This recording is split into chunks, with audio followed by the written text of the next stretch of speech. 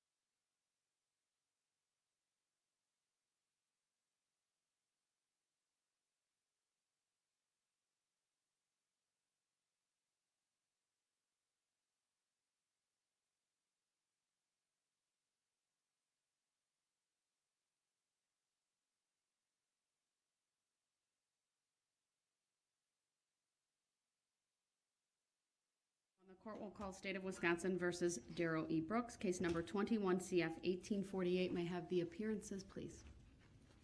Good morning, Judge. Sue Opper, Leslie Basie, and Zach Wichow appearing for the state. Thank you. Good morning, sir. Appearance, please. Good morning, Your Honor. My name is Darrell Brooks, Jr. I'm here for this matter by special appearance. It is not my intention to bring any controversy to you, Your Honor, or your court today. I'm wondering how I may settle this matter. Is there anyone here in the court that can give me a rendering of the account? Please, if it Mr. Brooks, pleases your Your Honor. appearance is noted. The court will not be responding to that last question. We are here today to start the sentencing hearing in this case. This, of course, following your conviction on all counts, following the jury trial that concluded in late October. I will acknowledge, sir, there are a number of documents you filed today. One is a motion for stay pending appeal. There are 2 ICFs that came in as well, both addressed to me. One related to court costs and fees, requesting a copy of the record at the court's expense. And then the other one also requesting a certified copy of the record, written and recorded, statement that you're waiving all fees and court costs, and that you would be appearing by special appearance. The court's not going to take these up initially, sir. In order for a court to consider a motion for stay pending appeal, the matter must be finally adjudicated, including the signing of a judgment of conviction. Once that is done, I will schedule the motion for stay pending appeal accordingly. That way the state can also have proper notice of that and be prepared to address that with the court. In terms of your request to waive costs and fees, I will interpret your written ICFs as a request that at sentencing I waive costs associated with these convictions to the extent that is allowable under the law. As far as the record is concerned, this court is not the custodian. As far as anything in the written record or the file, the clerk of court is the custodian. As far as the official transcripts of the proceedings, those will need to be prepared, and there are costs associated with that, and there is a form that you or a lawyer acting on your behalf would need to file in order for this court to consider that. So I'll take all of that under advisement, but will not be addressing that specifically other than what I have just noted. The other thing I want to take up preliminarily before I hear from individuals who are here to make statements is the letter that I sent to the parties yesterday. It does address one topic that I wanted to address at the beginning of the hearing today, and that is your request for individuals to speak at sentencing did not contain a request that they appear by Zoom. And I wanted to clarify that with you, sir. If you were requesting that they appear by Zoom and make their statements if they're not present in the courtroom on your behalf when the appropriate time comes. Yes, I apologize for that, Your Honor. I didn't know that. Was it some type of step that I was supposed to include in that to make sure that they would appear by Zoom? I'm a little confused, so I apologize for that. Sir, I don't know where any of these individuals live, whether they are local and can make it here or not. And I had anticipated that either of the parties, if there was a request for someone to appear by Zoom, that would be specifically made so that I could then take the appropriate steps. There is time. My intention would be that when the state has rested their portion of the sentencing hearing, all of their speakers have spoken and they have given their sentencing argument, that I would, depending on where it's at, probably take a break, start up the Zoom at that point, allow the individuals who wish to make a statement on your behalf to do so one at a time. But otherwise, I wasn't going to keep the Zoom up because the proceedings are being live streamed. Is that acceptable to you, sir? In part, so I'm still a little confused on how would I get the Zoom link to those who wish to speak on my behalf? My understanding is your mom has contacted the clerk of court's office. I haven't addressed that in any way, but I would then give my staff permission to reach out to her. I believe she has left her phone number, and we could do that and provide that Zoom information to her, and I presume she would be able to get it to the individuals on your list. It's very important, though, that only those individuals appear on the Zoom. That's the only people I will approve, unless they're here in court, of course. And then the other parameters are that that individuals who are on the Zoom for that portion of the sentencing hearing keep their microphones off, their cameras off, until they are making a statement, and they have to be identified with obviously the name that was provided by you, and only those individuals. What I don't want to see is, one person and then 10 people behind them. That's not what I approved.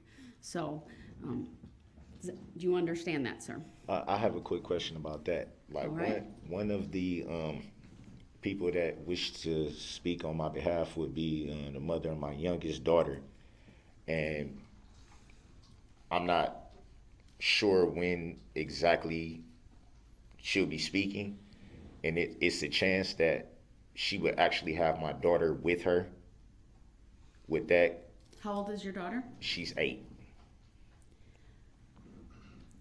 As long as the child remains quiet and doesn't interrupt, I will allow that one exception. Okay, thank you.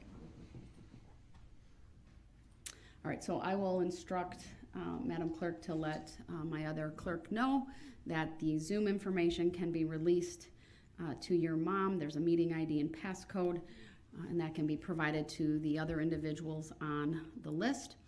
And I anticipate that that won't be until sometime this afternoon that we get to that portion of the sentencing hearing.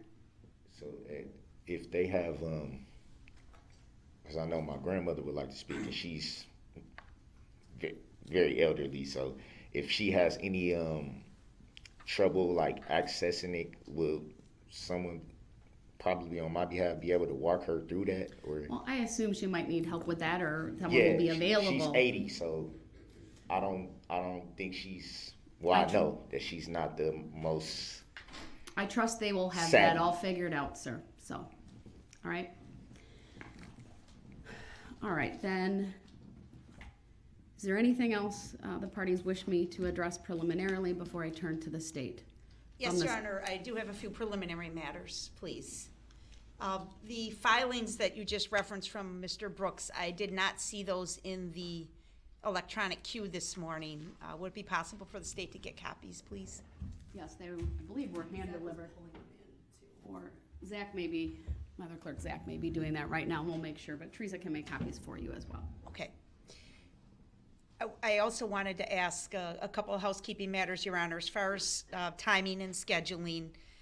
If we complete the hearing today, then I assume that eliminates the need for the hearing tomorrow. Is that correct? Or do you see a version where we come back tomorrow no matter what. I do see a version where we come back tomorrow, no matter what. I want to be able to digest the statements from everyone and process them accordingly. There's going to be quite a few for both sides, and I think it's appropriate that I take the overnight to do that and come back tomorrow to render the sentence. Okay, thank you. That's very helpful. The other question is we have the easel back in the courtroom. Some people did want to display some foam boards. If it meets the court's approval, we'll leave it at this location and then just pass up the exhibits, and Detective Regland can display them if that's okay with the court. Well, it's certainly like Mr. Brooks to be able to see them as well. Mr. Brooks, are you able to see the easel from where you are? Otherwise, I could have it put in the witness stand too.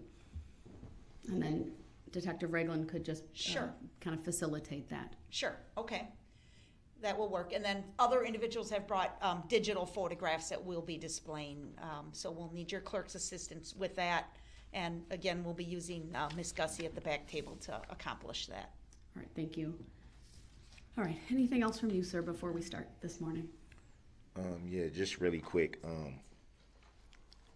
Very quick reference to the ICFs. I did address ICF to the clerk of courts in regards to the record. So I did. I should have mentioned that when you was talking about it, but I did. Actually, I addressed it to her personally. I trust she'll respond in due course then. Anything else? Not at this time, man. All right. I will note that it appears yesterday some restitution information was filed. Was that hand-delivered to Mr. Brooks? Attorney Opper? The restitution information, was that hand-delivered to Mr. Brooks? Yes. Everything we e-filed yesterday was provided to Mr. Brooks personally in the jail, Your Honor. I object to that, Your Honor. There were a number of documents that I did not accept. I'll have And Madam mainly- Clerk print them off. There is a restitution request from the Waukesha School District totaling, oh, that's just one piece of it. Let me look at the letter again. There's a letter from the state and then a crime victim compensation request as well.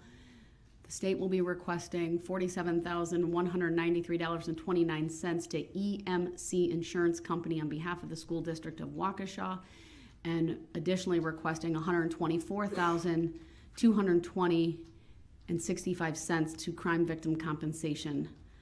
That's the program through the Department of Justice. And supporting documentation, I believe, was also filed. Let me just look for that. Well, can you say it again, Your Honor? And we'll have it printed off. It was delivered to him yesterday. Whether he accepted it or not, I don't know, but it's available to him in the jail, Your Honor. All right, understood. All right, thank I you. don't have it, so just for the record. Madam Clerk will print it off, and you'll have it shortly. I don't know if where they put it after I didn't. And the reason why I want to state this for the record, the reason why I didn't is because I didn't know what it was. When they came to my cell, I was sleeping, so I was just like, whatever, and not getting up. So it wasn't like a exchange or anything like that. It was just like, hey, we got some mail. I'm just like, yeah, I'm not. And he was like, all right. All right, that'll be noted for the record, but again, it is being provided to you this morning, and you'll be able to review that as you see fit. All right, then Attorney Opper, one last question from the court. Do you anticipate making your sentencing recommendation at the conclusion of all of the other statements being made? Yes. All right. With that, then, you may commence. All right, thank you, Your Honor, and I appreciate that. I do intend to just make some very brief preliminary statements to the court and then commence with the individuals who are present and have asked to speak. I just want to state again for the record, we have organized the individuals who want to provide a verbal statement to the court into 3 or 4 groups. I think we're at 4. Okay, we're at 4 groups. We have the first group present in the courtroom, Your Honor, and along with their support persons and family members and things like that. We will go through the first group and then request that brief break to trade out the groups if that's agreeable to the court. I just want the court to be aware and state something that's maybe obvious, but maybe not. The people that are speaking to this court are direct victims of this crime. They were either charged individuals or representatives of the groups, such as the Blazers or the bank or whatever. You're very familiar with these groups now after having gone through trial. These are people with a direct link to either someone that was hurt or injured or killed. That's who we're presenting to you today. Obviously, there could have been thousands of people that would want to share with this court their thoughts, impressions, and the impact that this crime had on them. We did not turn anyone away, but some individuals did contact our office and expressed a desire to contact the court, to speak to the court. We directed them to write the court a letter if they felt it was appropriate. I don't know if the court received any such written materials. We also provided some written impact statements on behalf of our charged victims. I know the court has those and has very likely reviewed those already. So I don't want to spend a lot of time with my thoughts and impressions right now, because I think what's really most important is for this court to hear from these families. And the reason I say that is, Judge, that at trial, we asked some cursory questions about the injuries that were received and the impact that these crimes had on the individuals that were directly involved, but we didn't spend a lot of time on that. And I think this court is really going to be astounded to hear the level of injury that many of these people suffered. Many children suffered the impact, the life-changing impact it's had on them. So this will be different and new information than what we presented at trial. And I think it's very relevant and important for Your Honor to consider when you're deciding on a fair and appropriate sentence, and knowing the gravity of the crime, the seriousness of the situation, and the impact that it had on the community, to hear from these families directly as to what they went through. And again, this was touched on at trial as far as the physical injury versus the emotional injury and the trauma that has been suffered. So I think that will be important as well for this court to appreciate this defendant's conduct. We're past the guilty finding. He's been convicted. Now it's time to talk about what exactly his conduct did to our community and to these families. So these speakers are grouped, not necessarily within the groups as they march down the street, but there is some logic to, so we're not going to bounce all over the place is what I'm trying to say. We'll try and clump them together to make the most sense to the court, and with the court's permission. We have a set lineup. Of course, we may need to be a little bit fluid depending on somebody's emotional state or desire to speak when it's their appointed turn. There are some individuals that have said they're going to try and read their statement to the court, but they may not be able to get through it, in which case I believe Jen Dunn will step in and read the remainder of the statement for them. Thank you. Would you please confirm on the record that the state has complied with victim rights? Yes, we will confirm that, Your Honor. Thank you. And then please give the court a heads up when a juvenile is next. Yes. So that the cameras can take the appropriate steps as well. Yes, absolutely. And for the record, we did provide a list to the cameramen from Court TV, or individuals from Court TV, and we're trying to assist them in that regard as well. We want to thank them again for their high degree of concern for obeying the court's order, and their respect and intention to strictly adhere to maintaining the privacy rights of these victims. So they've been absolutely very professional in that regard, Your Honor.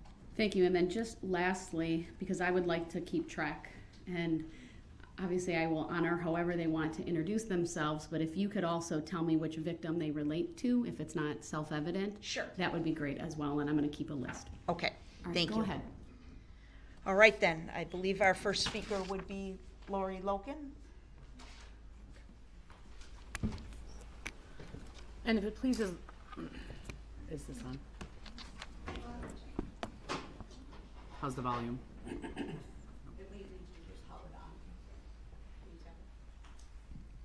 There we go. If it pleases the court, Your Honor, one of my staff will actually go let Court TV know when a minor is coming next. Thank you. I would appreciate that. All right. And are you going to say the victim that you relate to, or I can tell the court this is for victim you? Thank you. Good morning, ma'am. Thank you for being here. Good morning. I'm addressing the court. Is the microphone on? Yeah, it is. Okay. I'm addressing the court, but I also want to direct my comments to Darrell Brooks Jr. My name is Lori Locken. I was walking with the Catholic community of Waukesha, my church family. We were celebrating the joy of the season in preparation for the birth of Jesus when you made your decision to drive through the parade route. It truly amazes me that you deny your accountability for the damage and hurt that you have willfully caused. In the years ahead, I urge you to carefully consider the sorrow and grief of the Waukesha community and the world at large. Ponder the loss of lives within our families, the physical and emotional injuries that may never heal, and the sense of personal safety that you robbed from us. As for me, you never gave me a chance. I turned around and it was only seconds before you hit me square on. I clearly remember feeling the impact. The searing pain of that blow is as clear to me today as it was a year ago. Since then, I'm healing as best as I can from the physical injuries, but you took away my peace and my trust, something that I will never regain. My prayer for you is that you will find your salvation in the midst of this evil. I hope that you will repent for the heartache you have caused so many. I too pray that your own personal wounds that you have sustained through your life, which has created so many demons in you, will be healed through this action. Thank you.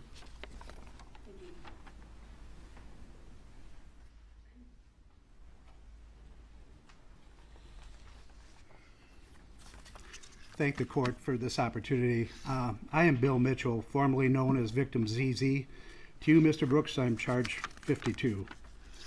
On November 21st, 2021, I was marching with the Catholic community of Waukesha and the Waukesha Christmas Parade. I was walking in the back and I noticed our banner was flying up because of the wind. So I went up to hold down the middle with so people could read it. I was joined by a priest who helped hold it down.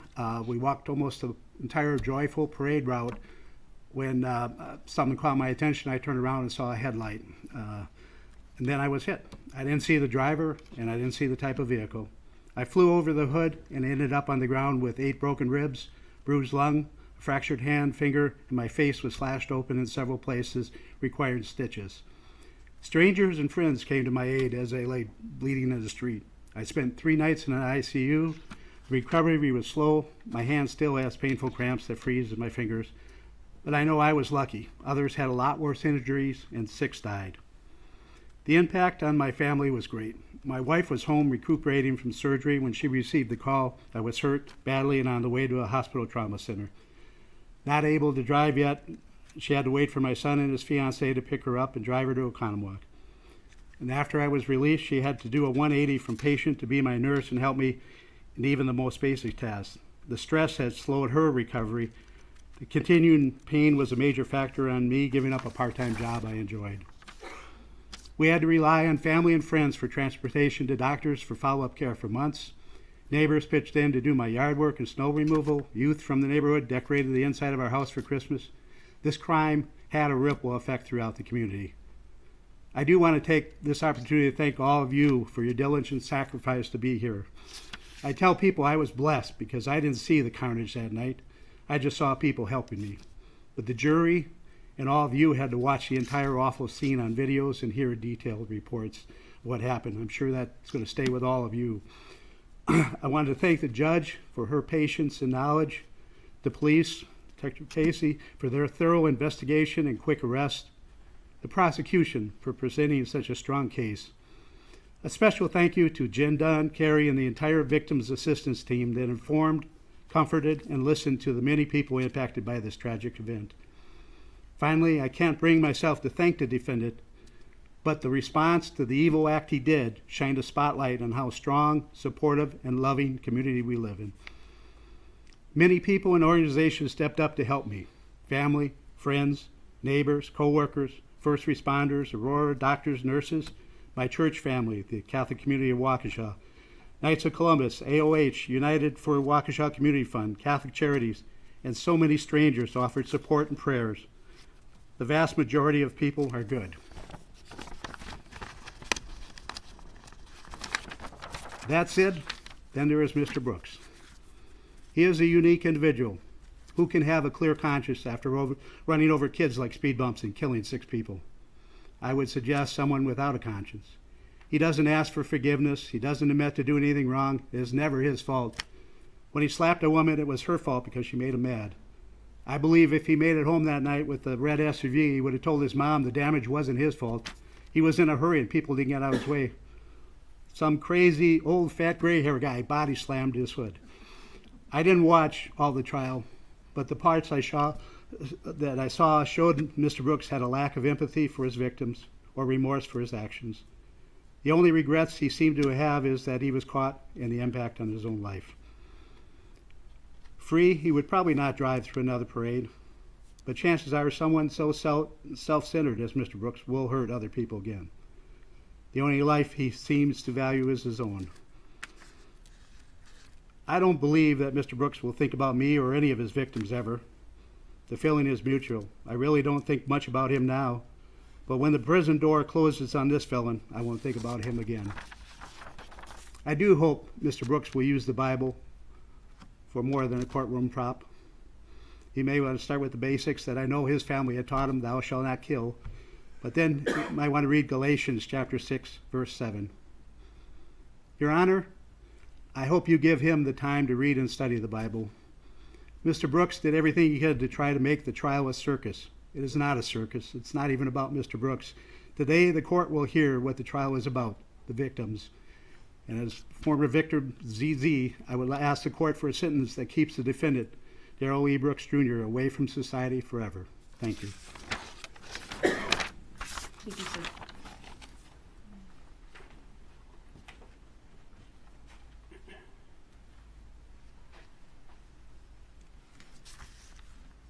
Mr. Brooks, my name is Jason Peckloff, and I'm with the Catholic community of Waukesha. I was one of the victims you hit with the SUV you were driving on November 21st.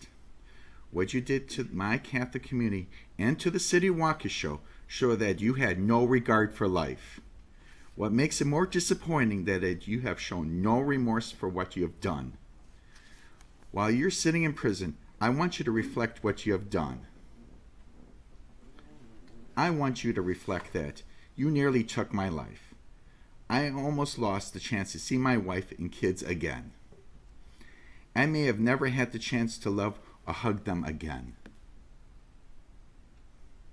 You intentionally harmed my community, whether it was physical or psychological. You stole our innocence that day. Before that tragedy you created, it was a beautiful day we all experienced and never thought an evil thing like this could ever happen at a parade. My friend, myself, and the Waukesha Catholic community were asking parishioners and their families to participate in this parade. Imagine the guilt we must all bear for the rest of our lives. Because of your actions, I was out of work for about 6 weeks. Then I had to go back part-time because of my sustained injuries. Because of your actions, the multiple lacerations you created leaked out of the bandages and onto my bed comforter and sheets. What an awful visual to have. Because of your actions, I could have lost my foot. Thank God my nurse friend was checking on me. Because of your actions, my wife cannot get the images out of her mind of what you have done. You have forever scarred her. Because of your actions, my wife had to hand over my children to our community friends to check on my lifeless body. Because of your actions, my children, 4 and 6 at the time, had to go with a grieving friend to find her own child that was in lockdown. It took a while for them to be reunited. Because of your actions, my children are scared to death when they had to cross the same street you drove down. They were bawling and begging me not to cross the street. Because of your actions, I need to reassure my children that it is safe at parades. Not sure they ever feel 100% safe. Because of your actions, not all people in our community are ready to go back to the parades. Again, you stole that innocence from them. Because of your actions, my children are scared of sirens. Because of your actions, they were scared of red SUVs every time they saw one. They cried and hid. Because of your actions, I walked into the entrance of my children's school and felt like a triage unit. I saw children on crutches and a walker. What an awful image to be burned into my memory. Because of your actions, I feel terrible. I could not help my community and the city by testifying during the trial. Your cowardly actions did this. Your actions forced my family to seek out therapy and resolve in their minds what happened. Your actions made us second guess what we did that day. What could we have done differently? During this trial, you show no remorse. It makes you look like a monster. During the trial, you show little regard and respect to the court. It makes you look disrespectful. During the trial, you treated multiple witnesses terribly. You were trying to twist the words of our pastor, who is a man of the cloth. You made a comment to a witness you injured that he was walking fine now. It makes you a callous jerk. Despite what you have done to my community, I forgive you. Forgiveness does not remove the need for justice. Justice must be served and you must go to prison. My prayer is that forgiveness will heal your wounds and the wounds for the city. Thank you. Thank you, sir.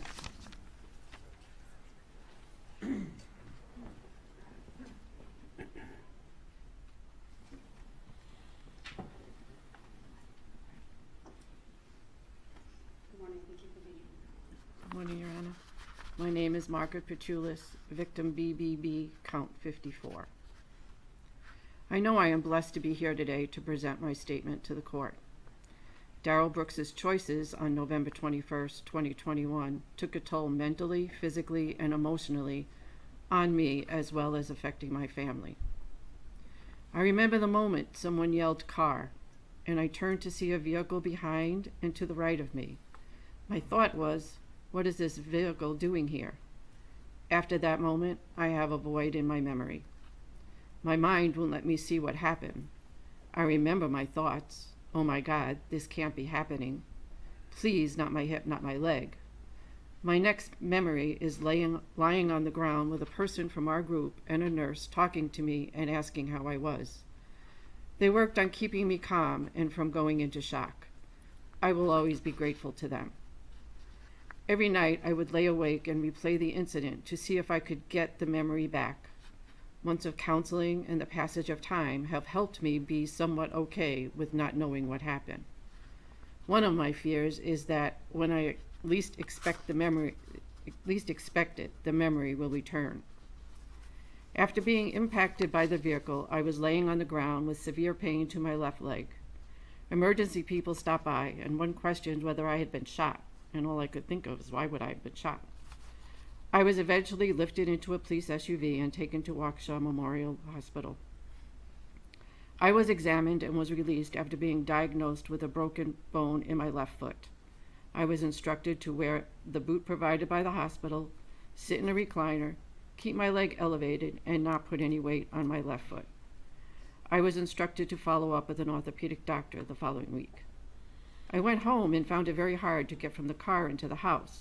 I couldn't figure out how to walk without putting my left foot down on the ground. My stomach was nauseous from the pain medicine. My husband and daughter assisted me into the house and sat me in a chair. I immediately passed out, and when I came to, my husband and daughter were concerned that I had had a stroke. They called 911, and I was transferred to Aurora Trauma Center. I was examined head to toe and again released with a diagnosis of a broken bone in my left foot. We live in a tri-level, and I was able to get to the lower level where there is a bedroom, a bathroom, and a family room. For the next 6 weeks, I would sit in the recliner with my left leg elevated and ice packs applied. I also slept with a wedge that kept my leg elevated while I was sleeping. After experiencing more pain in my left leg, I was sent for an ultrasound, and the ultrasound found a hematoma on the inside of my right leg. Standing up was extremely painful even without putting pressure on my left foot. It would take me a couple of times of standing and then sitting back down on the side of the bed until I could bring myself to hop on my right leg using a walker for balance to get to the bathroom or to the recliner. My husband had to help me in and out of bed due to the extreme pain in my lower left leg.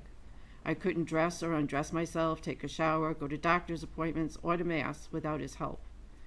Every day he had to apply gauze wrap and an ace bandage to my left leg to cover the blisters so that as they would burst, they were covered. He then applied the boot sock and a boot.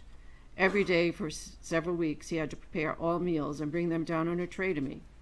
We were fortunate that he was working from home during this time. I had orthopedic appointments and 3 rounds of physical therapy. I am still going through physical therapy. After the bone healed in my foot, I was still experiencing pain in my ankle. The pain limited me. I had trouble walking normally, could not walk any great distance. Going up and down the stairs was best sitting on the stairs and going down that way. As time went on, I was frustrated that I could not perform the simple act of walking down the stairs.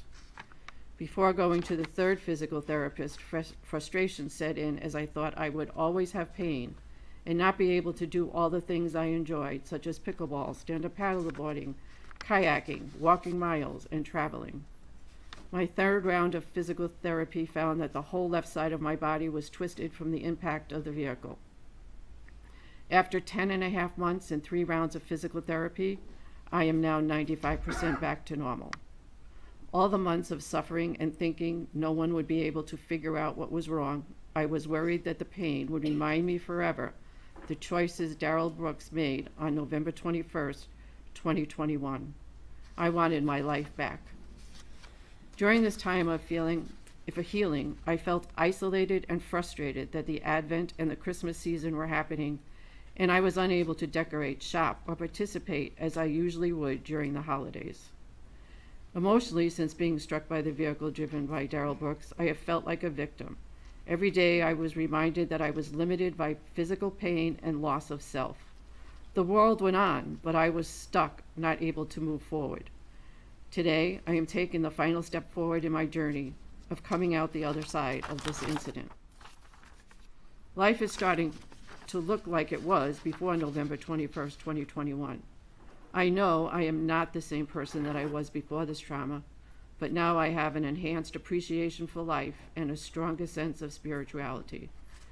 I am grateful to have a supportive family, supportive friends, and my Catholic community of Waukesha who have all walked this road with me.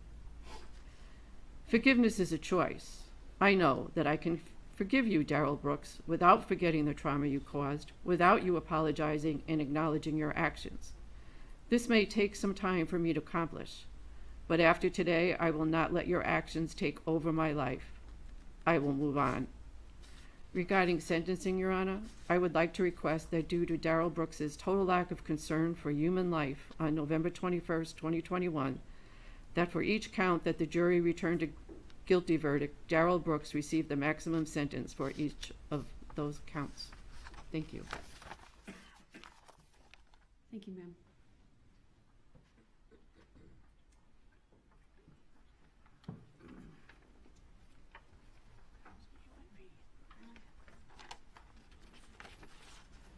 Good morning. My name is Jeff Rogers. My children were victims U and V. I'm a father of 4, 3 of which were marching with me in the parade last November. 2 of my children were struck and injured. I also serve as the president of the Waukesha Blazers baseball and fast pitch organization and was a couple months into that job at the time of the parade. I've debated whether or not to read a statement for this sentencing. At the end of the day, I felt it necessary to have my voice heard. For my sake, for my family's sake, and for the Waukesha Blazers' sake, and for all the other victims. I'm here today with families that I love, and I'm so sorry that this happened. First of all, this event was completely avoidable, and from my perspective, there has been zero remorse, sympathy, or acknowledgement of the victims by the defendant.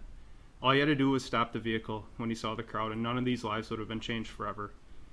For this reason alone, he needs to be locked up for the rest of his life.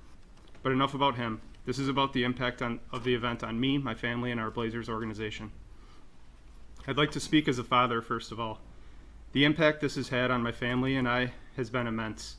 This last year has been full of confusion, irritation, anxiety, and depression. We haven't been able to live a normal life. The trial has been dragged out, and literally we were pulled back through to relive everything, all because this person wouldn't admit it like a man and take what was coming to him. My kids are some of the strongest people I know, and they have proven that through the faith in God they've displayed throughout. However, the impact this has had on them literally makes me sick. No more parades, that joy is gone. This is something that will never leave them. I'm still learning things today as well about what they heard and saw that day. I pray every night that God continues to strengthen them to push through and know that He is in control. That night when we got home, I'll never forget Caden looking at me with glassy eyes. He looked up at me and said, "I'm really glad Riley is okay," and started to cry. When my wife Stacy sat on the chair next to me that night, it felt different. She hugged me longer than normal and a lot more firm than normal and said, "Thanks for keeping our kids safe." Everyone saw on the videos that were shown, we were literally inches away from losing 3 out of our four children, and myself included. I thank God each day that He spared us and provided the adrenaline, courage, and strength to get my kids out of the way, gather all the kids we could, and pray together. My wife was going to come with us that night along with our toddler son. I play things in my head over and over, imagining what could have been if she would have come. Where would she have been standing when that SUV barreled through? I have flashbacks most days to Maya's jacket slipping through my hand. If I wouldn't have grabbed it the second time, I know what the outcome would have been. Riley still has trouble sleeping, with some nights getting out of bed 6, 7, 8, 9 times because she heard a noise or doesn't feel safe. A few days ago, I was one-on-one in the car with her, and I finally apologized for not finding her right away. Thank God our friend found her and kept her safe, but as her dad, I've lived with the fact that I couldn't find all my kids that night after it happened. I went way too long not knowing where my kids were, with panic overwhelming me. As a father, I can confidently say that this incident had a year-long impossible impact on me and our family. Are we managing? Yes, of course, as God is in control. Now to speak as the Blazers president. This was a happy gathering and almost the kickoff of my presidency with the Blazers since I was only a couple months in. We were getting to know each other, welcoming a new coach, our new board members, and overall just ready to advertise our Blazers program. Looking back at the pictures from prior to the tragedy, we were so happy. So much love and camaraderie. We were ready for an awesome season. I spoke just prior about my perspective during the event as a father of 3 kids, but as the president of our organization, the weight of the moment to find an account for everyone felt like it was on my shoulders. We had nearly 35 people there. I knew I had lots of help, and for that I can't thank the other parents and coaches enough. The moment was a blur, and gathering and putting kids up in the truck was the priority. From there, the kids I could find huddled with me in the theater, and we said a prayer for those injured and being attended to. I knew that the next few days were going to be intense, but I never fully grasped how crazy the following days, weeks, and months would be. The amount of turmoil and struggle for our Blazers organization was literally insurmountable. From the moment of the incident, the amount of media and law enforcement interaction was exhausting and unending. Media showing up at my door asking for individual participants' status. Unbeknownst to them, the two of my children were hurt. There was nonstop email flow, phone calls, planning, coordinating, and filtering through things. It was endless work. This job went from something I truly loved, from my biggest passion in life, to something I cried about for months. I went from giving speeches on Facebook Live about how cool our new indoor facility was to speaking at Jackson's funeral. From there, the community really pulled together. The amount of love and compassion that came our way was also unending. It was honestly overwhelming. For that, we cannot thank this community enough. Finally, I wanted to briefly touch on the true impact this has had on me. My faith was challenged over the past year, but I can confidently say it's stronger than ever. The hardest part about the whole incident was not knowing where my kids were, not having answers for what just happened, not knowing if more danger was coming. I knew I had Maya next to me, but when I went back and forth screaming for Caden and Riley, that horror plagues me every day. I go back to those moments quite often, and when I watch the videos during the trial, it brought back all those feelings. Pure and utter terror, that's what it was, and that's the impact it still has today. Finally, in closing, I'm a man of faith and wanted to share 2 Bible passages which have pushed me through. First of all, my confirmation passage, Joshua 1:9. It reads, "Have I not commanded you? Be strong and courageous. Do not be afraid, do not be discouraged, for the Lord your God will be with you wherever you go." And secondly, I met with my pastor prior to testifying, and he provided me with an excellent part of Scripture. Philippians 4. It says, "Rejoice in the Lord always. I will say it again, rejoice. Let your gentleness be evident to all. The Lord is near. Do not be anxious about anything, but in every situation by prayer and petition, with thanksgiving, present your requests to God. And the peace of God, which transcends all understandings, will guard your hearts and your minds in Christ Jesus." Thank you for listening, and may God strengthen us all. Thank you, sir.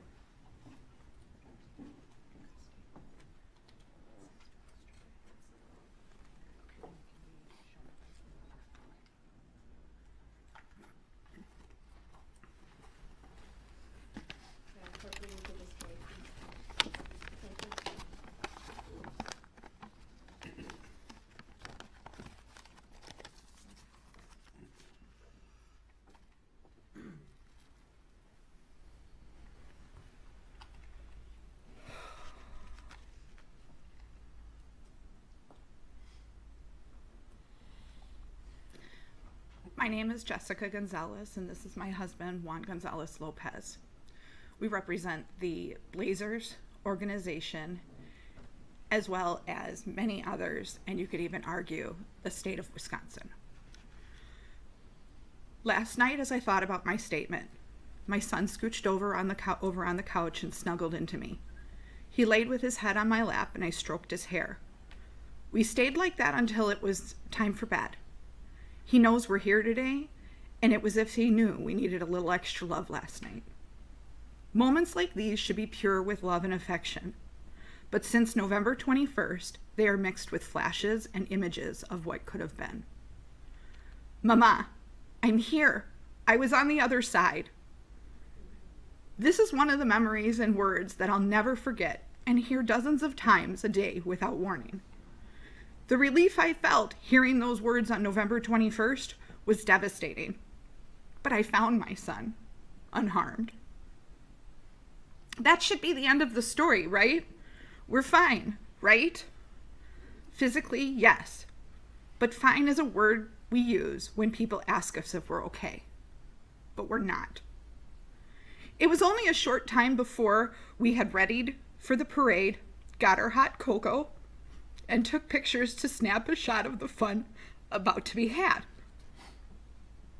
Before the parade, I left him with his teammate and new friend Jackson at the Blazers drop-off spot and walked my daughter to her dance team location. With my mother-in-law visiting from Mexico, she was excited for her first Christmas parade. Stationed at the corner of the Clark Hotel with friends, my daughter's dance group waved with smiles as they passed us. She was headed to the library where I would pick her up. The Dancing Grannies, one of our favorite groups, performed flawlessly as they passed us. My son's baseball group was after the extreme dancers, who were within sight. Then the gasps and screams came from everywhere, and the red SUV sped past us. I yelled stop and put my hands out like I had the power to make it happen. I felt like I was punched in the stomach when I realized the SUV came from the direction of my son's group. Panicked and lightheaded, and knowing my daughter was safe, I ran to find my son. Running through the streets, my legs felt like they had a life of their own. I found Jackson first. I saw his little body in his Blazers jersey. His eyes looking up, looking nowhere. I knew he was hurt badly. Seeing Jackson on the ground, I began looking for my son amongst the rest of the bodies. I screamed hysterically, searching frantically. What ifs filled my head. I heard Mom from so many directions, but it wasn't him. Finally, it was. I turned to see him with other Blazers who were in the team truck. He called out to me, "Mama, I'm here. I was on the other side." Yes, I found my son unharmed, but after, the chaos continued. We ran. I covered his eyes as we rushed back to our group. I called my husband to tell him something terrible had happened, but had no words to explain. Headed for the library, we were told there was an active shooter. We ran again. I covered my son's head with my arms so bullets would hit me first. He cried. I tried to assure him and myself that things like this don't happen. At the library, I ran up the stairs and shouted for my daughter, who was huddled with a friend and her daughter. Yes, I found my children unharmed. But after, the pain and terror continued. After the parade, we discovered people had died, and that several people in my son's group were hit, including his coach and teammate. We learned that my son's teammate was in critical condition, but I already knew this. I still see his eyes without closing mine. What does it feel like to attend a funeral of a child your age? I hate that my kids know. I hate that I didn't get a chance to cheer on my son and Jackson during the baseball season last year. I hate that my son said it was weird having one less teammate.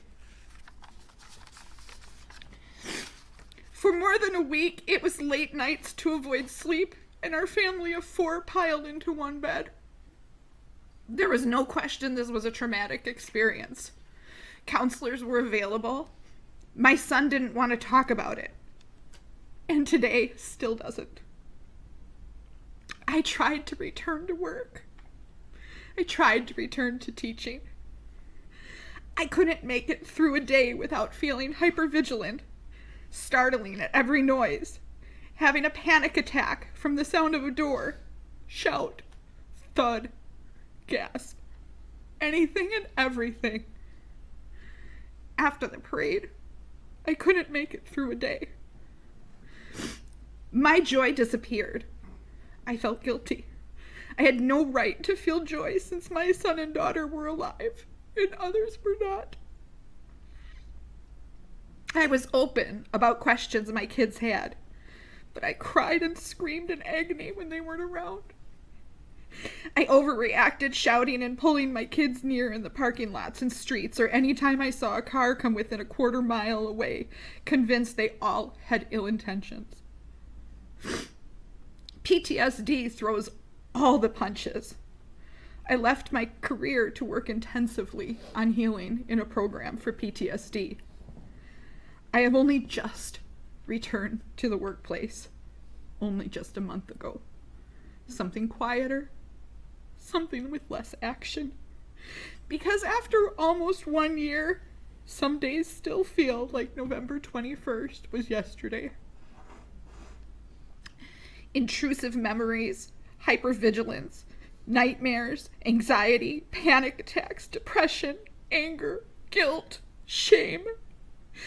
These are all things I and others live with daily because Darrell Brooks drove through our joy and turned it to terror. When he suggested he could have hit more, he was wrong. He hit everyone. The toll this event has taken on everyone, physically hurt or not, is tremendous.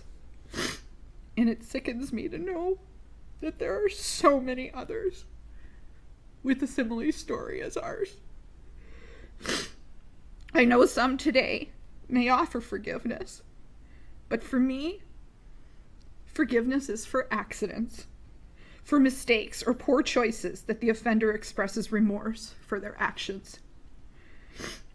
Darrell Brooks offers no remorse, but he did search for sympathy for himself. I cannot offer forgiveness. I will not. Darrell Brooks should be held accountable for every second of pain and trauma he inflicted on all of us that day, including the many years inflicted already on Miss Patterson. Free, he is and always will be a danger to society. With that, Your Honor, I ask that the full sentence is issued and he spends the rest of his days in prison without the chance of parole. Thank you. Thank you, ma'am.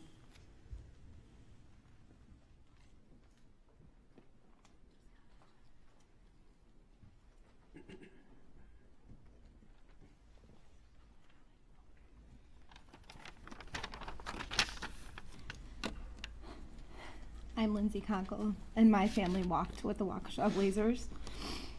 November 21st, 2021, my family walked in the Waukesha Christmas Parade. My boys were dressed proudly in their baseball jerseys, streets lined with smiling faces. The crowd was happy and excited. In a split second, excited cheers turned into sounds of screaming and horror. A trail of bloody bodies were left laying in the road.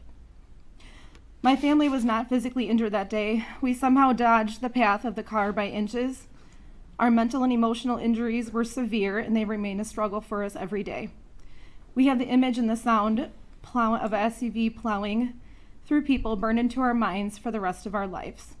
My children were separated, and I ran through a trail of bloody bodies that were left laying in the road. I will not forget how many people I saw, some seizing in an intersection, some unconscious, and some not. My children cried themselves to sleep for weeks after and still do. They still wake up with nightmares, as do I.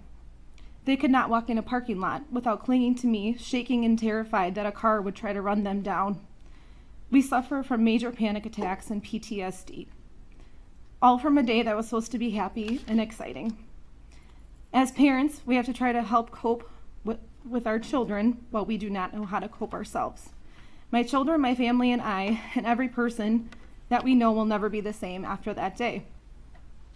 There were many people that were fortunate enough to walk away unharmed. However, Jackson Sparks was not one of those people. A child, 8-year-old, walking next to his big brother with his whole life ahead of him. The next time my children wore their baseball jerseys was to a funeral. A funeral for an 8-year-old boy, their friend, their teammate, that they have spent many days playing and making memories while at their brother's baseball games. His family and friends will never see his smiling face light up a room, and his team will never be able to celebrate a win with him on the baseball field ever again. Every moment of Jackson's life that was ahead of him was ripped away by Darrell Brooks. You, Darrell Brooks, you hid in a children's playhouse and ditched your hoodie and a sandal. That playhouse happened to be my children's, at the house we just moved out of a couple of months prior. That playhouse was built for them, built for my sons, and you hid there after you left their friend and teammate lifeless in a road, along with many others. You didn't just get lost in a parade route, you disregarded police and the safety of hundreds, and you disregarded life. You very selfishly ripped away the joy from the families who were there just to bring joy to others. There are many holes left in our community, but our community has grown stronger and we all have each other. You, however, will have no one. You will have no one in a cell where you belong for the rest of your life. Thank you, Judge Darrell, and we ask that please he never see the light of day again. Thank you.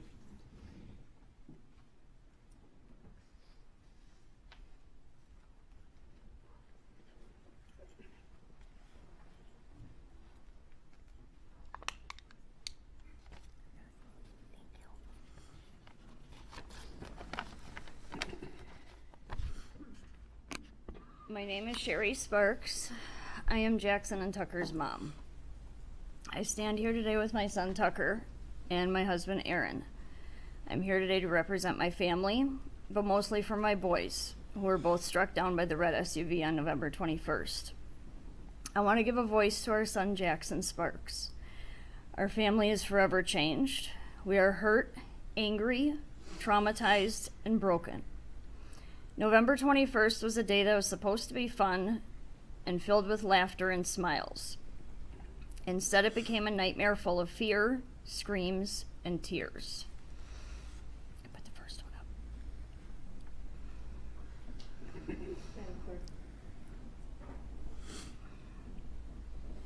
My boys were walking in the Waukesha Christmas parade with their baseball teammates, friends, and coaches. It was a chilly and windy day that day, so we all layered up and prepared to kickstart our holiday season. We met up with our Blazers group, decorated the truck, prepared the buckets of candy and flyers for the boys, took some group photos, and then I left to go find my seat near the end of the parade route and wait for our group while enjoying the parade. I had no idea then the nightmare that was coming my way.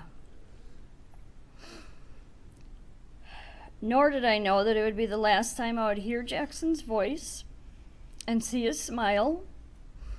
I wish I would have known then that the hug he gave me before I went to sit down was the last hug I would ever get from him. I would have held on to him a lot longer. After the red SUV flew past us, it was pure chaos. I will never ever forget the horrible sound of the car hitting bodies and the thud of bodies landing on the ground. I immediately grabbed my favorite plaid blanket, ran up the street to find my boys. What I found shook my world. I saw Jackson first in the arms of a police officer. He was running him to get him medical attention. My husband was right behind them and told me that Tucker had been struck also. Pointed me back to the direction where Tucker was. Can you do the second photo, please? That's Tucker underneath my blanket there, the plaid blanket. My world came crashing down at that moment. I wanted to scream, I wanted to throw up and cry. Adrenaline kicked in and I went to find my boy. I spotted Jackson's baseball hat lying in the road first. Then Tucker's hat. Then I found Jackson's shoe,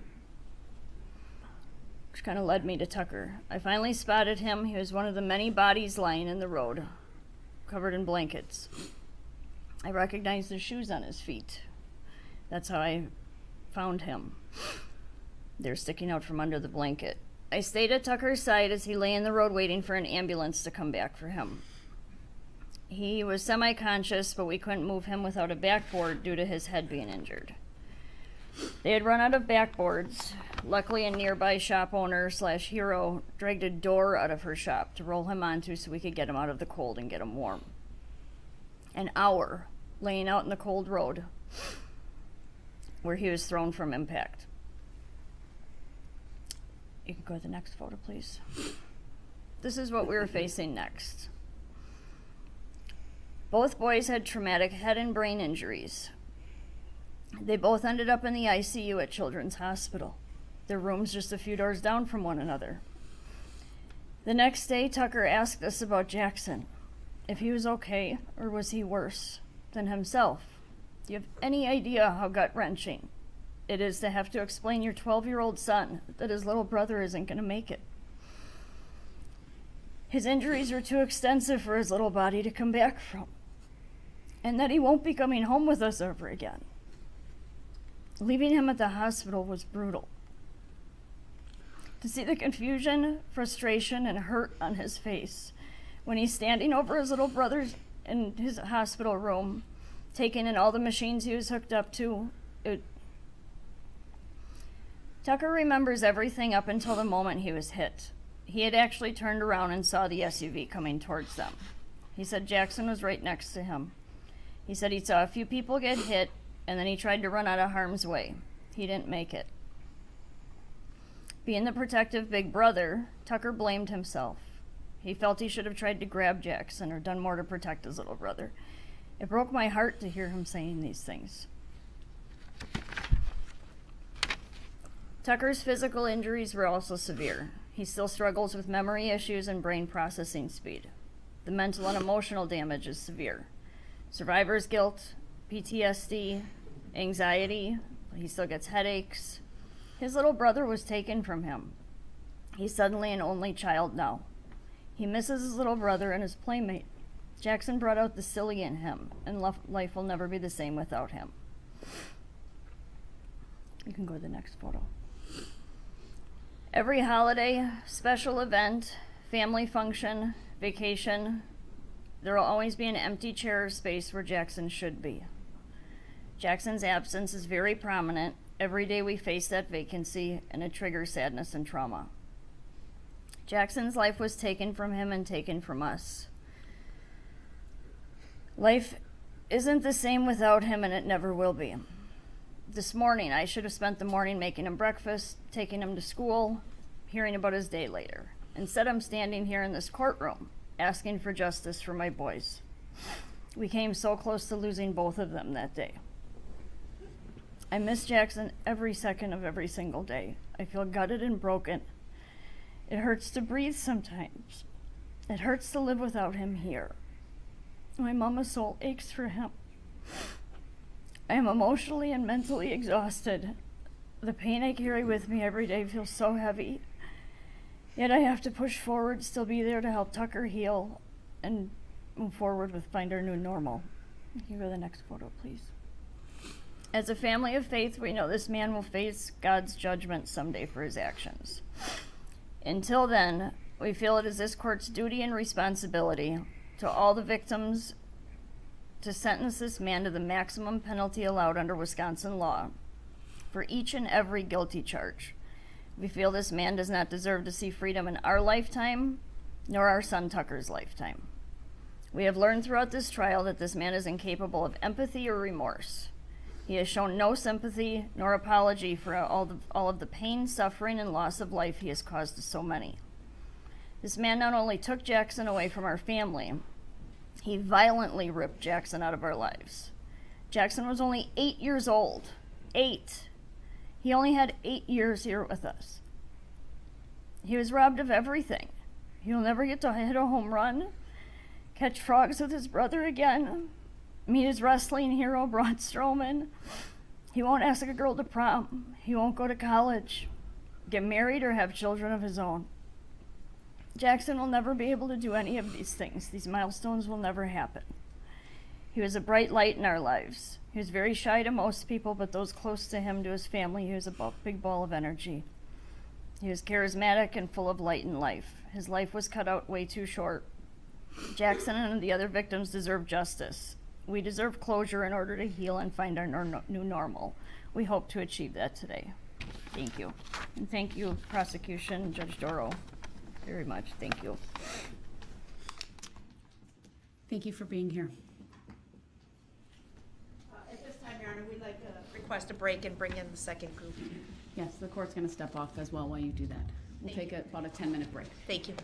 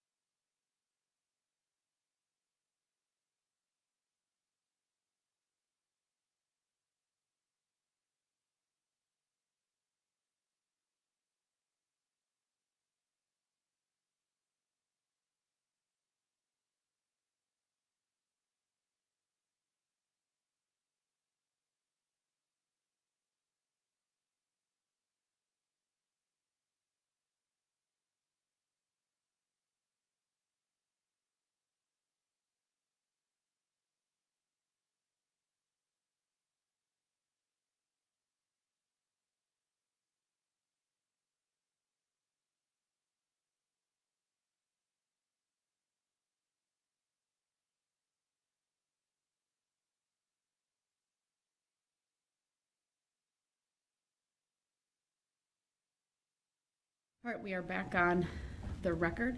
The state may continue. Thank you, Your Honor. For Group 2, I believe, Kelly, are you going to go? Jen's going to read for you. Okay.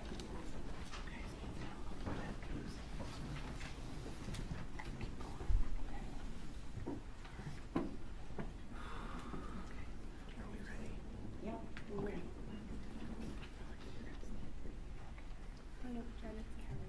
No.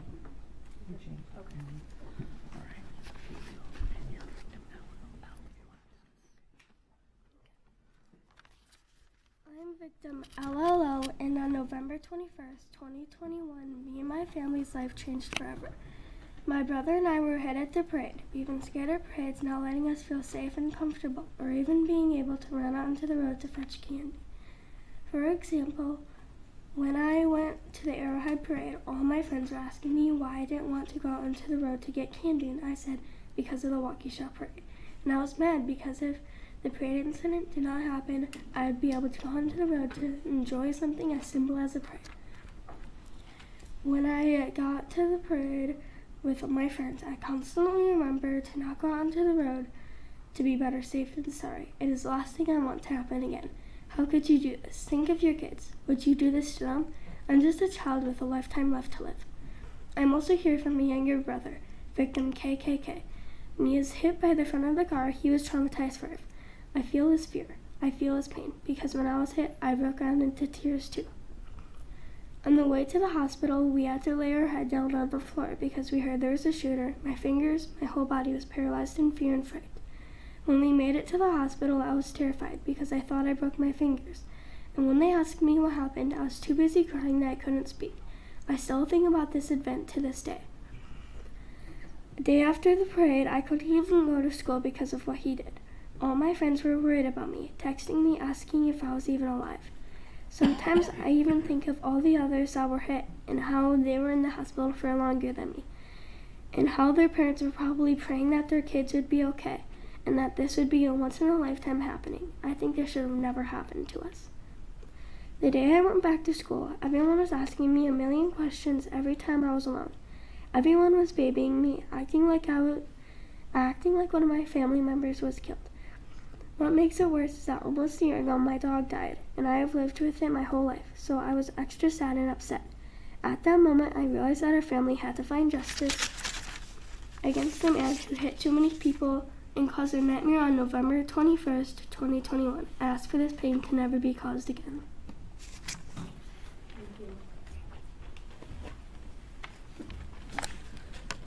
And I've been asked to read a statement by victim KKK. When I got hit by the car that day, it hurt a lot.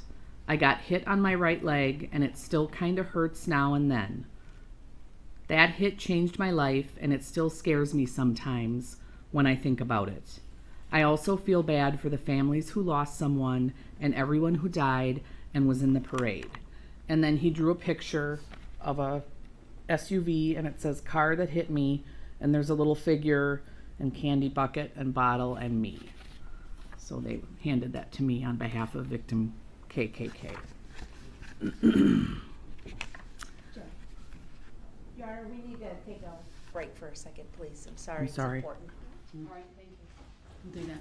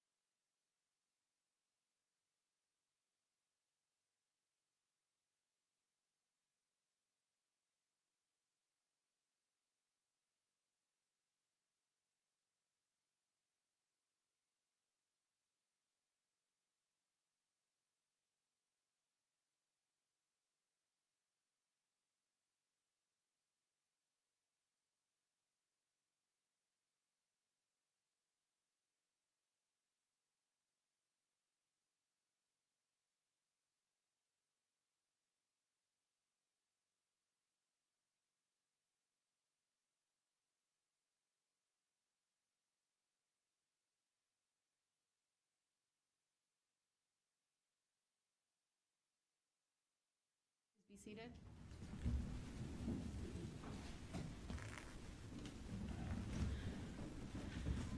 Madam Clerk, do you have the, exactly?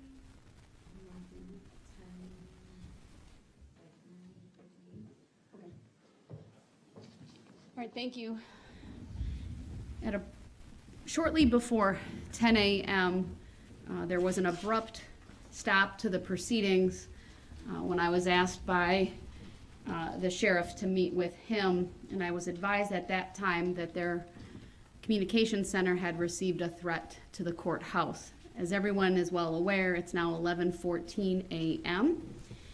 The sheriff has assured me that this building is quite safe, very secure were his words, and that he has taken all reasonable measures to secure the courthouse.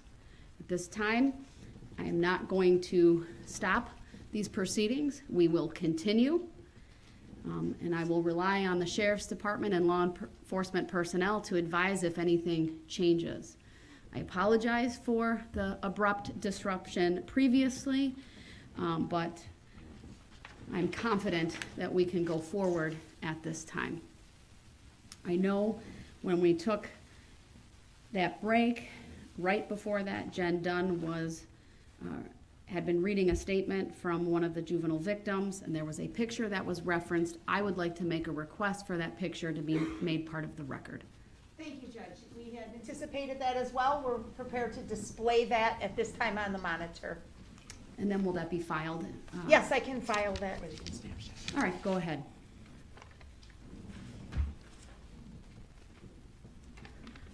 So again, this is the note and drawing by victim KKK. Can you tell me the age of KKK? 8 years old. Thank you very much. Were you completed with that statement, Ms. Dunn? I am completed with victim KKK's statement, and you can now see the drawing that was made by that victim on the bottom of his statement. Thank you very much. Next, I do have the statement of the mother of victim KKK and LLL to read for the court. I am not sure how or where to begin to try and put into words how November 21st of 2021 has impacted my life or my family's life.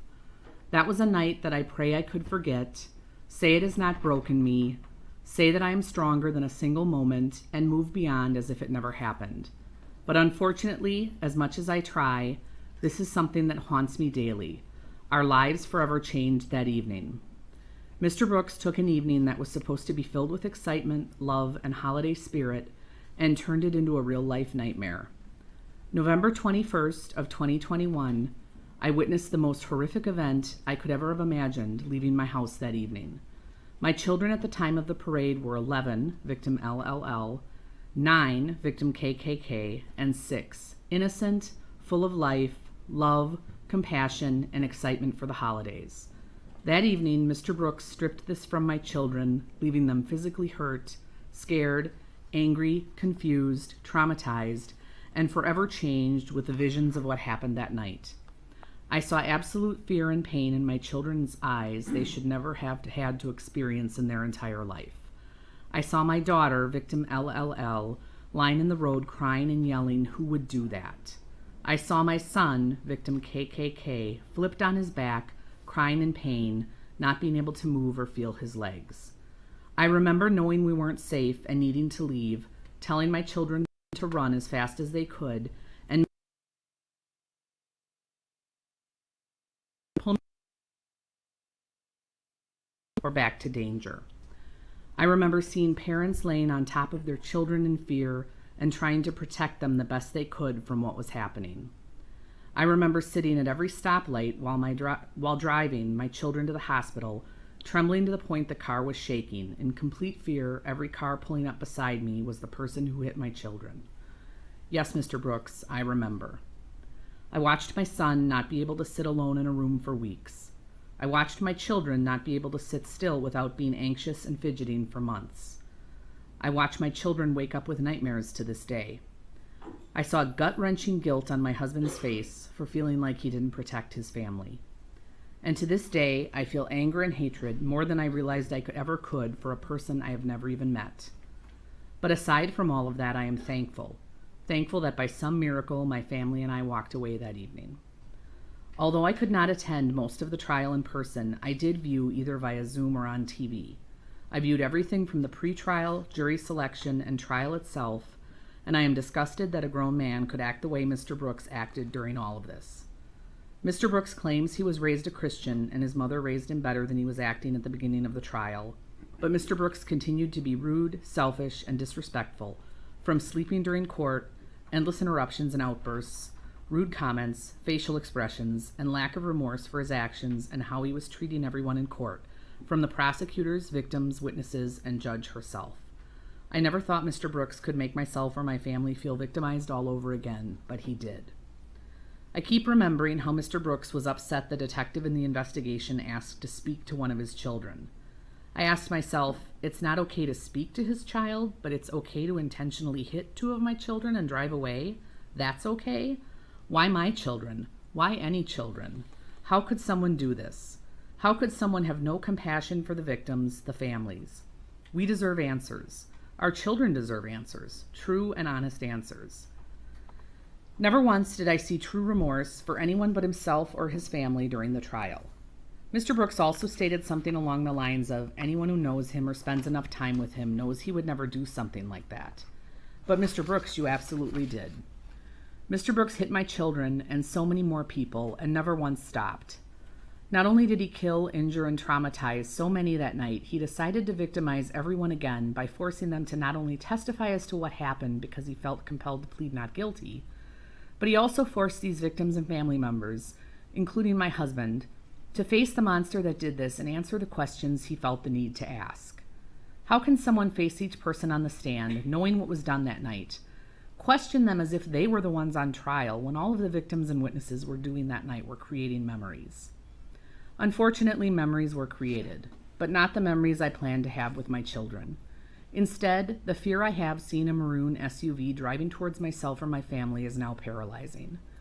Seeing a vehicle drive too fast down any street makes me physically sick to my stomach. My children panic at the sight of an emergency vehicle. Seeing people run and yell unexpectedly, even if just for fun, makes my heart drop, and my mind brings me back to the night of the parade, hearing the screams, yells for help, and cries from that night will haunt me until the day I die. Those are the memories I have from the night. The only good that has come from this is Mr. Brooks will never be able to hurt another person outside of prison ever again. The guilty verdict and hopefully life plus sentence will protect anyone that may have been hurt by Mr. Brooks in the future, and that I can be thankful for. Please, on behalf of myself and my family, we ask Mr. Brooks to be sentenced to the fullest extent. Mother of victim KKK and LLL. Next to speak will be victim S.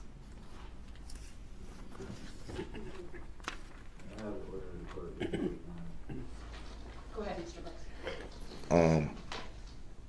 I'm taking some notes, and I was wondering, it was a little confliction there. Is victim KKK 8 or 9?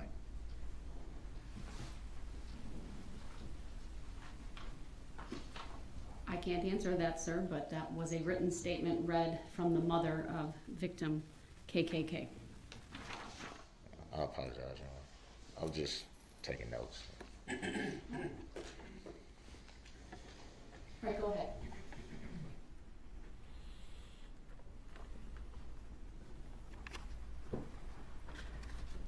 My name's Kelly Grebo, and I was walking in the Christmas parade with my daughter, Adelia, on the 21st.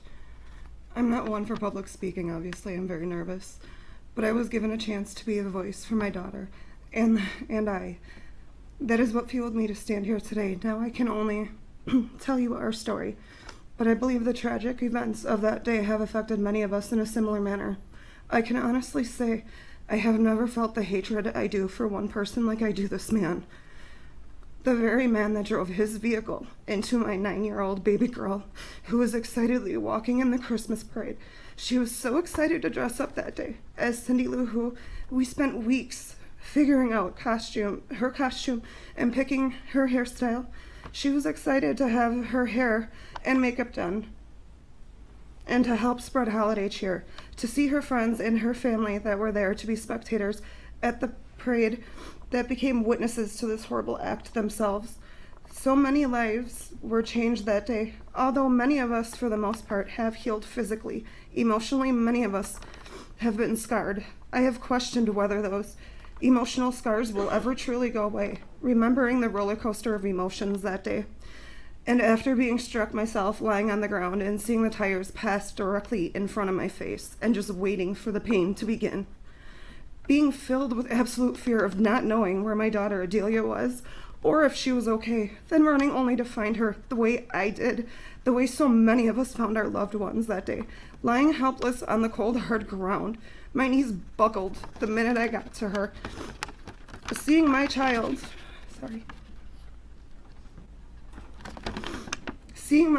that this so-called sorry excuse for a man ran a 3,000-pound SUV into her tiny little body.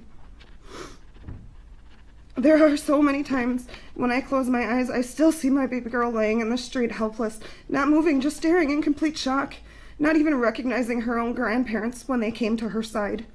Seeing that look in her eyes will forever be embedded in my mind. As a parent, we are supposed to be able to protect our children, and that day many of us were reminded of the ugly in this world, that no matter what we do, there will always be monsters like Darrell Brooks that are lurking around corners, just waiting for a chance to play those parts in our nightmares. Yet even after causing this much pain and destruction, he wasn't even happy with that. He didn't stop there.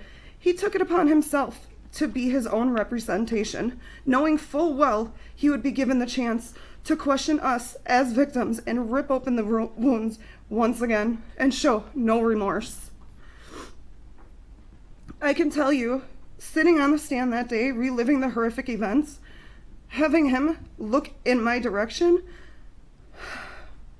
brought up so many memories and emotions of that night. Hearing his voice made me cringe with disgust and anger. He changed our Adelia that day. He stole her innocent, happy look on life and replaced it with fear and hate that no child at the now age of 10 should ever feel. Although those feelings are warranted, she was forced that day to see the ugly in this world also, and her joyous outlook on the holiday season was stolen. I'm not sure if she will ever again attend another parade, let alone a Christmas parade. I don't know when the unexplained loud noises will ever not take me back to that day and make me jump, make my heart rate increase. However, I do know every day is a new chance we have to take back our lives and give this man no more than he has already taken. We are now stronger than we ever imagined we would have to be as a family and as a community, and that he cannot have. He does not deserve that. What Darrell Brooks does, however, deserve is to be sentenced to the maximum time allotted for each one of his horrific convictions, as he has given us as a community a life sentence of these memories. Thank you. Thank you.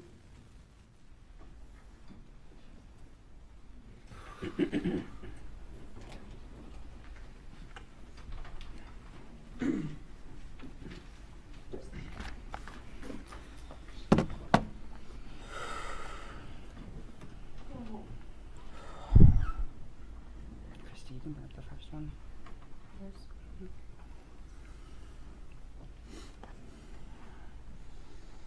Madam Clerk, we need a display, please.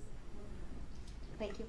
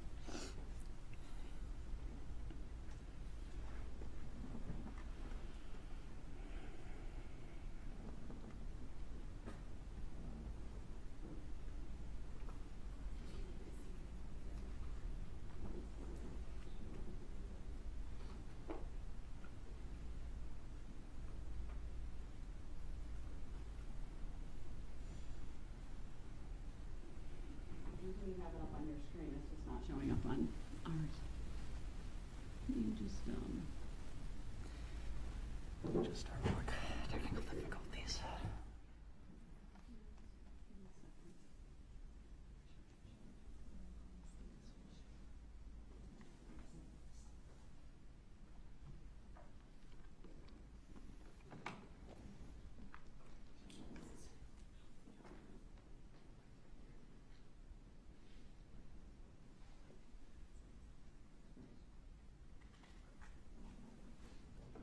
Your Honor, we did swap out computers because we didn't have a power cord, but no, that one won't. It's the same. Miss Gussie's gonna run and grab the power cord and then it should work. We had, there's a change between what we were using earlier and that's why probably it's not recognizing the computer. I apologize for the technical difficulties, Your Honor.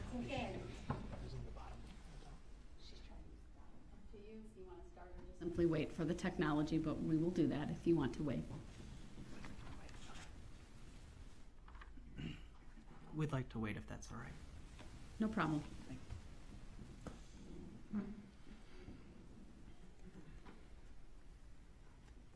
may have something. Is that it? That is it? Can you say? Yeah.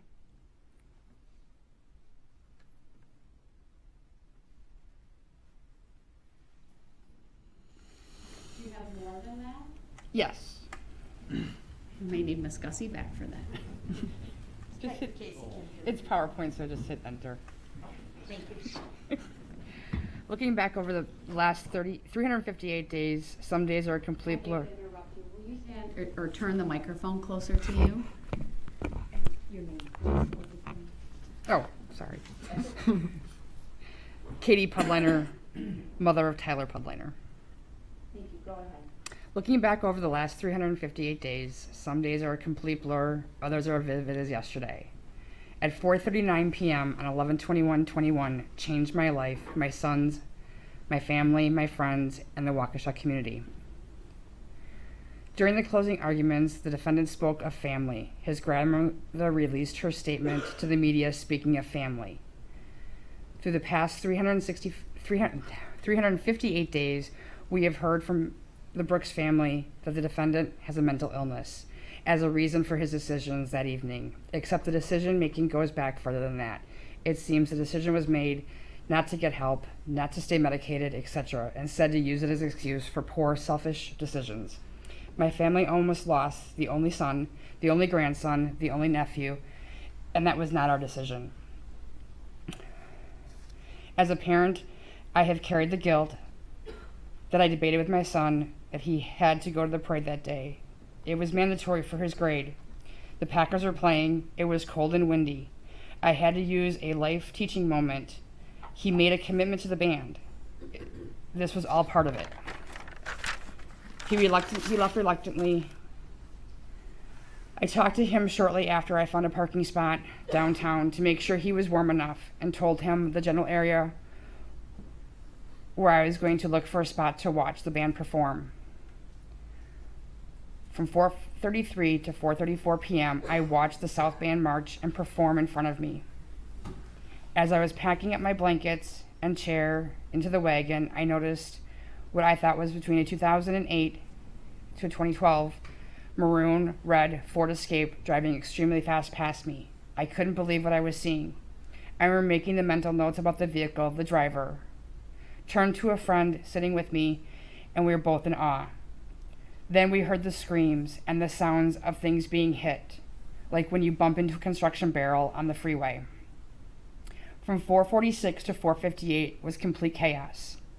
Fighting the crowd of people running out of the area screaming shots fired, trying to find my son. As I approached the intersection of Main Street and Barstow, the area went completely dark, maybe only in my mind, as I searched for my son, asking people if they knew where he was. A familiar voice behind me said, "He's over here." I turned to see him laying in the street with his feet pointing north. First, enter your PIN to unlock the device. Apologies. We had no idea what had happened, only that he was tasting blood and that his stomach hurt. Soon EMTs were there, and we went for a run up and down Main Street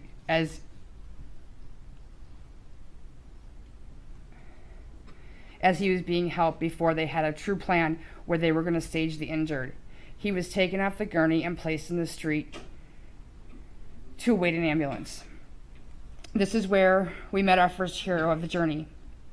A complete stranger came to sit with us and help roll my son while he was vomiting blood from his injuries, helped to keep him calm and comfort his fears.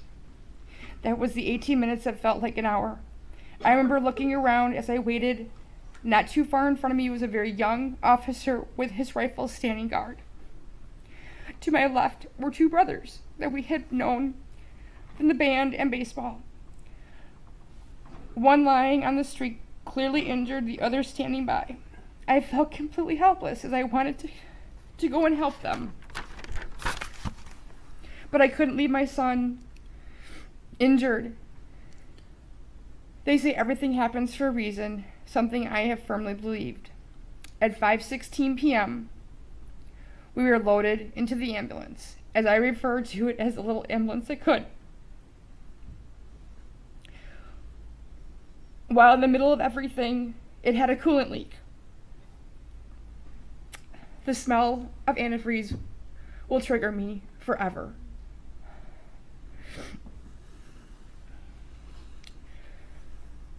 We made it out to Oconomowoc, and I learned after that it made another run after that before it died.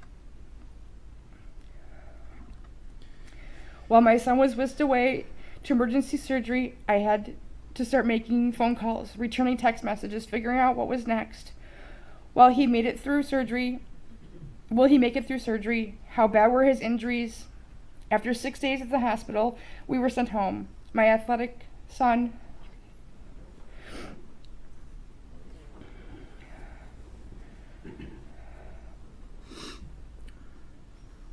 couldn't lift our cats, pour a glass of milk, put his socks and shoes on. He has a scar almost 2 foot long. And as a catcher, he questioned his ability to be able to play the sport he loves, the sport that he eats, breathes, and sleeps. After missing school and work for almost 2 months, we were able to start to get back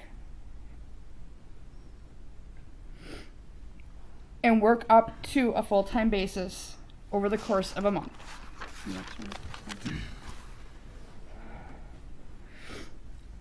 One lingering injury brought questions if he could play ball for what would be the first full season of his high school career. COVID had canceled and shortened the prior two. April 6th, he took to the field with that bandmate that was lying in the street just a few feet from us just 3 months earlier.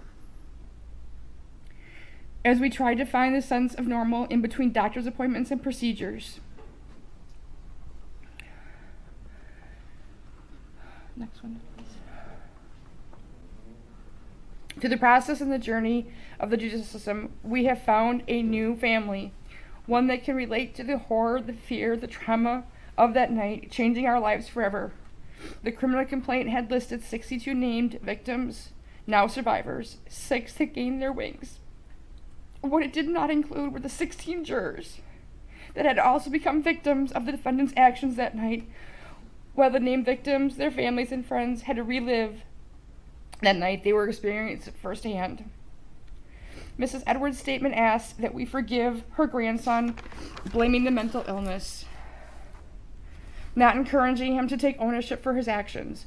She said that she lost a grandson, his mother lost a son, his children lost a father. That isn't completely a true statement, as they will be able to talk to him, send him letters, visit him, hopefully in a maximum security prison. They seem to forget there is a mother that can't kiss her son goodnight, a father that can't play ball with his son, a brother that can't fight with his brother and still be his best friend. There are 3 children that can't call their mother for advice, go shopping, plan their weddings, or have them watch over them as they reach for their dreams.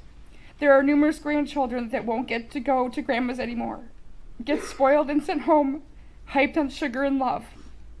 There are teenagers that had to grow up way too quickly, having to make adult decisions about their future.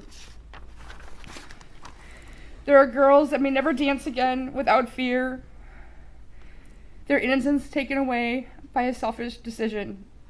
There is a grandfather that cannot tell the family stories anymore. He can't watch his wife dance. These families will forever be missing their loved ones. They can't call them, write a letter, or visit them. Nothing will bring back the son, the mom, the daughter, the grandma, and the grandfather to these families. Nothing can restore the innocence lost to ease their fear. But this community came together to lift up each other up, support each other, looked after those that were in their worst moments, celebrated the wins along the way, returning to the dance floor, dancing in the streets, and playing baseball. The prosecution team did an amazing job representing everyone of the plaintiffs in this case. Thank you. The victim witness team was so caring and diligent in keeping us informed, being whenever there was a question that came up. Pepper, who greeted us every time we came to the courthouse, she put a smile on everyone's face, brought a little humor or a caring snuggle. You can do the last one, Tom. Your Honor, you are the standard that should be set across the country. Your patience, your diligence will never be forgotten. From the selfish actions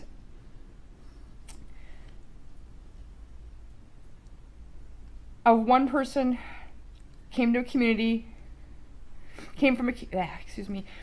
from one selfish actions of one person came a community rising like a phoenix, stronger than ever, stronger together. I ask that you hand down the maximum possible sentence without parole in prison so that everyone in our Waukesha strong community can heal, remember, grow, and never have to look back.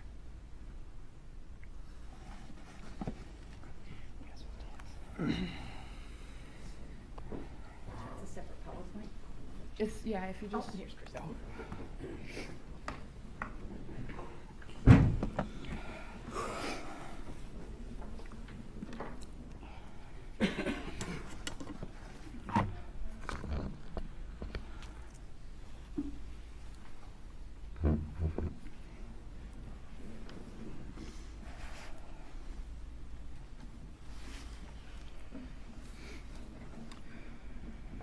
I'm Tyler Pudliner, victim O. Your Honor, I appreciate the opportunity to speak today and share my impact statement with the court. It has been a long time coming, but I cannot thank the courts enough for giving not only myself, but all of us who have been affected the opportunity to share our stories. First, I would like to start off with you, Judge Darrell. Thank you, Your Honor. We have all been going through these proceedings for almost a year now, and it is almost hard to believe that this is the first time that we've gotten the opportunity to communicate with you directly. I understand now that this is how the process takes place. Now, since the beginning of these proceedings, I've obviously gone through a lot of emotions as having been a victim and survivor in this case. I hate to say it like this, but it seems that for a greater portion of the year, and especially throughout the most recent proceedings, and my mother can confirm this, I've been somewhat angry towards you, Judge Darrell. And I would now like to apologize for that. Maybe it's because I either did not understand or did not want to become aware of how lengthy the process was.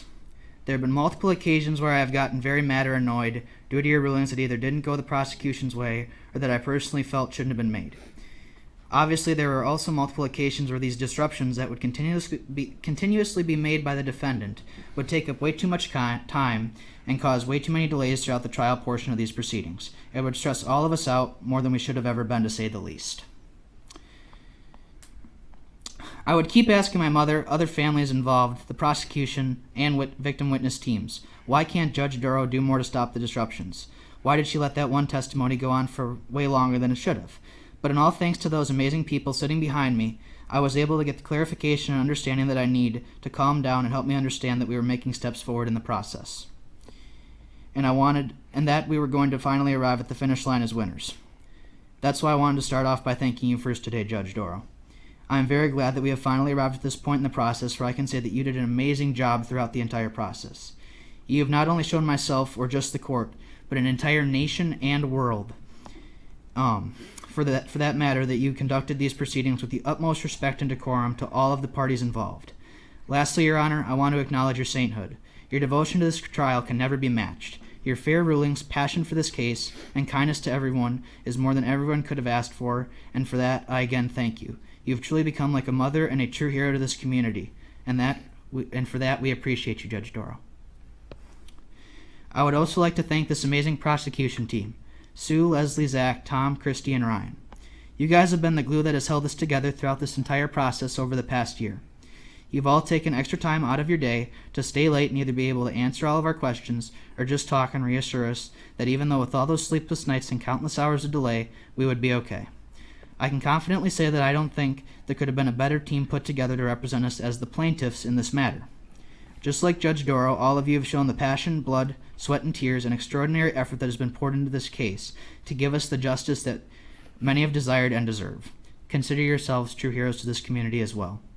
I would also like to highlight Jen and her extraordinary team at Victim Witness Assistance. Again, a group of truly amazing people that I can't say enough words about to describe their amazing work. If we needed a shoulder to cry on, they were there. If we needed to make that late night phone call to get the answers we desired, they answered.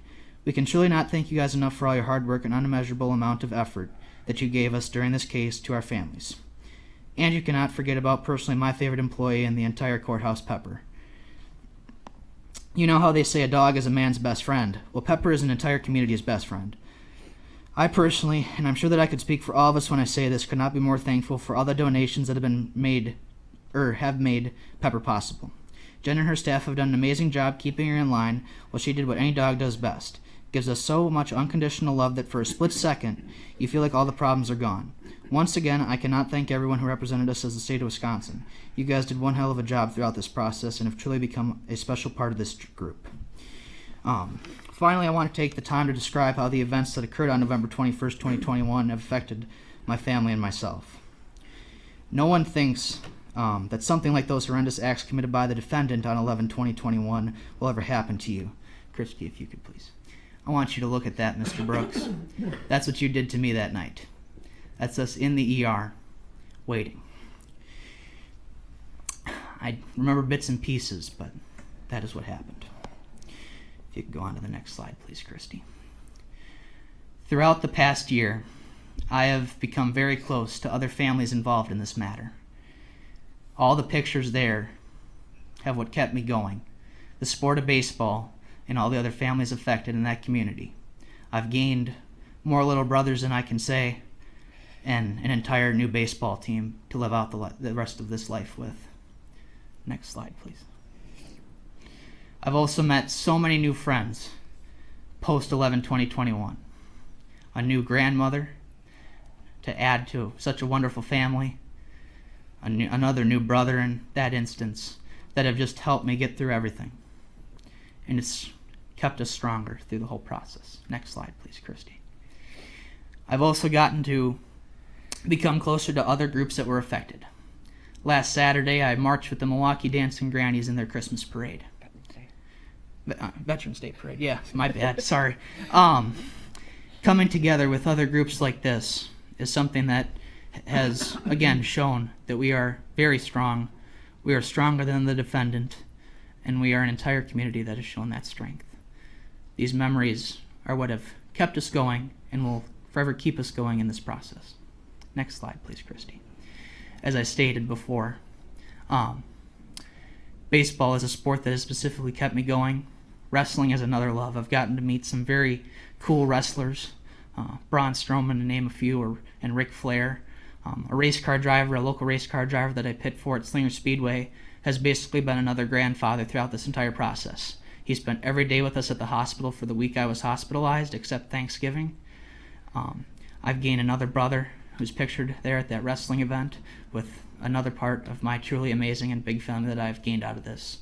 Christian Yelich, a Brewer, and my favorite player and now manager of the Brewers, Craig Counsell. If you go to the next slide, please. Finally, this right here, this is me and my buddy Eric. We were both affected that day, and we made the return within 3 months of everything happening to come back and play the sport that we love. We did not stay down. We did not cry. Didn't let it get to us. We came back stronger than ever. Yeah, we might have lost, but we played hard and truly showed this entire community that we are stronger together. and we are stronger than you. I just want to also address one more thing to Mr. Brooks. These are two quotes that have gotten me through this entire process. You can mark it down in your Bible if you want for this one. It's Romans 12:21. Do not be overcome by evil, but overcome evil with good. The second one, also to go with his grandmother's statement, I picked it up from the book and movie The Shack, written by William P. Young. The quote is, "Forgiveness in no way requires that you trust the one you forgive. Forgiveness is not about forgetting. It is about letting go of another person's throat." And I do want to acknowledge that I am letting go of your throat, Mr. Brooks, but I have not forgiven you. Thank you, Your Honor, for the chance to speak today. Thank you to both of you.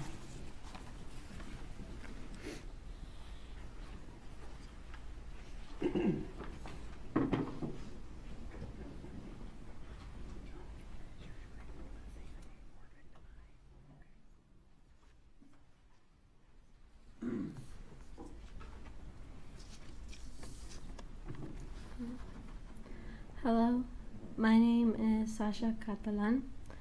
I was 17 years old when the Waukesha parade incident occurred. I was in my last year of high school, thinking it was going to be the best senior year ever. Although I pushed through and made it to the end, it definitely was not easy for me or for any of us of that. After that, one night that changed our lives. I was in the Waukesha South marching band as a clarinet player. How am I doing now? That's really hard to answer because some days I get scared to leave my house, especially now since the holidays are coming around. Even when it's the simplest holidays, my mind always finds a way to go back to that parade incident. Since that day, I don't really know how to act on many events, whether good or bad. What I mean by this is that I don't really know how to show my emotions as much anymore. Before, I used to open up and could easily be read as a book, but now even my mom wonders what goes through my head, and honestly I wish she knew. But I know that if I were to tell her, she'd be worried for me, which is the last thing that I want.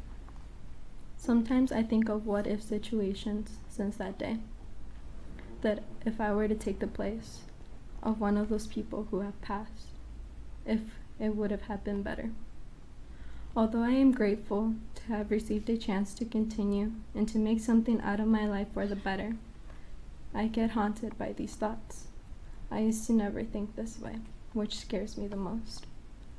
Not sure whether to live actively and freely, like as if nothing ever happened, or to watch my back on the slightest things. At school, I sort of didn't want to receive any help from those who offered. Not even my boyfriend, which hurt the most. Everyone hated me seeing struggle to pick up and carry my books and binders, even carrying my backpack just over a shoulder. I wanted to continue as normally as I could back at school, but that was never gonna happen. I've never felt so weak like that before in my life. I felt empty, and I cried. It was hard to carry those books and everything, so I gave in and let those, including my boyfriend, help me out. Even the basics are hard to do, such as write. Either my hand shakes a little, or I would have to use a clipboard for support. Even now, then, my shoulder would pop along with my elbow if I were to simply stretch. I have to relearn how to play my favorite sports, especially soccer, when it came to kicking the ball, since I was injured on my right side of the body. I tried to learn to be a lefty, but it was hard, so I decided to heal and to not give up even with the pain of kicking with my right. To this day, it's hard to sleep because sometimes I do dream of that incident. I wake up sweating from my head with a slight fever. I instantly wake up and try to calm myself down as my heart starts to race. I have to hug something instantly to feel that I am not alone and that I am safe, such as stuffed animal, sweater, or blanket. My family has been even more worrisome and strict to me, even though I am an adult now. They instantly want to know everything I want to do. We have trust, but since the parade, my mom has been non-stop talking about me possibly getting into a car crash, or her never finding me, or something because I didn't aware her of a last-minute plan to go eat or to simply go to a store. I understand I never want her to worry, but at the same time, she shouldn't have to be thinking of such situations. I want to pursue what makes me happy and to not have limits on myself or to feel not as confident because my mom would say that I'm better off with this since I'm safer. My life has not been easy, and I've accepted that it won't be as normal as before. All of this, I still struggle to this day. I just keep moving forward, but I don't know when the nightmares will go away, when I will be completely healed physically and emotionally, having those reenactments of seeing my friends in the band scatter or those on the floor. I just wish that day never happened.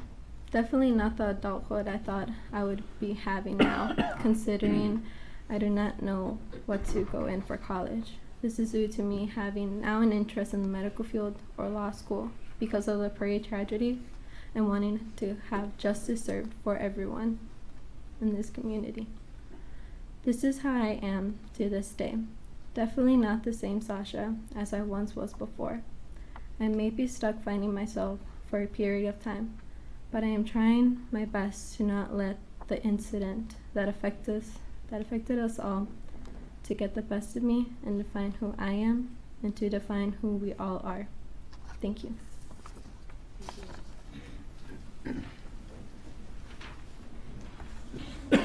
And I have a statement from Sasha's mother to read, and then I have 3 more statements from members of the Waukesha South Band in this group, Your Honor.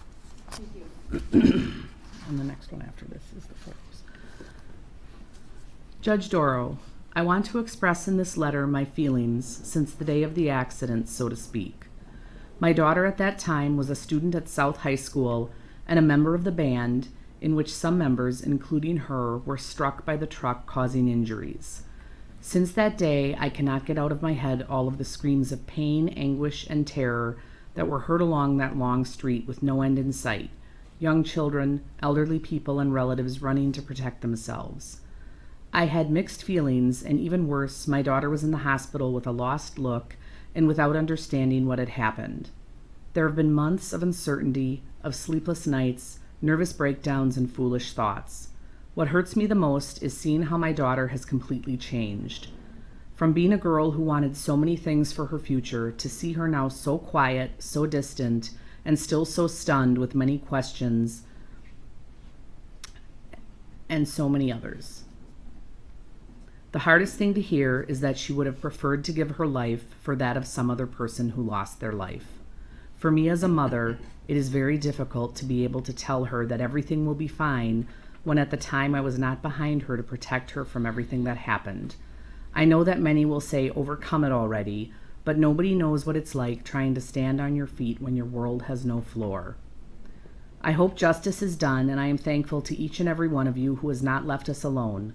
Policemen, doctors, prosecutors, angels, and all of those people who I could not name who were and are still here to support us. This is just the beginning for many of us, and it will be a long road, but I am sure of one thing, and that is that we will be able to get back up. Thank you very much. Waukesha, let's hug very tight because our children need us. Mother of Victim I. And this next one, they sent us some photos this morning.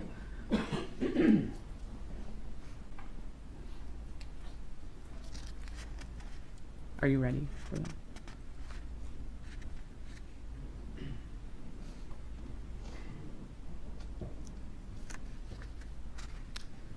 Thank you, Judge Darrell, for your patience through this trial. Thank you to the entire prosecution team for being so well prepared for this case. And lastly, thank you to Victim Witness Assistance for looking out for all of us. My name is Donald Teagues, and I am the father of Victim Q, or Eric Teagues.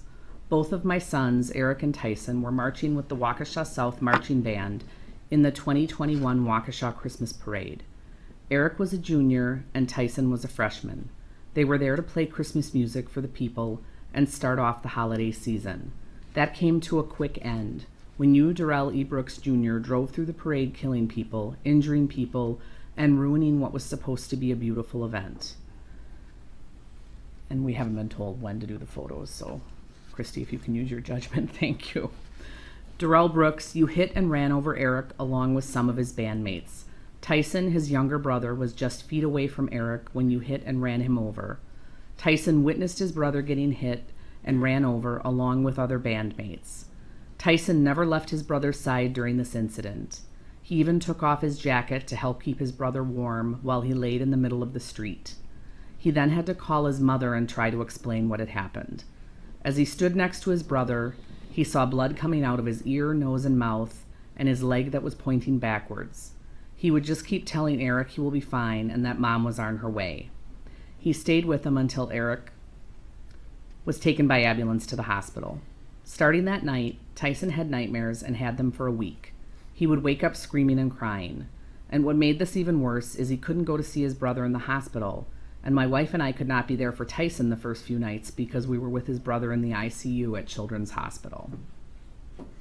My daughter, who wasn't at the parade but went with her mother to the parade after Tyson called. She stayed with Tyson at the scene and at home when we couldn't be there. She needed to see a psychiatrist to help her deal with what she saw on the streets that day and seeing her brother lying there on the ground not knowing if he would live. She had to be in outpatient care for 2 weeks to help her through what she saw. Eric was an aspiring baseball player for the Waukesha South baseball team and a select baseball player for Styx Academy.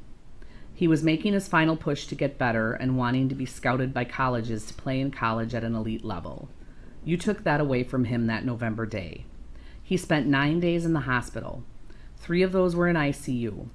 Eric suffered from a skull fracture, a major concussion, a C4 fracture, right shoulder fracture, 4 broken ribs, a partially collapsed lung, T6 through T11 fractures, and a left femur fracture that required surgery.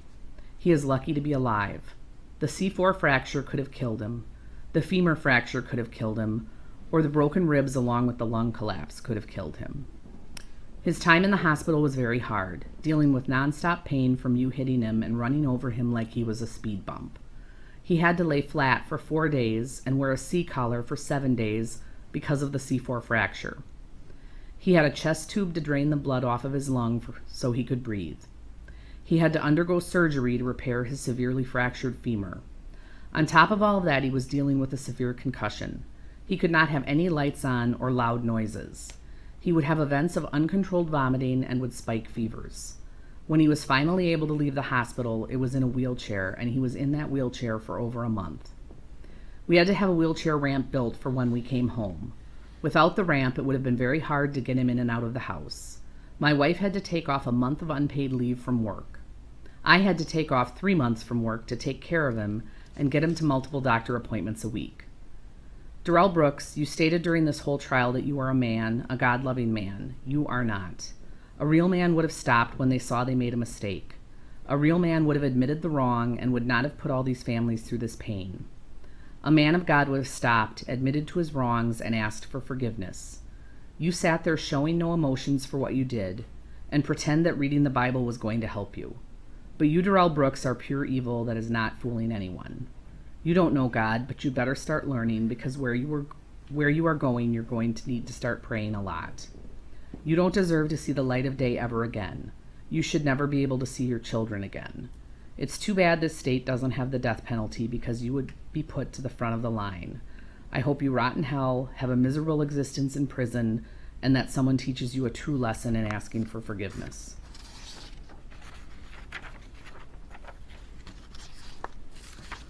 The next statement is from victim H. It's been nearly a year since the Waukesha parade incident, and I know my friends, family, and myself still remember it vividly. Personally, I have an injury that could affect me the rest of my life. Doing normal things like carrying groceries or even my school supplies to classes have proven to be more of a challenge compared to what it used to be. And some mornings I'm not even able to lift my arm past my shoulder. It's hard, but I'm living through it because I refused a long time ago that I would have this man, someone who thought of no one and nothing past the incident, control what I can and can't do. I can't remember vividly what happened, just pain sparking up from the back of my head and my shoulder and people standing over me. It wasn't until I woke up the next day after everything and tried to stand up did I realize how much pain I was truly in, and it only got worse the following days. My progress in what I can do with my injuries over this difficult year has been positive. I've rebuilt most of my strength, but I've been told time and again from my family, friends, medical professionals, it may never be what it used to be, and to remember that this may be it. But that's only a possibility to me. Nothing is set in stone. Medicine is a practice because we never have all the answers. I was lucky to have family and friends who could help me physically, but nothing was permanent. All it took was a single thing to throw all progress out the window. If I wake up lying on my side, I already know that that day is going to be painful because simple things like sleeping hurt. Emotionally, the only constant support I've had is that of my friends and family. I've chosen out of my own free will not to see medical professionals for my mental state because I hold the belief that therapy is great and can do many great things for people, but what I do here and now has a bigger impact on myself. Putting a pause on my life to think about what happened to me and the people I know isn't worth it. I wake up at least twice a week to terrors of what happened, seeing and feeling the same things as that night and the days that followed. The endless possibilities of what could have happened, not just to me but others, whether I knew them or not, flood my dreams and scare me to my core. I remember my parents the day after.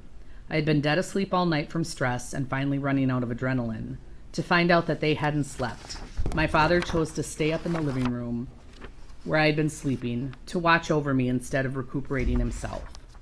I may not have completely understood then because I didn't want to, but after a year of dealing with the outcome, I understand. Being who I am, I hide what I'm feeling a lot. Right after the incident, I remember friends coming up to me and seeking comfort, to which I had no problem with, but there would be triggers in what they would say that would bring me back.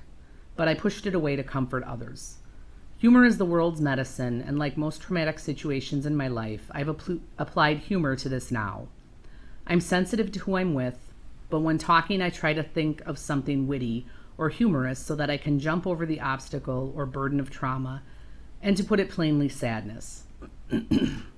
This past homecoming, my friends and I had gone to the dance, and one of my friends was driving us to eat afterwards. The place was on the far side of town, and the quickest route was through downtown. It wasn't their fault at all, but we were stopped because a group of people were crossing the road, and it was right near where I was hit, and I panicked. My vision went blurry, and I had flashbacks of the night. My friends had noticed and helped me through it, and we found a better route. I can't remember a time before having that bad of a panic attack where it's hard to breathe, and knowing the reason behind it is just another reminder I won't be the same, much like most people who were affected. During the time of the trial, I've stayed away from news on what's happening. I've overheard conversations with family members. Sometimes it's brought up within my friend groups, most of which have chosen to be understanding of my choices and move away from the topic. Mentally, this past month, I've had more terrors, not always while I'm sleeping, but when I zone out at school or at home. I never show a reaction because I choose to keep that in, but I do change in how I stand or sit, and I noticed I'm more jumpy around people after experiencing these terrors. Hearing about what happened within this case has been a stressful time for everyone in my family. I tend to not sleep as well as I normally do, even on good nights, and I find myself panicking over small things such as schoolwork more than I ever have. Thank you, Victim H.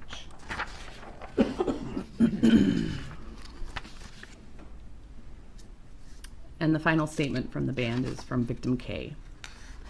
At the time of the Waukesha holiday parade, I was your typical carefree teenager.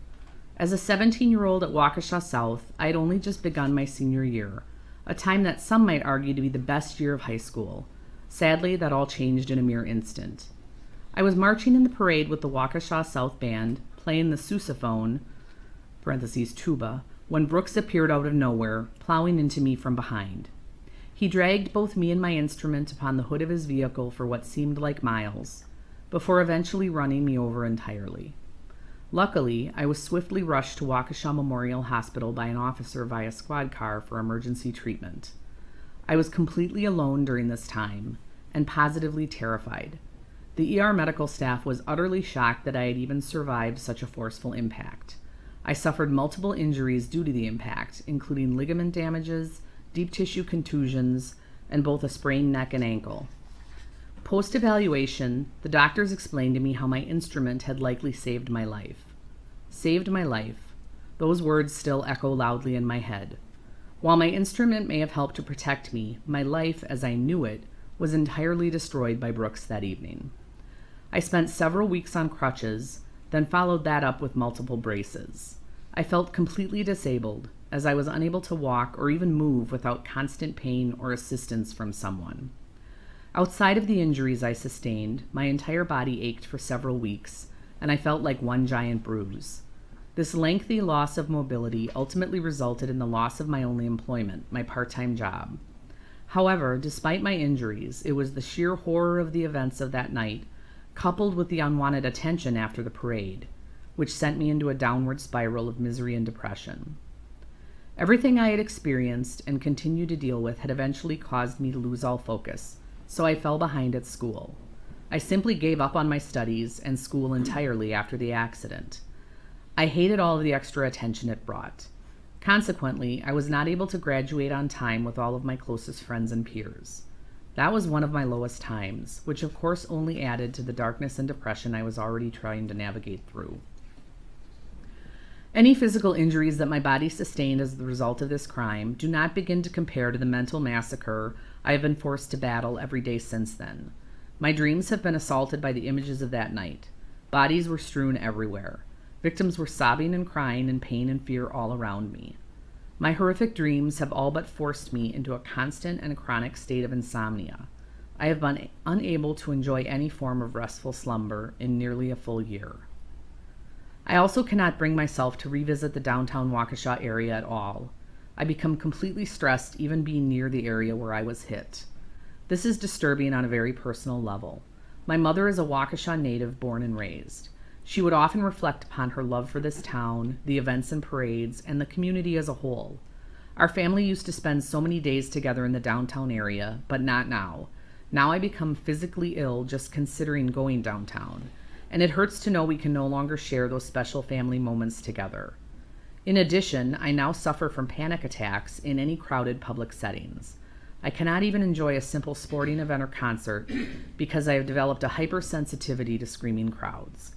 They send me into a complete panic, putting my head on a swivel, and always watching for danger. The PTSD and hopelessness that I continue to suffer as a result of that November day continues to be an ongoing battle, warranting decades of therapy. Mr. Brooks is sheer evil in its vilest form. He should never again know any sense of freedom. I hope that the rest of his days are haunted by the videos, images, and stories shared by each and every victim. I hope every night his dreams are teeming with visions of those 6 innocent people who perished in his wake. I want him to suffer like all of us has, every single day until he takes his very last breath. His refusal to accept any responsibility for his actions deserves no less. I would strongly urge the court to extend the firmest sentencing possible for every single guilty charge. On behalf of myself, my family, all of the victims, the dearly deceased, and all of Waukesha, please issue Brooks the maximum penalties possible.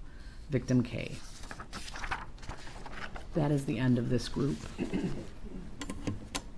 All right, thank you. I know we had about an hour or so break, but I do think it's also important that court staff and everyone here get a lunch break as well. So we will break for an hour-ish. I'll plan to be back here at 1:15. All right, thank you, everyone. We are in recess.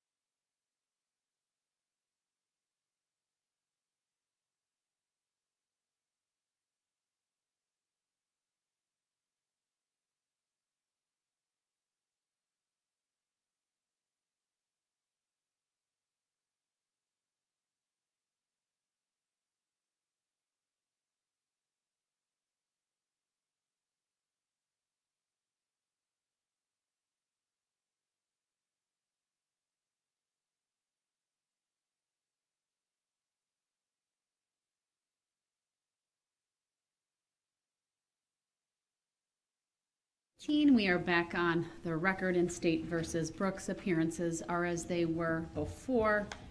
I do want to make just a quick record. I am aware, I didn't realize I'd gotten an email this morning from one of my staff members that Mr. Brooks's mother had written in requesting some Zoom information. She provided some email addresses.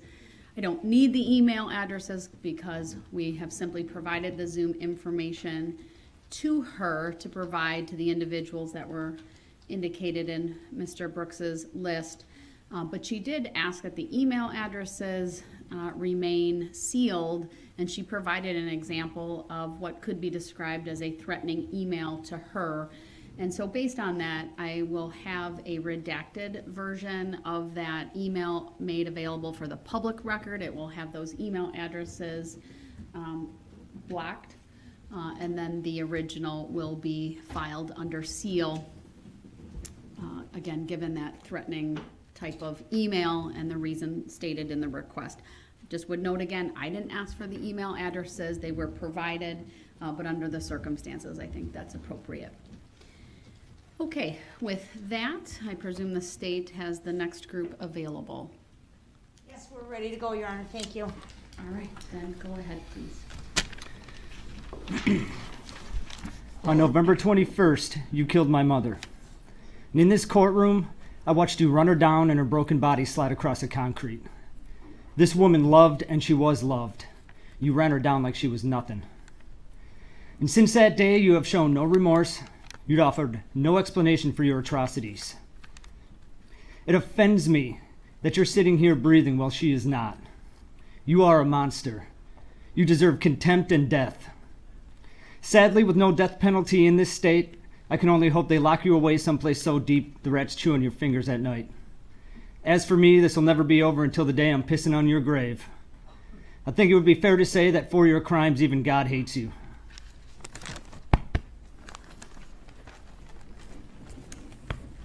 If you could just tell me, go ahead. Yeah, for the record, Your Honor, that was the son of victim 2. B. If I could first thank the court, you, Your Honor, and your staff for getting us here today. I don't know how you did. You kept us under 4 weeks, and this is all going to be wrapped up, before the first anniversary, and that means a lot. So I thank you for that. And if I could thank everybody at the prosecution table, our real-life Avengers. I mean, you guys did everything you could for us, and I'm forever grateful. Thank you. And I couldn't not thank Jen Dunn and her staff. I mean, she took all of us, supported us, made us into a family, and without them, I don't think I could have gotten through this trial. And Mr. Brooks, I hope as I read my statement, you continue to roll your eyes. I hope you continue to laugh and just show how bored and unmoved you are by all of this, because I think that's important. It's important for the world to see that evil can be a tangible, living, breathing thing. I think it's important for the world to see what human rot looks like. And to all the survivors, every time he puts his hand on that empty cavity where his heart should be, I hope you all smile, and I hope you take solace in the fact that today is our day. Today is for us. Today is so we can take our handful of dirt, throw it on his grave, and move on. Because that's what we all need, and that's what we deserve. My name is Chris Owen, and I am the plaintiff. I'm here on behalf of another plaintiff, my mother, Leanna Joy Owen. Lee Owen was a mother, a grandmother, a best friend, an apartment manager, and a dancing granny. The reason none of the witnesses saw her in this courtroom is because she was executed by a child-killing sex offender. And we are both injured parties. My whole family is an injured party. To my kids, Lee Owen was nanny. And nanny spoiled her grandkids every chance she got. On every birthday, she would call and sing happy birthday to their voicemail so they could hear it the first thing in the morning. She went on a tour of my son's summer camp. She danced in the same parades as my youngest daughter. She wanted my oldest daughter to use her car to learn how to drive so she could teach her like she taught me. And all of that has been ripped away. But the defendant's conscience is clear. To my dad, Lee Owen was the love of his life. They met when she was 16, and he taught her how to drive. From that point on, they stayed in each other's lives. And even though they divorced, she was still his best friend. They spent a lot of time together, and she was the only one who could get him out of the house. Now my dad has nightmares of her body flying through the air and shattering against concrete. But Mr. Brooks' conscience is clear. To my brother and I, Lee Owen was our mother. A mother who, even when she was struggling, was always there for us. She was supportive of us. She always told us how proud she was of us. Growing up, all my friends and my brother's friends knew they were welcomed at our house. When they were in trouble, having problems at home, or just had to get away, she always let them stay as long as they needed to. And for years, every time I came home from the Marine Corps, she got all those same friends together so I could see everybody and spend time with them. She was the one that made sure everyone got their Christmas lists out on time. She made the best eggnog I ever had. And she made my grandma's mac and cheese whenever we were together. She recently renewed her passport so she could visit my wife and I in Turkey and travel the world with us. She also couldn't wait to visit Machu Picchu with my brother. It was her dream trip. Out of all the places in the world, that was the one place she had to visit before she died. And now the best we can do is lay her ashes there. But Darrell Brooks' conscience is clear. And I believe him. Out of everything he said in this courtroom, I believe that is the one truth he told. I mean, how else could he make a witness look at each of his battered friends that he ran over and ask, how do you know who this is? Throughout her life, Lee Owen was a hard-working woman. That's why when she found herself on hard times, she was able to overcome them. Even though it took years, she dug herself out of a deep financial hole so she could live the life she wanted, the life she deserved. And she was in the middle of doing just that on the evening of November 21st, 2021. And I know this is corny and cliche to say, but Lee Owen wasn't 71 years old. She was 71 years young. She was one of the most active people I knew. She just didn't have it in her to sit still. She always had to be moving or doing something, and this often involved people. She was very social and loved being around those she cared about, and people loved her back. She had a knack for making you feel good about yourself without even trying, because she always found the good in people. Even when it was to her detriment, it never dissuaded her from helping people any way she could, without judgment, without demand for repayment or feeling she was owed anything. She did it because she knew it was the right thing to do, and it made her feel good. She accepted people for who they were and made people feel good about themselves. That is what the world lost, and you have the audacity to tell this court that your conscience is clear. I'm sorry, Mr. Brooks. There is not a human with a soul on this planet who could snuff that light out, who could steal Lee Owen from this world and have a clear conscience. And that is why you hear the term monster. That is why you hear the term demon. You know, I saw you that day. It was just after you ran over the Catholics. I saw you hanging out of the window, looking back with a smile of satisfaction on your face, laughing at an inside joke that at the time I didn't get, the punchline escaping me. I didn't get it when my mom didn't respond to my texts. I didn't get it when she didn't answer my phone calls. I didn't get it the first couple hours my brother spent looking for her. I didn't get it until my wife sent me a video of you running over children in the parade. That's when I got the punchline. And it hit me like your red SUV, Mr. Brooks. I saw a pure, unrepentant evil in your face that day, and it disgusts me that you are allowed to exist. And I know the answer to the question that everyone keeps asking. I know why you did this. You did this simply because you were not in a cage. That is what I find mind-boggling. And how dare anyone say the system failed him?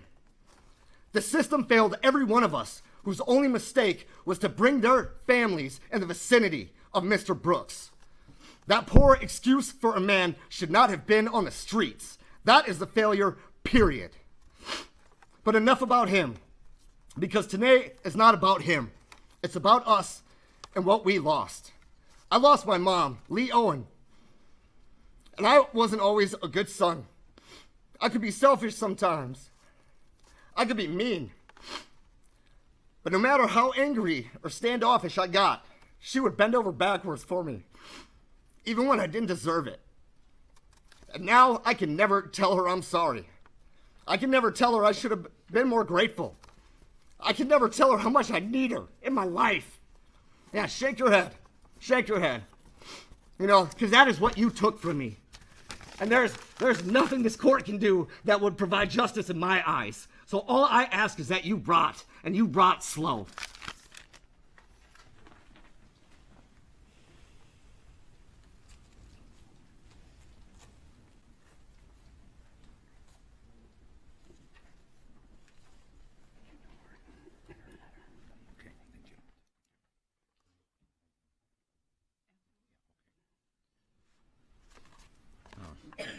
Good afternoon, Your Honor. Thank you for the opportunity that you're providing both to myself and to the rest of the families and acquaintances of the folks associated with this horrible case. My name is Michael Carlson, and I'm appearing here today both as an individual and a brother to one of the victims of November 21st. I'm here today as well as a plaintiff joining a criminal complaint against Mr. Brooks, with a claim against him for the damage that he has brought not only to Waukesha, but to my family. And I'm also appearing as a posthumous spokesman for the victim, my sister, Tamara Durant, who can't appear here today on her own behalf because Mr. Brooks killed her. In my personal aspect, I wish I could as easily forget about Mr. Brooks as he has seemingly forgotten about himself. Every day since November 21st has been framed by what he did in my own life and our family's life. It is the reality I wake to. It is the reality I head to work to. It is the reality I confront as I try to fall asleep. It's the reality I confront as I go about the things I do during the day, my attempts to work, attempts to manage a household and be present for my children, and maintaining any sort of notion of normalcy in our life. But all these actions are simply a pantomime, Mr. Brooks, to forget that my sister was so stupidly and so needlessly killed by you. Perhaps you can forget what you did, but I can't. November 21 looms as a ground zero day in the story of my life, as I know it does in the life of so many others. I appear today also as a plaintiff. Mr. Brooks, you asked the court to identify a plaintiff many times during the course of the trial. Here I am. I'm one of many. We, the people, have brought this case and these judgments against you, Mr. Brooks. They reflect our values as a people and are enacted through laws passed by our legislatures, enforced by our law enforcement, and administered through our courts. We, the people, find you guilty. A lifetime is a long time to think and to spout nonsense. And Mr. Brooks, I want you to take no comfort in your future here in this comic book cartoon world that you've created for yourself, involving the flags and barcodes and birth certificates. This is all nonsense, the stuff of teenage boys on the internet. That's not why you're here today. That's not why we're here today. We're here today, and you are here today because you got in a car and instead of hitting the brakes, ran over children, elderly, and my sister, Tamara. I don't want you to live in the comfort of that delusion as you live there in the court, as you live there in the prison, convincing yourself that you're the victim of something, of some crazy internet conspiracy. You're not, Mr. Brooks. You're guilty only of your own actions on that day, actions that you had an infinite number of times to stop. Any number of times you could have just hit those brakes, turned the other direction.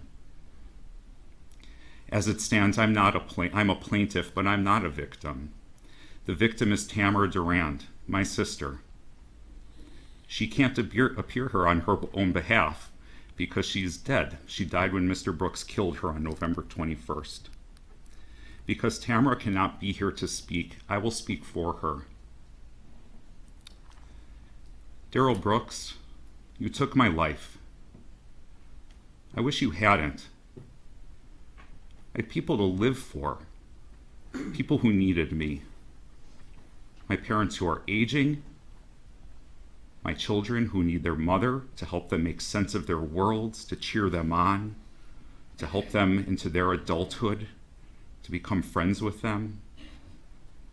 I have my grandson who relies on me, his grandmother, as much as I relied upon my own grandmother as I was growing up. I had people who needed me to cheer them on, to have me bring goodwill to the hospital bed where they were, or their families in the waiting room, who needed the comfort and prayers I brought to them in their moments of pain. I have friends who need to hear from me and families that need my early morning phone calls. I had places I wanted to see and things I needed to do. The only saving grace is I didn't know what hit me. And who would have ever guessed? Who could ever believe it? It's no surprise to anyone who knew me. After you hit me in that car, I got back up and kept dancing. I hardly skipped a beat. I didn't know you, Mr. Brooks. If the picture were reversed, if you were the stranger in the street in pain, needing care or comfort, know that I would have helped you. I ran towards pain, and I ran into danger in my life. All you had to do was ask, and you might have danced along with us. It was a parade, after all. We both died in vain on November 21st, Mr. Brooks. I died to life, and you now die to the world. We leave lives behind, family behind, children behind us.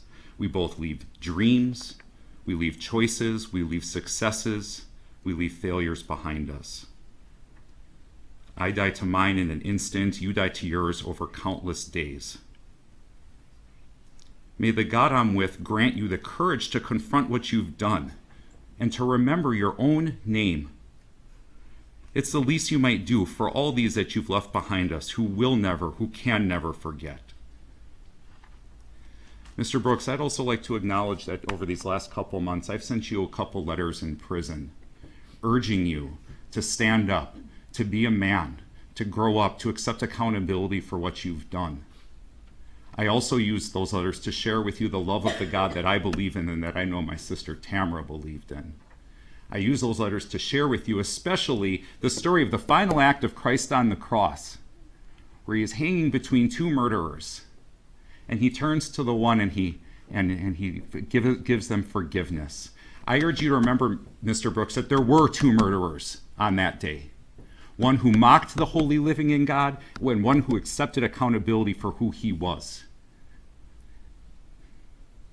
Your Honor, I urge you to provide Mr. Brooks a lifetime in prison to please contemplate that story and to remember his name and to contemplate which side of Christ he wishes to hang on. Thank you. Thank you, sir.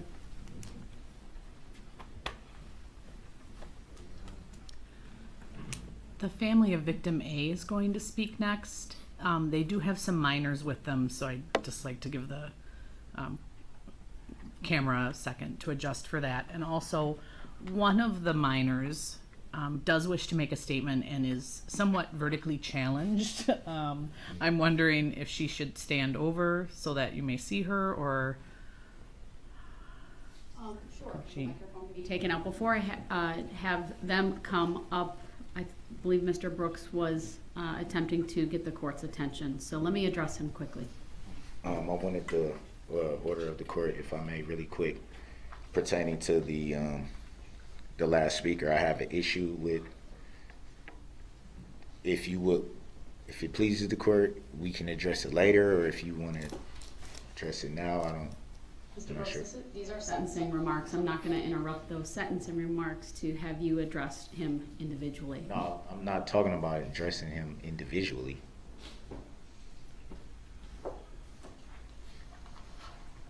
Mr. Brooks, we're going to continue. I'm not sure what you could possibly bring to the court's attention about a speaker who's already made a statement. A very valid issue that I can bring to the court. You can put it in writing, sir, while you're sitting there, and if it's something I need to address, I will. But I'm not going to disrupt what's happening right now to address that. You need to put it in writing. All right, go ahead, Ms. So, put it in writing that... Mr. Brooks, please put it in writing.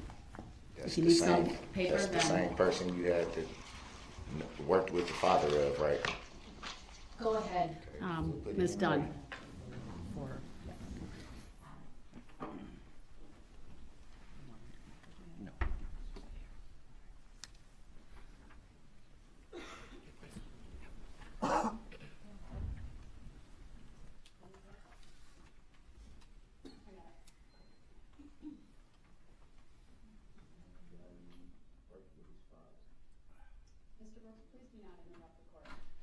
Like I said, The the same record person. speaks for itself. All of those issues were previously put on the record.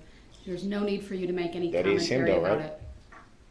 You did work with his father though, right? Mr. Brooks, stop. If you interrupt me again, you're gonna risk going into the other courtroom. I'm not gonna have So you you gonna hold me in degrade contempt? the integrity of these proceedings. I'm not and attempting to solemnity cause of a what's going on controversy. I right just now wanted to know by that once again trying to derail what's happening and and take you the always focus talk off of about somebody trying to derail something as if that was the plan, like somebody coming Mr. here Brooks, to I'm derail advising something. you to be quiet or I will clear this courtroom, and under Illinois versus Allen, you will lose your right to be present while the remainder of these individuals give their statements. Okay, well, come on with it. Once they start, I expect you to be Come quiet. on with it, because that's what you've been waiting to do the whole time. Piece of shit. Listen up and listen what she has to say. All right. God damn. Sir, you're gonna have to be removed. I'm sorry. I can't tolerate that from anyone. Mr. Brooks, my admonishment to you is the next person's going to get up and they're going to start their statement. And if Okay, you yeah, but you interrupt- made it seem like I'm trying to purposely interrupt that, Mr. Brooks, and I don't think I'm that's turning fair to do them. that. Please be quiet. Okay, yeah, I still have the First Amendment right to be heard and to speak. I still have that right. Mr. Brooks, this is a sentencing hearing. I don't The care trial what it is. You're not All going to right. continue. He is arguing You're with not- me. He is now forfeited You're not his gonna right to be continue- present. you're Everyone not is to gonna clear the courtroom continue- while he's moved to the next courtroom, and I'll make the appropriate findings when I'm able to do that So without can I get a interruption. finding of fact? Can I get a I'm legal stepping finding off of the fact? bench Because I don't here. agree to a Recess while that stopper. happens.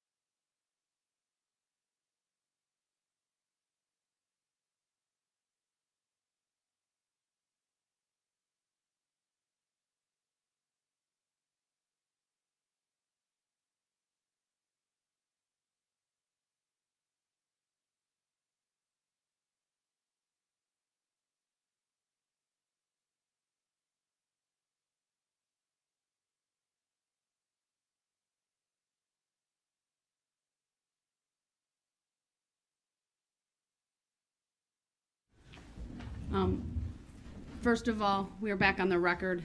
Mr. Brooks has been removed to the other courtroom. Mr. Brooks, you're not muted, so if you're going to keep talking, I'll have to mute you. I don't care about me. All right, so I've muted him, as you can see and hear. He was not muted initially. I will advise there is a headset next to him should he wish to put those on. This court, frankly, acted a bit more swiftly than I have in the past due to the nature of the proceedings, the history of Mr. Brooks's outbursts during the trial, and him attempting to address an issue that was addressed by this court the very first time I ever had Mr. Brooks in the courtroom, dealing with victim C's father, and this court certainly working with him in the past. I stand by the record that was made at that time. All of that was put on the record, and it's not an issue this court frankly needs to address today. It is frankly a blatant attempt by Mr. Brooks to be disruptive, to take the focus off of what I think is some very emotionally charged victim statements here today from those who have been involved with the Dancing Grannies and people who lost their lives on November 21 of 2021. I warned him a couple of times, even in my words, backtracked a little, told him I would have the state have the next victim make the statement, and if he then interrupted, I would have him removed. He wanted to debate with me. He interrupted me repeatedly, and at that point, there was also an outburst by a member of the gallery. I addressed that, and then I indicated the courtroom would be cleared. I think I owe it to the individual who was kicked out, because I've given Mr. Brooks this opportunity on many occasions. If that individual would like to come back into the courtroom and can do so respectfully without an outburst, they are invited back in by this court. Mr. Brooks, I will also advise you that you are welcome back into this courtroom if you can abide by the rules of decorum and civility. While you have a right to be present for this sentencing hearing, you do not have a right to interrupt the court, to disrupt the court, and to be defiant, which is how I would describe your very recent behavior. And that is why this court, under the authority in Illinois versus Allen, did remove you from the courtroom. I have the ability, of course, with the technology. He's able to hear, he's able to see. We are able to see him. He's muted right now. While I attempted to have him appear without being muted, he spoke over me. If he wants to come back in before it is his turn to speak to the court and present individuals who wish to speak on his behalf, he needs to simply ask the bailiff, and then, of course, abide by the rules of civility and decorum. It's, of course, a very emotional day for many people here, if not all.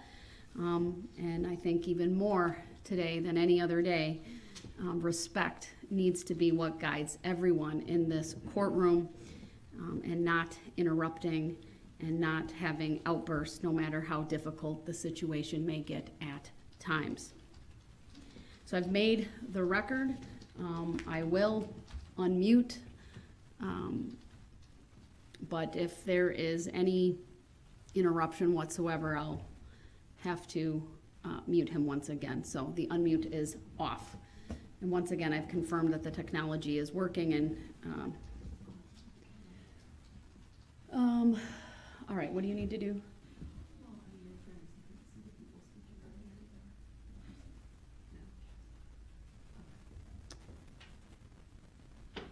I mean, we can move one of the cameras, but I mean, we were behind him before, so.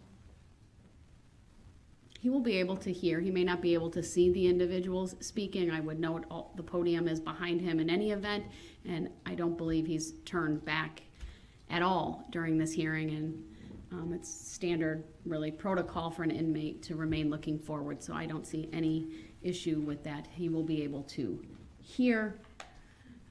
With that, We We will need to screen share for the next speakers, Your Honor. There's some photos that we'd like to display, just to give you a heads up on that. I believe Madam Clerk will be able to do that for us.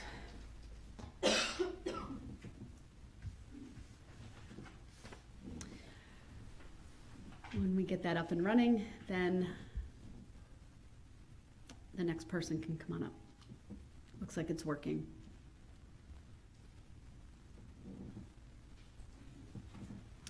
All right, thank you, sir. As a reminder, if you would at least let me know your name if you want to, or son of victim so-and-so, that would be very helpful, as I am trying to take notes of everyone who is making a statement. No, you are not muted. I expect you to be quiet as the proceedings continue. I was just asking, was I muted? I didn't know. You just said I was muted. I'm sorry for the interruption, sir. Please continue, or please start. My name is Marshall Sorensen, and I am son to a murdered mother, Virginia Sorensen. On a day that I was planning to put up a Christmas tree with my family, I received a call from my dad that would turn my whole family's world upside down. When I answered the phone, my dad told me something happened to your mother during the parade and she didn't make it. I said, "What do you mean she didn't make it?" My dad proceeded to tell me that she was killed.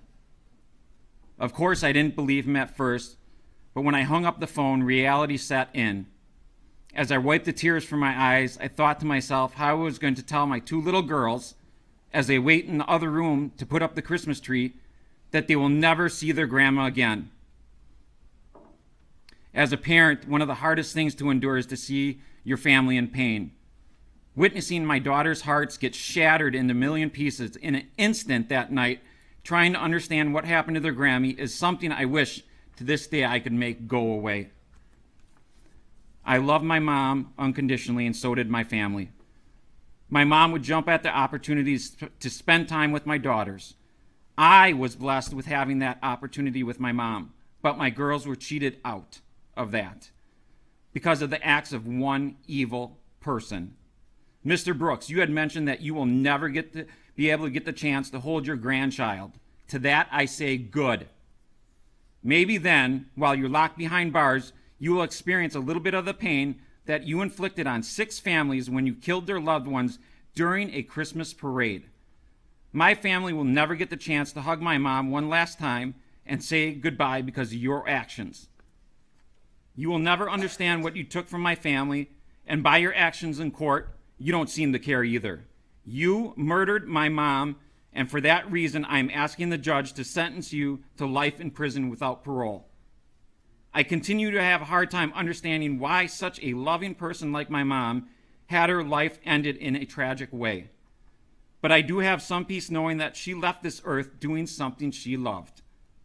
I encourage people now, after a year, that if someone asks you how my mom died, Virginia Sorensen, that you respond with, "Let me tell you how she lived," because that is what made her so special to so many people.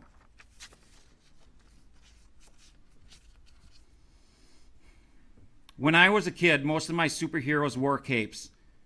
As of today, myself and family, we have a new one, and she wears a robe. Thank you, Judge Darrell. Words cannot express my family's gratitude with the time and effort you put into this trial. I want to also thank Sue, Zach, Leslie, Detective Casey, Jen, Pepper, the witnesses, the jury, for the sacrifices they made so justice could be served. Lastly, I want to thank the city of Waukesha for their community of love and support they displayed towards our family during this time. Going forward, my family will refuse to live in fear because of the acts of one evil person.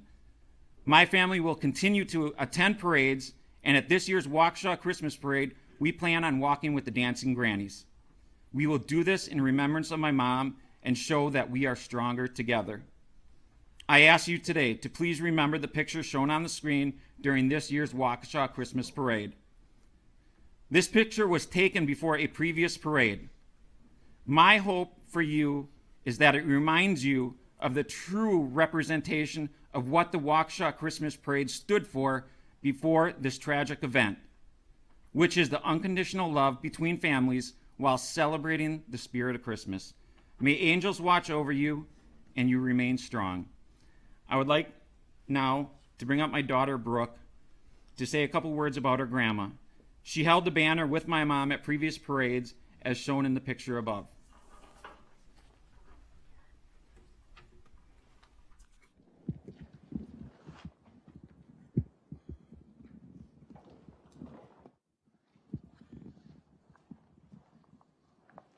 Thank you for being here, young lady. What would you like to tell me? Hello, my name is Brooke Sorensen. I'm Virginia Sorensen's granddaughter. The things I miss about my grandma are me and my sister Mackenzie doing foot races around the driveway, and my grandma would do commentary and time us. She always cheered us on at all of our activities. I would DJ at dancing granny parties and carry the banner at parades with my grandpa while Grammy danced. When we would get on the school bus, she would say reading is the key to learning to be nice, kind, brave, and angels watch over you. After school, we would talk on the porch. Other times when we came over to our house, we would play games together, go to the playground, have drawing contests, dance parties, and work on granny routines. She would give us snacks when we watched some of our favorite movies like Polar Express and Coco. When we first found out that she was gone, I started to cry, and I would cry every night. I missed her so much, and still do today. Darrell Brooks, you took her from me, my sister, and my family. The things we will miss the most are not seeing her again, her smile, her laugh, being able to talk to her, and doing fun things with her. My sister and I pray every night for our Grammy and our family. Grammy, I'll see you in my dreams.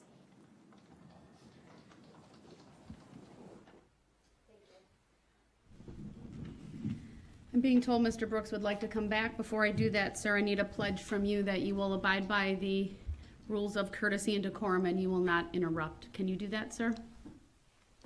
I'm not going to interrupt. All right, then I will give him that opportunity to come back. We'll clear the courtroom while we do that. Thank you. We'll take a brief recess.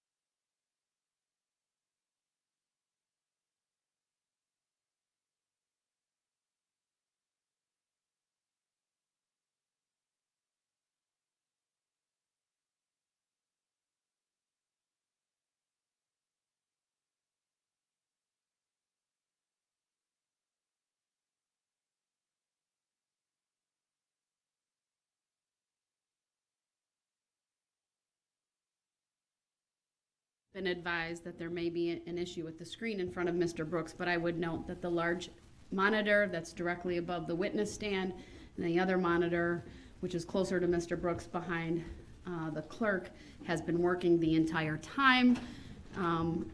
Zach may be coming in to look at it, but we'll keep going while that happens, since we are able to see and hear that way through the monitors. So, please go ahead, sir.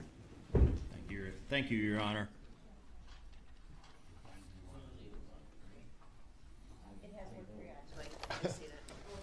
I guess we're gonna take a pause then as he looks at that, sorry. I didn't know it caused that disruption.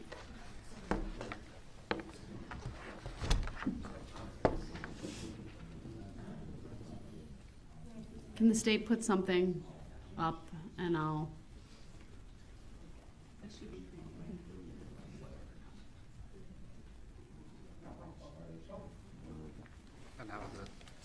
That was like way earlier when we first came. There you are. It's working. Okay, great. It's working. All right, my apologies, sir, for that interruption. Judge, I bumped the power button. All right, well, there's nothing on. Yeah, we did that. There's nothing on it at the moment. Okay, yeah, as long as you got that, you should be fine. Court, really quick. No, we're gonna keep going, sir. I just wanted to apologize for outburst. That's all. It wasn't to All right, I address appreciate that, anything. sir. Thank you. Thank you. I really do. All right, go ahead, sir. My name is Sean Sorensen, Virginia Sorensen's oldest son.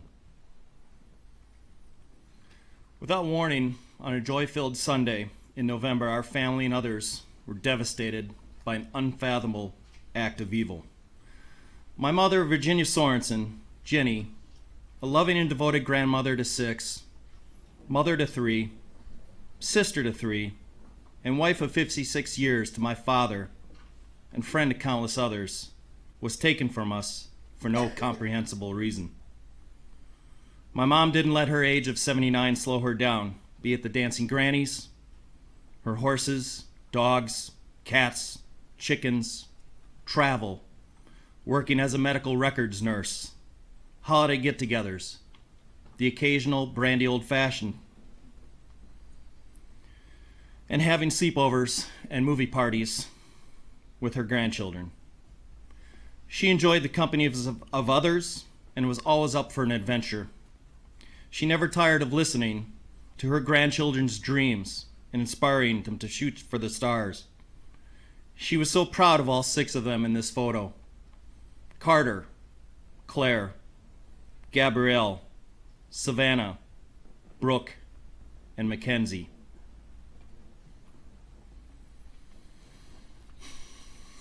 She was killed doing something she loved and enjoyed with the dancing grannies, and although we were denied the chance to be with her when she passed, we know she was surrounded by friends and the caring strangers who sought to save her life, so we find comfort that she did not die alone.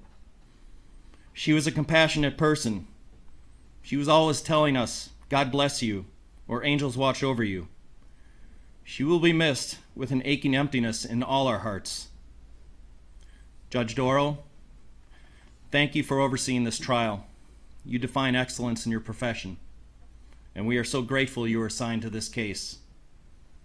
Thank you to the 12 jurors of this strong community who carefully and unbiasedly listened to the evidence and brought back 76 guilty verdicts. Thank you, Sue Opper, Leslie Basie, Zach Witshaw, and the entire Waukesha District Attorney's team for ensuring Mr. Brooks would not escape the consequences of his despicable actions. Thank you, Detective Tom Casey, and the many law enforcement officers of Waukesha and other jurisdictions who investigated, collected evidence, and testified to ensure Darrell Brooks will never be a free man. Detective Casey came to my dad's house in the early morning hours of November 22nd to deliver the heart-wrenching confirmation that my mother had passed, and he has greeted us every day in court since then. I want to thank the Victim Witness Program, Jen Dunn, her staff, and their best comfort dog, Pepper, for their kindness and constant comfort to all the families affected this past year. She and her office have been a rock for us to cling to when events have threatened to emotionally overwhelm us. I want to thank the Waukesha Women's Center for supporting Corey Runkle and Erica Patterson in their testimony against Mr. Brooks and his abuse, and the good that the center does for other abused women. I want to thank the first responders and medical personnel at the parade who rendered aid to the injured and attempted to save my mother's life that night. And a nurse that we met at the memorial one night by chance, Sarah, who held my mother's hand that night. But she was already dead. A severed spine, multiple skull fractures, pelvic fractures, and her Christmas hat wedged under the windshield wipers of the Ford SUV. There was no ambulance ride or hospital stay. She was gone in a split seconds after Mr. Brooks smashed into her. But she will live on forever in our hearts. Finally, I would like to thank the Waukesha community and thousands of others for their outpouring of love and prayers to the families and victims of this unspeakable tragedy. I have few words for Mr. Brooks. Just saying that name brings anger and hatred into my heart. And I want to move forward after this sentencing with the happy memories I hold of my mother. I sat silently almost every day in this courtroom, bit my tongue, restrained myself from jumping over this divide to administer my thoughts of justice. As Mr. Brooks droned on about where the plaintiff was in this case, who the plaintiff was in this case. You've already heard, there are many plaintiffs here. I'm here, right now. I've been here all along. And now he gets to hear from me and will from many other plaintiffs before this day is over. He is simply a repulsive man who has shown zero remorse for his actions and depraved indifference to life. His fake tears in court were never for those harmed, but only for himself and the freedom he has lost. His narcissistic behavior, disgusting trial antics, and defiance to accept any accountability displays how truly unworthy he is of anyone's forgiveness. While we lost my mom instantly, I hope his 76 sentences pass in a slow, miserable, depressing existence as a reminder of the many lives he shattered. There are two others I hold culpable in my mother's murder. Dawn Woods, the mother who knew her son's felonious criminal history and penchant for violence, yet bailed him out of jail for $1,000 after he had assaulted Erica Patterson by running her over with Miss Woods' Ford Escape. She continued to allow him to drive it and enabled his violence and murders that Sunday afternoon. The other is John Chisholm, the Milwaukee County District Attorney, whose misguided and ill-conceived bail reform policies led a violent, multi-convicted felon back into our community and onto our streets while already out on bail from a previous violent felony. Mr. Chisholm disregarded his duty to keep the people of this community and state safe from repeat criminal offenders and allowed a career criminal to snuff out 6 innocent lives. He is a coward who hides from the accountability for his office's negligence. If he had a tiny, single sliver of integrity, he would resign. Not once has Mr. Chisholm said 3 simple words to these victims and families: I am sorry. At least Miss Woods in her many media interviews has the humanity and understanding to say those words to the families affected. 6 families have been bound together forever in grief. 6 families have lost loved ones who are cherished and can never be replaced, but forever remembered with love. 6 names I will now never forget: Jane, Jackson, Bill, Tammy, Lee, and Ginny. As my mom was fond of saying, angels watch over us. And I know now there are 6 more watching over us. Judge Darrell, my request is simple. Maximum terms of imprisonment, every single charge, life without parole for all 6 counts of intentional homicide. Thank you and all who played a role in bringing justice to the families in this community.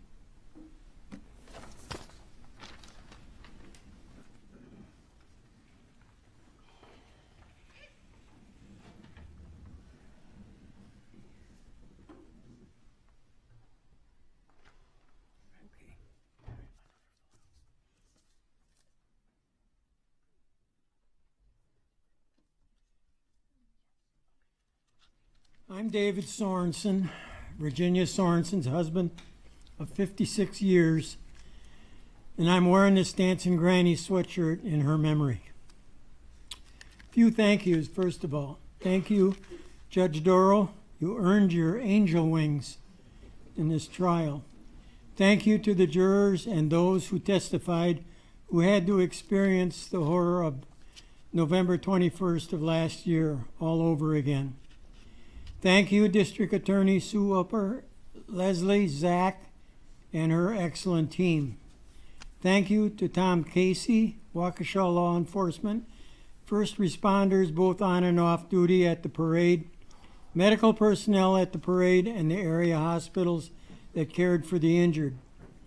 Thank you, Jan Dunn, and your caring team in the Victim Witness Office, especially my new furry friend, Pepper.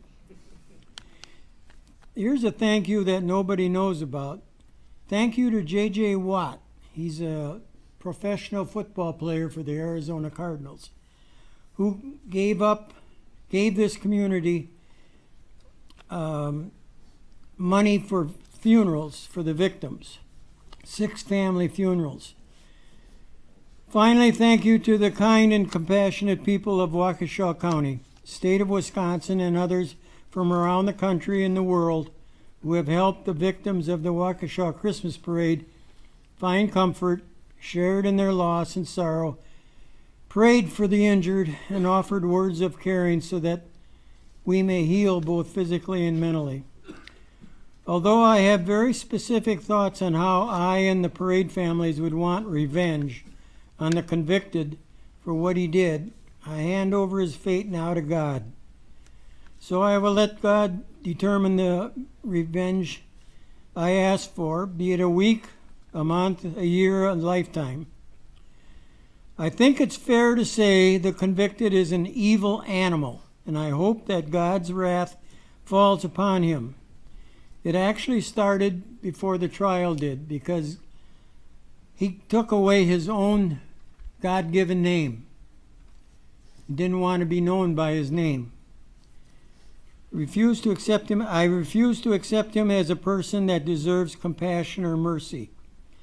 I too regret Wisconsin does not have the death penalty, because if someone ever deserved it, the convicted most certainly does. Life in prison is too kind.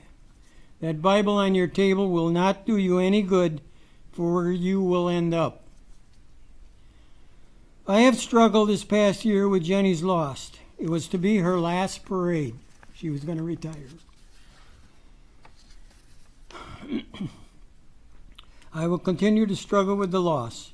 I am lucky to have family to care for me and wrap me in love so that I can start to glue together the shattered life I now have. I know Jenny probably saved our 2 granddaughters, who sit behind me, their lives by carrying the banner that day in their place, and I thank God for that. The life that Jenny and I built over 56 years of marriage was forever altered nearly a year ago. I will carry on in this new life with help from my family and friends. The life I was once able to share with Jenny is gone, but it has strengthened my family's closeness and in a way made us stronger for the great challenges we have ahead of us. I feel sorry she will not be able to hold a great-grandchild or see all of her grandchildren be successful in life, but I pray to her and know she is watching over us. My Christian faith and church have helped me cope with my sadness and find hope and love over hate. My friends have lifted me up in their prayers. My family carries my burden with me. My dogs at home give me a small measure of comfort when I am in need. Angels will watch over all of us and give us strength. Now I want you to use your imagination a little bit. When it thunders, I imagine that Jackson is blasting a home run over the fence. When there is a rainbow, I will imagine the dancing grannies, Jenny, Tammy, Lee, and Bill, with them dancing along its lines. When there's a ray of sunshine poking through the clouds, I will imagine it is Jane, smiling down on us. When it snows like it did this morning, I will imagine God's love giving us a blanket and comfort. When I see a blue light, I see this community's commitment to help heal and support each other. Judge, you have witnessed the same evil I have. You have endured a very emotional and draining trial as I have. I ask for the full punishment within your power. I ask you to send this evil animal to life in prison with no chance for parole for the callous murder of my wife and 5 others and injuring 61 others. He should never have the opportunity to hurt another person and has forfeited his right to be a free man ever again by his violent actions against innocent lives, both young and old. You are a very evil, evil animal. Amen.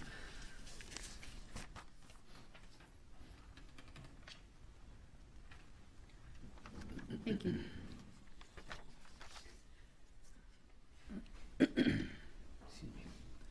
I have one very brief statement from a young woman who was marching with the grannies, and then we have, I believe, 3 statements from one more family before the next group will have to be brought in.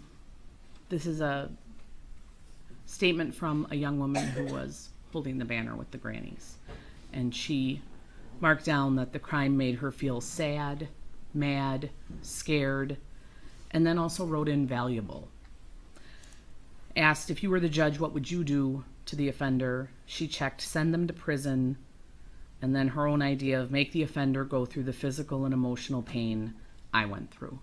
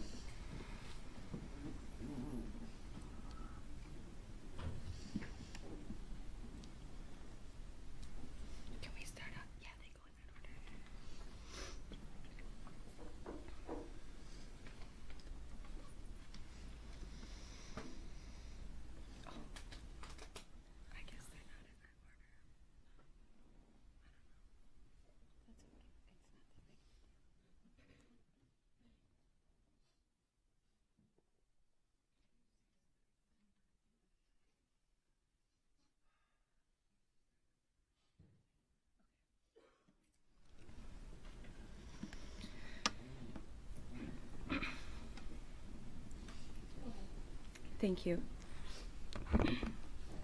My name is Taylor Kulik. Standing next to me is my oldest son, Robert. I am the oldest daughter of my mother, Jane Kulik, and it is on her behalf that I will be making a statement today, as she's unable to speak for herself. November 21st, 2021, the day my life was forever changed. The day my mom was murdered. It's still hard to believe that my mom was killed while marching in a Christmas parade. I will never forget that day. When I received the phone call stating that my mom had been hit, I rushed to the hospital to find her. Within minutes of arriving at Waukesha Memorial, people of all ages flooded into the ER. Many injured, many searching for their family members, just like we were. It was complete chaos. After 3 hours spent searching and waiting, finally, a nurse came and asked us to sit down. My heart sank. I listened as they told us how my mom was unconscious when she was loaded into the ambulance, that they tried to save her, but the damage was too severe for her to fight. She was dead upon arrival. She didn't even make it to the hospital. It hit me like a ton of bricks. My mom was just murdered. She was dead. I did not sleep at all that night. All I did was cry. I sobbed for the loss of my mother. I bawled for the pain of my children losing their grandmother. And I wept for the rest of my family as we had all just lost an absolute gem. Next picture, please. I still cry, even as we approach 1 year without her. This year of all the firsts without my mom has been difficult, to say the least. Every holiday, birthday, and monumental life moment, each of those moments another reminder that she's not here. She was known for giving cards on every occasion, and she showed up to everything she was invited to. She was always present because she genuinely cared. You could tell by the way her smile lit up the room or how contagious her laughter was.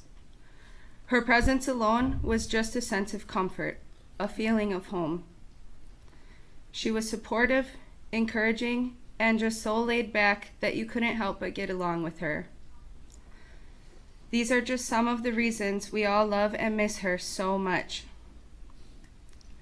Next picture, please. Her name was Jane Kulik. Her sister called her Pain, so she was Auntie Pain to my cousins, and known only as Grandma to my kids. But for me, her name was Mom. Mom and I were super tight. I could talk to her about anything in the world. We used to text each other almost every day, talk on the phone almost at least once a week, and go out to lunch, just her and I, every other week. Every day, I'm missing those text messages. I miss hearing her voice on the phone and receiving her adorable voicemails, or seeing her face light up when I unexpectedly pop up at the house.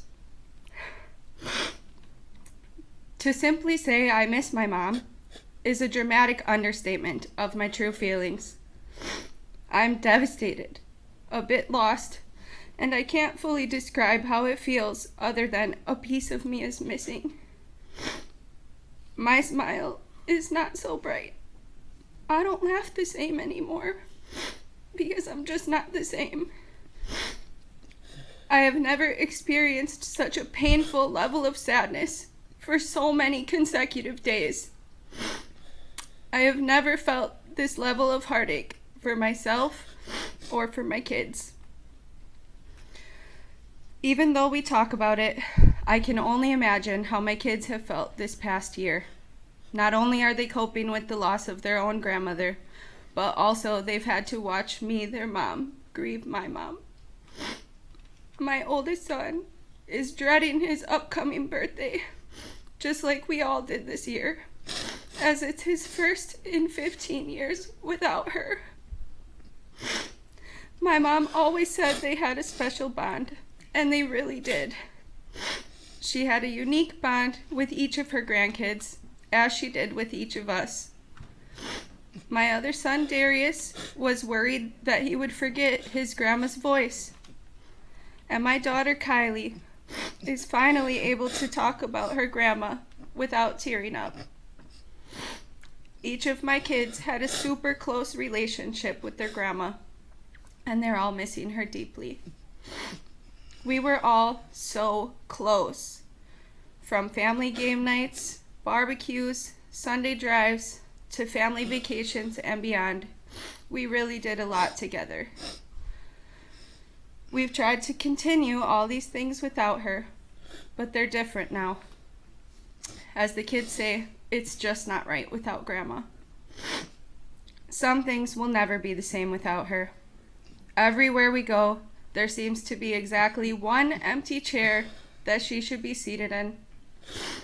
A perfect amount of empty space in a family photo where she should be standing.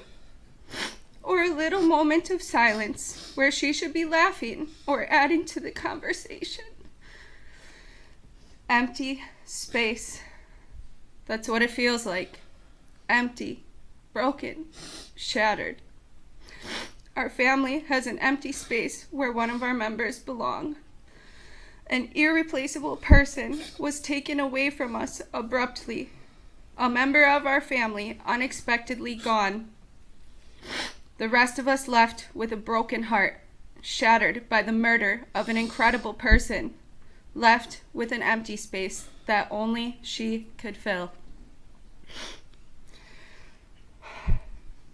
You can go to the next one, please. At this time, I would like to address my mother's murderer. Whatever your name is, I don't care. You ran over my mom like she was mere roadkill. The only reason you hit the brakes that day was to get her off the hood of your car. You targeted her with your vehicle, and you hit her on purpose. You don't deserve to be here. You do not deserve forgiveness. You somehow still get to talk to your mom, but mine is gone forever because you killed her.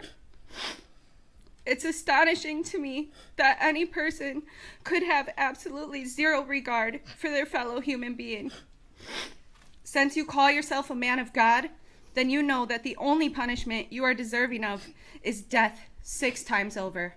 And I can't wait for the day that I hear you're dead in prison. Thank you. I appreciate your time.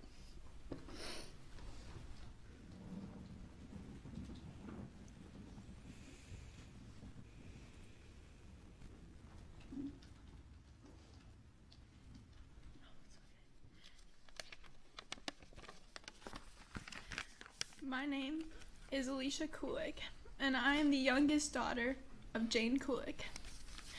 I've tried to figure out where to start, and there really isn't anywhere specific to start off with. I can't put all of my emotions onto however many pieces of paper because there's just not enough, at least in my mind. I've waited for this day, both anxiously, yet ready to share my piece on the matter. I'm here speaking upon behalf of my mother and the rest of my family, and my twin brother standing right next to me. I've been to most of the trial that I could make it to, as it is my first year in college, and my mom would want me to put my schooling first.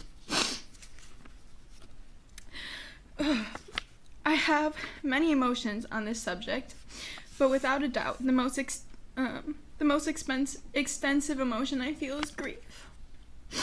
At the time of this tragedy, I was 17 years old, and I was starting my senior year of high school, which most people would think should be your best time of school. But for me, it was anything but that. I was starting my college journey, at least trying to. My mom managed to take my brother and I on at least 2 college tours before she had passed.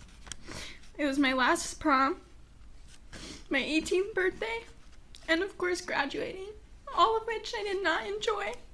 Not one of them. The joy of these things were stripped away from me quickly on November 21st of 2021. I could tell you every last detail about that day, up to the clothes I was wearing. I could tell you what show I was watching, as I am thankful that I was sick that day and couldn't be at the parade to see what many got to see, unfortunately.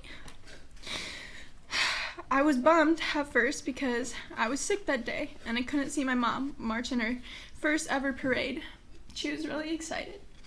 Granted, she's marched in parades before alongside my brother and I through WPRF, but this time the light was supposed to shine on just her.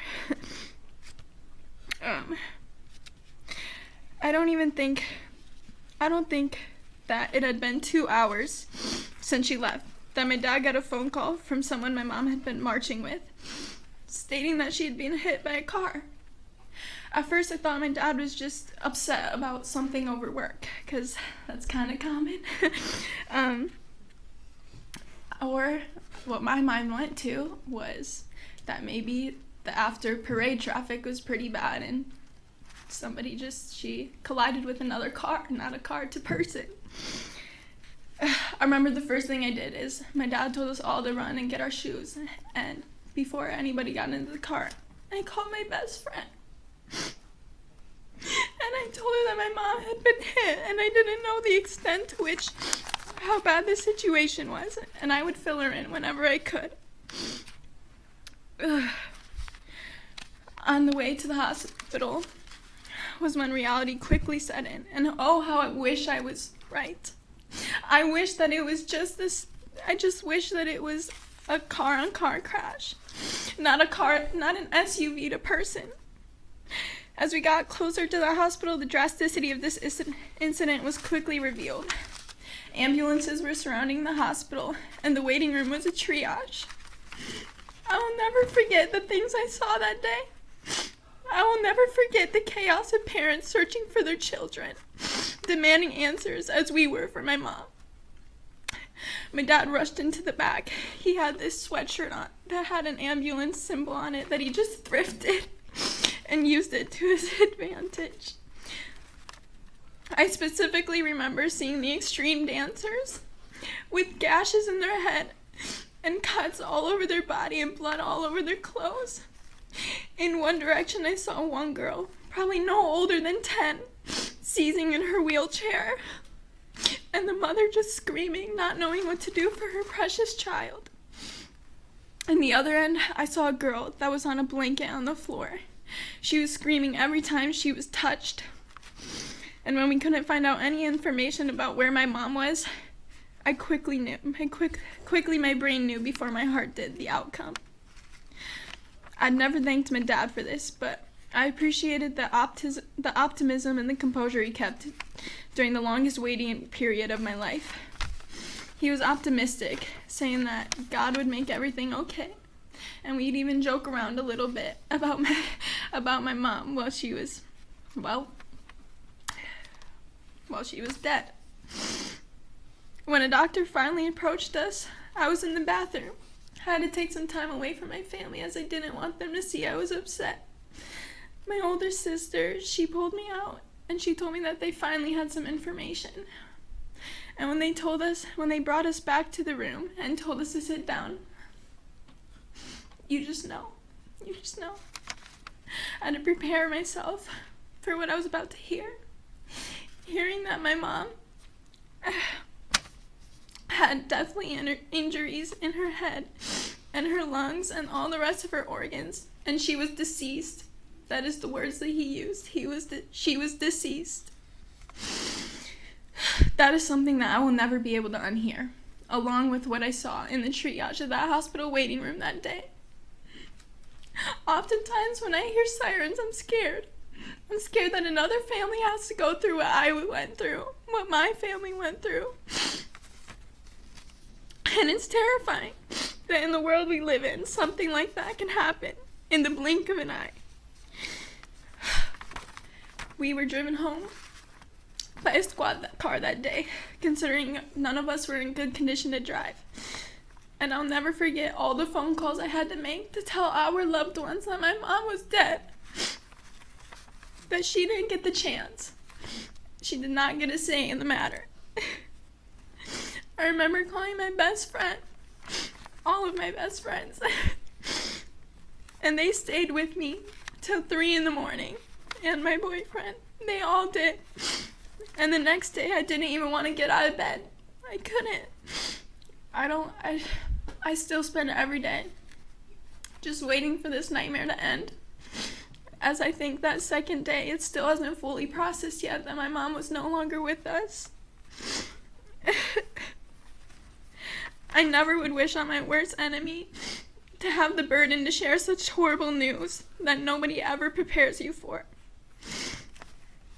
After all is said and done, I couldn't get out of bed for a few days, nor did I have much of an appetite. The next few days consist of me trying to put together this new life, all of which still doesn't sink in sometimes. But other days, believe me, it does. Even though I've received so much love and support from the community, my friends, and my family, I've never felt so alone. I don't think I'd ever be capable of feeling this much pain in my life, but here I am. I'm watching my siblings, and my nephews and niece, and my cousins and my aunt, and all the rest of my family going through this. It's just terrible.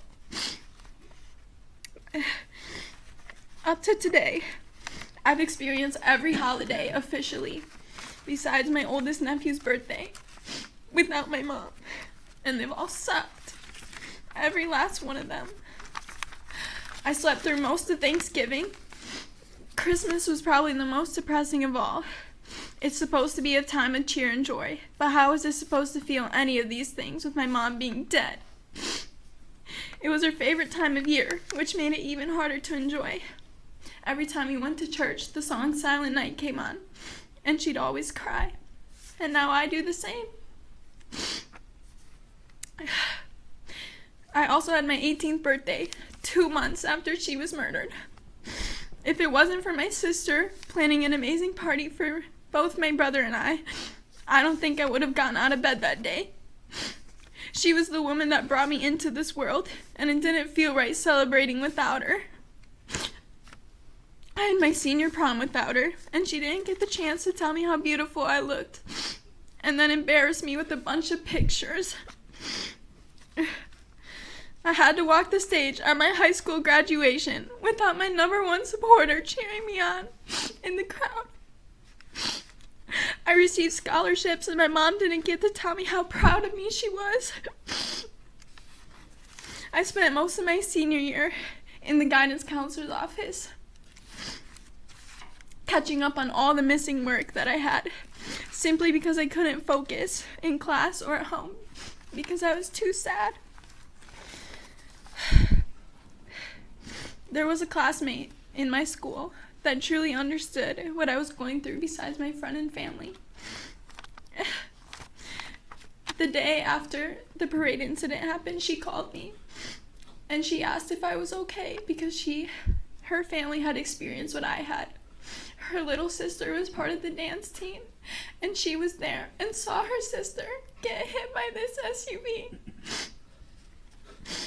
And as bad as it seems to say, I was glad in that moment that I had somebody that could relate to my situation that wasn't family. I felt for once that I had somebody that I could bond with, that truly understood the emotions that I was feeling. I'm so glad that she didn't get to experience the extent of what I did and having to lose a loved one from the moment, but she came close. I love you guys. Quite often, I also think about my future as I think about my past memories with my mom. And although I wish I could say present memories, I don't have any. I think about how my mom won't be at my wedding, and I'm gonna save a seat for her, but she won't be there, and she won't get to see me say my vows or get married to the love of my life, and she won't ever get to see my future kids, and they won't know what it's like to have a grandma that spoils them, and how I have to be the one with the burden to tell them of what happened to their grandmother and why they don't have one.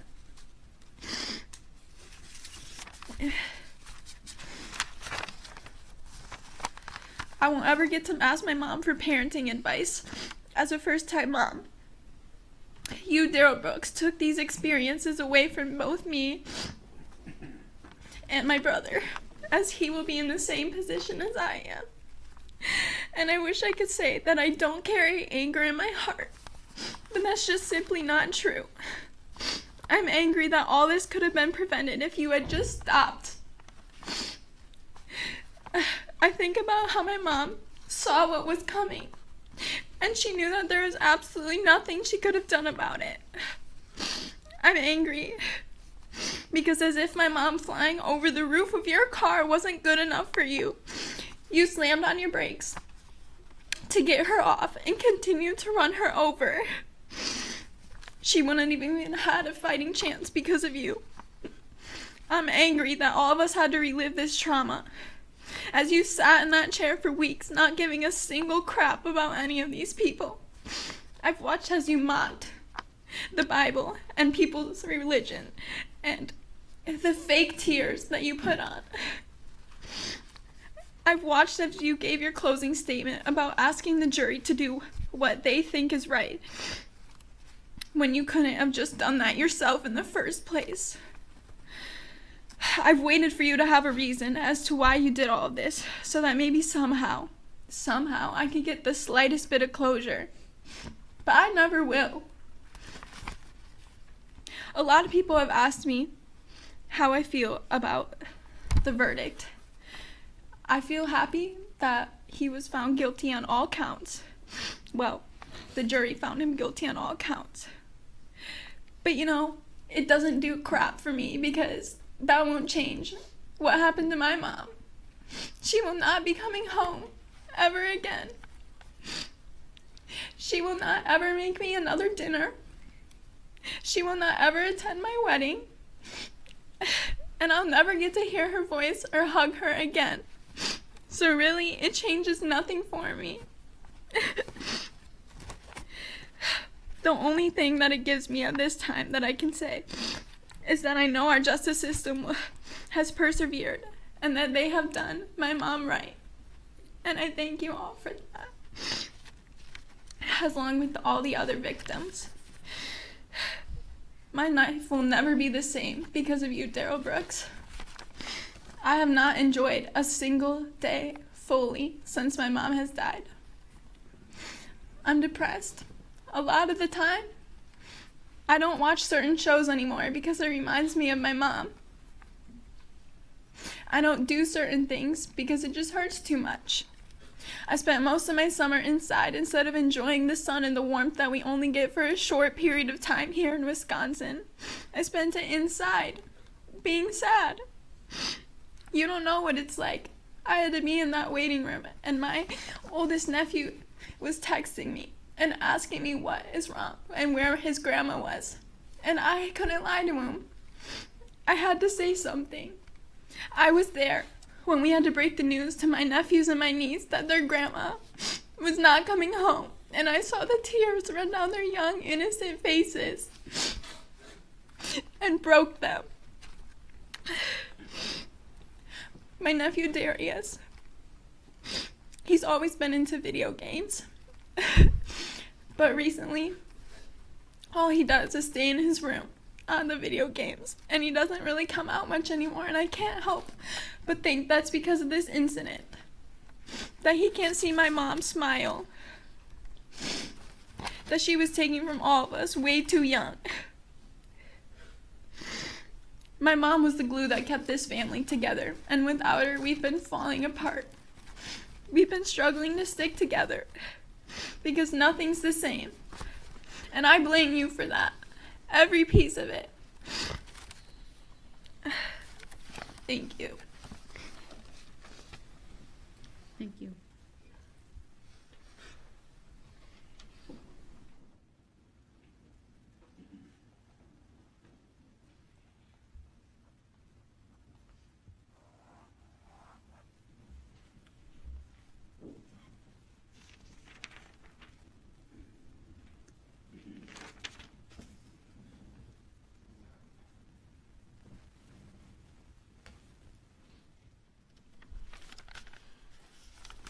My name is Greg Houston. This is my wife Carrie, family members of Jane Kulik.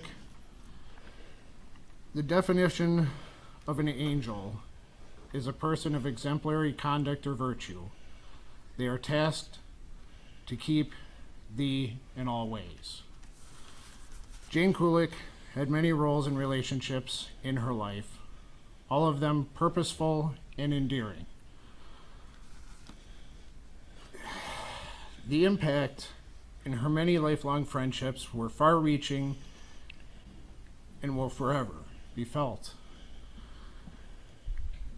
Jane had spent 52 years on this earth before she was ripped away from us by you. On my daughter's birthday, which should have been a happy day, she was simply enjoying and celebrating the start of the season she loved best by handing out candy with her co-workers during the Christmas parade. That morning she went to church. She called her niece to wish her a happy birthday, planning to call her later in the day, and spend time talking and relaxing with her family before getting ready to go for a pre-parade lunch and Packer game with the last people who would see her alive. Jane considered those close to her as family.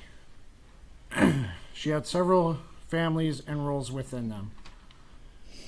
Some of them were daughter, sister, mother, wife, grandmother, aunt, and best friend. If you had gotten to know Jane, you would have known how seriously she took those roles and relationships. Her people were everything, and her biggest blessings and motivators were her children, Taylor, Jacob, and Alicia, husband John, her grandchildren, Robert, Darius, and Kylie. She was happiest when surrounded by all of them, planning trips, hearing about daily growing glows, having game night, and even just falling asleep while enjoying a movie together. The Benz Houston family was honored and blessed to spend 42 of those 52 years with Jane as our family. There are too many memories to list that include her. Memories that were both big and little life events. We would often hear stories of how her and her coworkers joked about her clumsiness, would be dressing up for the holidays, looked forward to and celebrate each other's milestones, or just planned to hang out. She was there for everything and for everyone. If she could not be there in person, she made up for it through weekly phone calls that would have you laughing yourself silly and creating a plan much like the one we had made the night before to go shopping, make cookies, just a fun holiday celebration. She was always willing and happy to help out, positive, never judgmental, spreading grace and patience to all she encountered. She loved, honored, and held dear her people and their places in her life. Our places in her life were forced to change instantly on November 21st, 2021. Our places in her life became now the people that were responsible for helping to keep her family together and keep them strong, help her children and her grandchildren make it through everything. You changed our place in her life. You made it forefront, and you made us helpless because we don't feel that we could do those things the way she could have. We feel inadequate and broken because of you. The evening of November 21st, 2021, everything changed. That evening, Alicia sent me a message saying, "Auntie, Mom's been hit and we don't know where she is or where they took her." We immediately drove out there to find her and helped make several phone calls to area hospitals to find her. After several hours of not having any answers, we finally decided to go sit in the lot of Waukesha Memorial, where her children and husband were trying to find out information and were under a lockdown. We couldn't even go hug them. After hours of not receiving confirmation, Taylor finally sent the hardest message I have ever had to read. "She's dead. She's dead."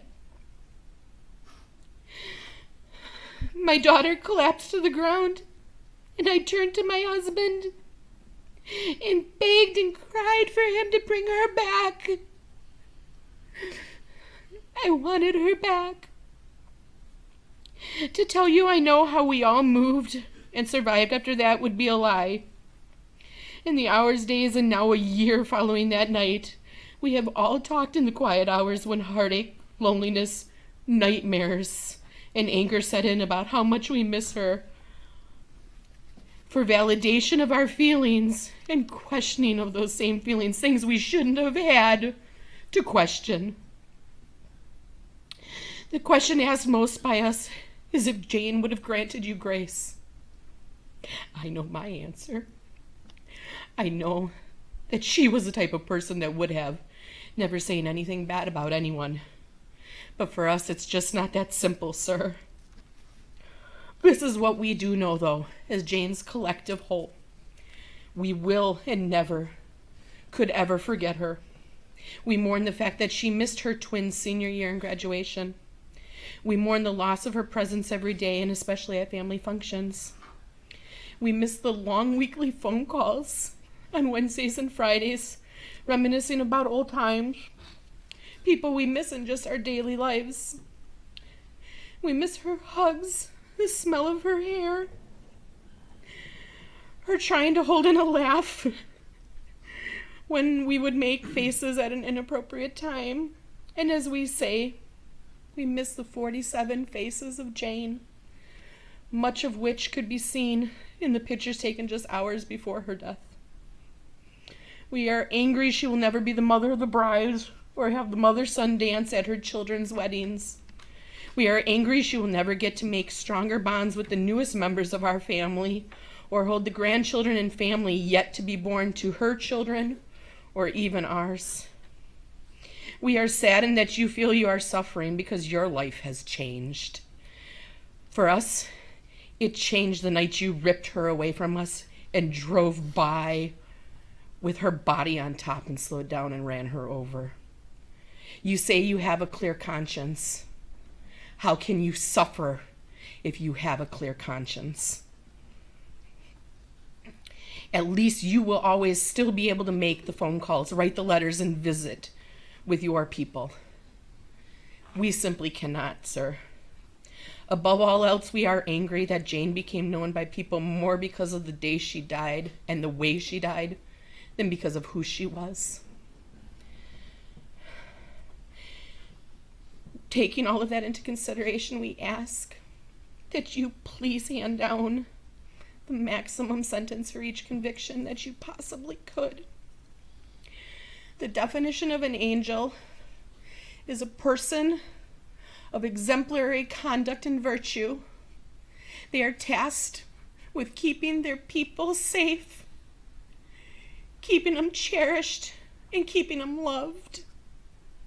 Those are all the things she did. So by that definition alone, Jane was an angel on earth. Thank you. Thank you. Three, Your Honor. All right, then we'll take a 10-minute break and have you set up for the fourth. Thank you.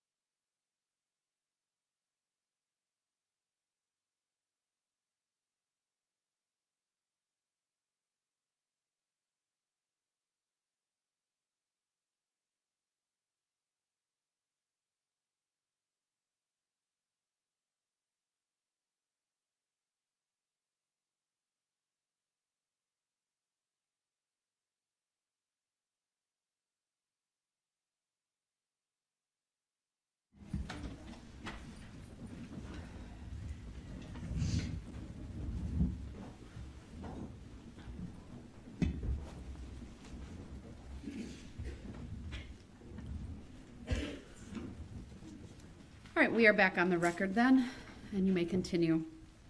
There are a number of minors in this group, so we're going to be just a little bit more methodical about getting folks up here. So the All right, first thank you. will be for victims AA and BB, and victim AA, correct? Okay. Which does have my. Yep.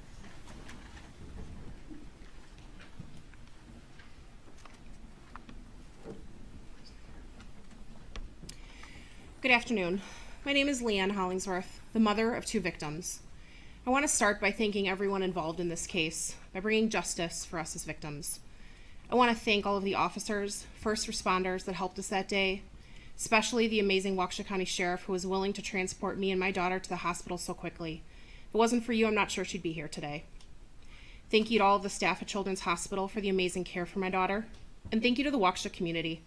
Thank you to the Good Samaritans who stayed with my daughter until I arrived, covered her with blankets to keep her warm, tried to comfort her. To all of you, I'm forever grateful. November 21st, 2021 is a day that will forever be etched in our minds and hearts as one of the worst days of our lives. On this day, you, Darrell Brooks, made the conscious decision to drive through the Waukesha Christmas parade and destroy the sense of security and safety of my family and thousands of others. My 2 daughters were doing what they love most, dancing in the parade with their teammates, when you destroyed that fun. My oldest daughter watched as her teammates went flying through the air, one of which was her sister. She had to make the frantic call to me to tell me that her sister was injured. Not only that, but because you, Darrell Brooks, continued driving and didn't stop, no one knew if the danger was gone or if they were still at risk. I remember the terrified phone call from a couple of blocks away telling me to get inside the nearest building to stay safe. As a mother, I knew in that moment I couldn't leave my kids alone, so I had to make the choice to risk my own safety, run all the way down Main Street to get to them. I myself had to see the carnage of what you, Darrell Brooks, did to so many people. Those images will never leave me and will haunt me for the rest of my life. That view can only be described as that of a war scene, one which you knowingly caused. As we made our way down Main Street, I had no idea what to expect when I found my younger daughter. Mr. Brooks, you mentioned your young daughter during the trial. I want you to picture your daughter right now, your 8-year-old daughter, and I want you to imagine the fear and anger that you'd feel if a monster drove over your daughter and many others. I want you to picture finding your own daughter when I describe what I found. When I finally found our group, I had to run from person to person, lying on the ground to find my daughter. And when I finally did, she was unresponsive, couldn't open her eyes, was missing her white Christmas hat and headband and her shoe. Her sock was shredded with road rash on her foot. Her left leg was bent horribly in a way a leg shouldn't bend. Her head was immediately swelling in addition to the road rash across her face and the rest of her body and the blood coming from her mouth. It was over the next few days we learned of the extent of all of her injuries. Severe bleeding of the brain, which required emergency surgery, severe traumatic brain injury, multiple skull fractures, which required emergency surgery to repair, a severely broken femur, which required 2 surgeries to repair, a pelvic bone fracture, and I'm sure many others that I missed in the hundreds of pages of reports from her injuries and weeks-long hospital stay. While my husband and I stayed in the hospital with our youngest daughter, unsure of whether she would live to see the next day, my family stepped up to take care of our older daughter and help her try to feel safe after the trauma that you had just inflicted. I cannot begin to expect a narcissist like you to understand what it's like to sit in the ICU staring at your daughter with tubes and wires from every part of her body trying to keep her alive, watching every monitor and test result, hoping that things are going the right direction, not knowing if your daughter is going to wake up the same bright, bubbly girl she was before a monster plowed through at her Christmas parade. When she did wake up, the real struggle began. Our then 9-year-old daughter had to learn to eat, talk, move, and walk again. She had to use a wheelchair and walker for months, even as she returned to school. Instead of playing in the snow with her friends at recess, she sat in a wheelchair. She couldn't dance. She couldn't run around playing with her friends. Even today, she deals with the effects of this day. Her leg still hurts. She struggles with the neurological effects of her injuries, is on seizure medication, and worries about every little symptom for fear it is something bigger related to her injuries. Your own mother and grandmother, Darrell Brooks, have claimed your supposed mental health issues are to blame, but you, Darrell Brooks, were found to be completely competent and fully aware of exactly what you were doing. All you had to do was hit the brakes instead of the gas pedal. Yet, like the narcissist you are, you claimed you honked the horn, but in your eyes, somehow it was their fault. They didn't get out of the way. You were so fully aware of your wrongfulness of your actions that you ran from the vehicle, tried to change your appearance, and lied in an attempt to get away from the scene. You knew exactly what you were doing. Darrell Brooks, you have destroyed our sense of safety and security in our own community. You are the reason my kids are afraid to cross the street. You are the reason my kids don't sleep at night. You are the reason we may never enjoy a parade again. You are the reason my daughters are afraid of the dark. You are the reason my daughters don't feel safe without their parents around. You are the reason we visit doctors constantly. And you are the reason their lives will never be the same again. You have taken something from them that cannot be regained, and for that I hope you rot in hell.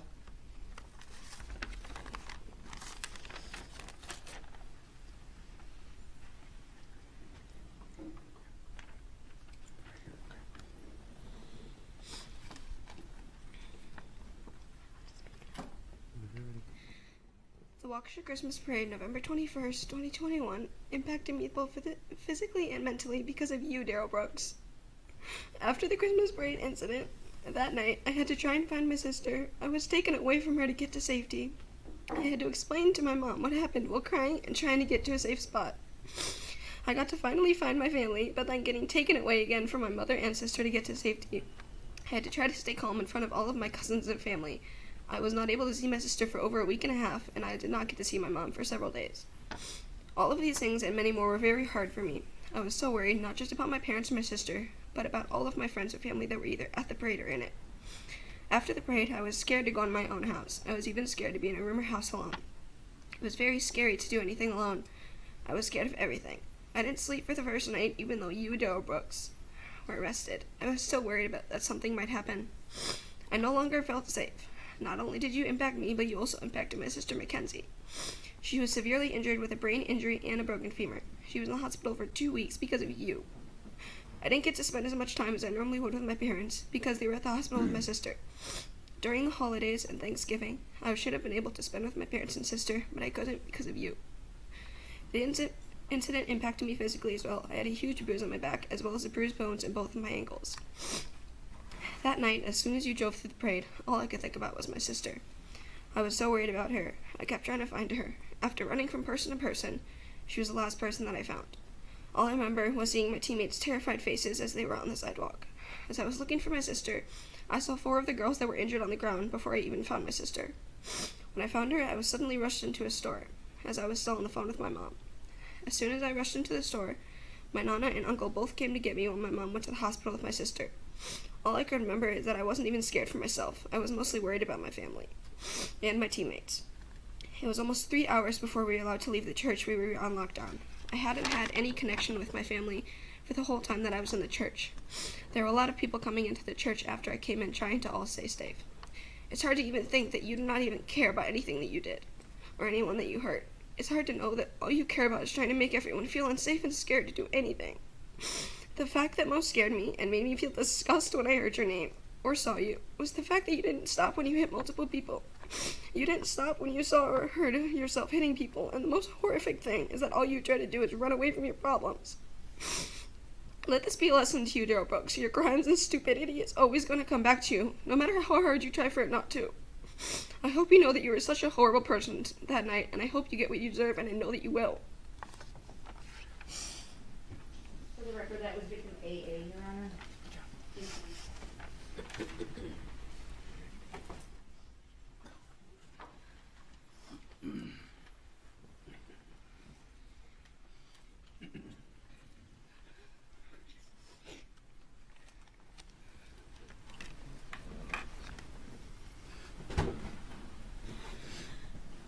Let me start off by saying I am one of 4 siblings that were victims of Mr. Brooks.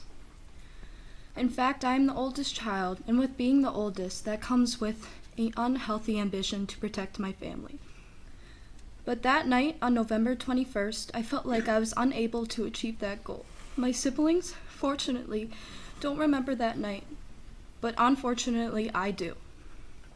I remember everything from celebrating my sister's birthday beforehand to meeting her unconscious at the hospital. I can't help but feel guilty for what happened to my brother that night, everything up to his open compound fracture and his shadowed humorous. Something deep inside me still believes that it's my fault. He wasn't supposed to be there that night. He wasn't supposed to be walking in the parade, but he wanted to because his older sister was there. He was right next to me through the whole parade up to when we got struck. I can't help but feel like some of my mental and physical injuries, or some of his mental physical injuries, are my fault. I still remember screaming his name while being carried into Burlap and Lace on Main Street. I would like to say I had hope, but with all the frustrated, confused, and what-if statements and scenarios in my head, that hope eventually turned into doubt. That night, I realized the love I had for my family. I still have regrets and struggles, but so does my mom, dad, friends, and community. We all have regrets, but the struggles we faced are laying on your hands, Mr. Brooks. My uncle always told me to show kindness through times of trial, but I am not able to give that to you. Even through school, I've been taught that forgiveness is the moral way to forget, but I will never be able to forgive and forget. I mean, how can a man not know the difference between good and evil, right and wrong, good and bad? Basic things you were taught in kindergarten. Brooks, your behavior before and during this trial, your ignorance and arrogance to the victims of your crime is so disrespectful and just unbelievable. Fun fact, you, Mr. Brooks, brought my mom to testify on your behalf. How could you believe that was the civil thing to do, knowing that she had 4 kids injured and hit by your SUV? You knew that this would affect her and my family emotionally and physically. How could you be so stupid, egotistical, and delusional? You bring up mental illness, but what I find unacceptable is the fact that you had the choice, but you kept going. I will always have the simple question of why. But that might never be answered. My sisters had a passion for dance. My brother played baseball and soccer. I am a dancer and I will always be a dancer, but because of your actions, it will never feel the same.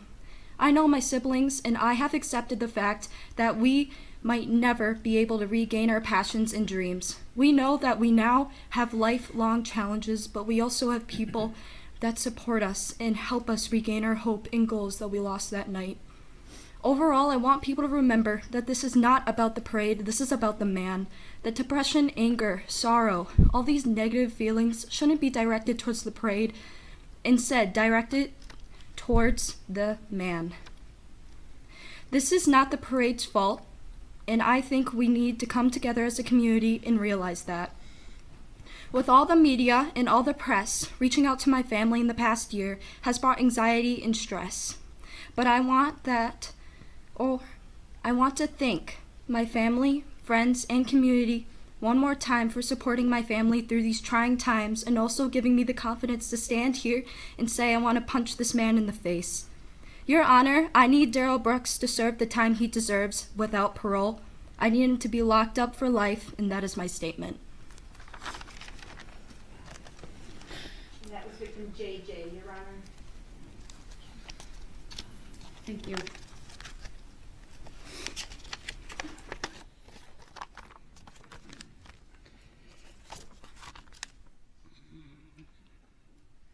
Mr. Darrell Brooks, I am back. Do I have to say more? My daughter pretty much clarified. Why the hell did you bring me up to the stand? Pardon my language, Judge. Absolutely boggles my mind. Absolutely boggles my mind. Once, twice, 3, 4, 5 times. They brought my children's names up. They addressed concerns. Your arrogance and your behavior is just pathetic. On that behalf, though, I am here on behalf of not 1, not 2, not 3, but 4 children. I'm not going to testify and tell you all the particulars and injuries of what happened to my children. We saw that on the stand. I'm not going to tell you about the stress of how, as parents, we had to suffer and continue to suffer day after day, taking our kids to appointments, having a healthy mind and soul. But you know what? We're doing a darn good job. I say this with a heavy heart. I have my kids here. I have my kids here. Grayson, as Charlotte says, had an open compound fracture. We know how an open compound fracture happens, Mr. Brooks. You could have stopped. You saw the darn exhibit. You saw that exhibit of my daughter. You saw her. And your expression is unacceptable. Your behavior has been unacceptable.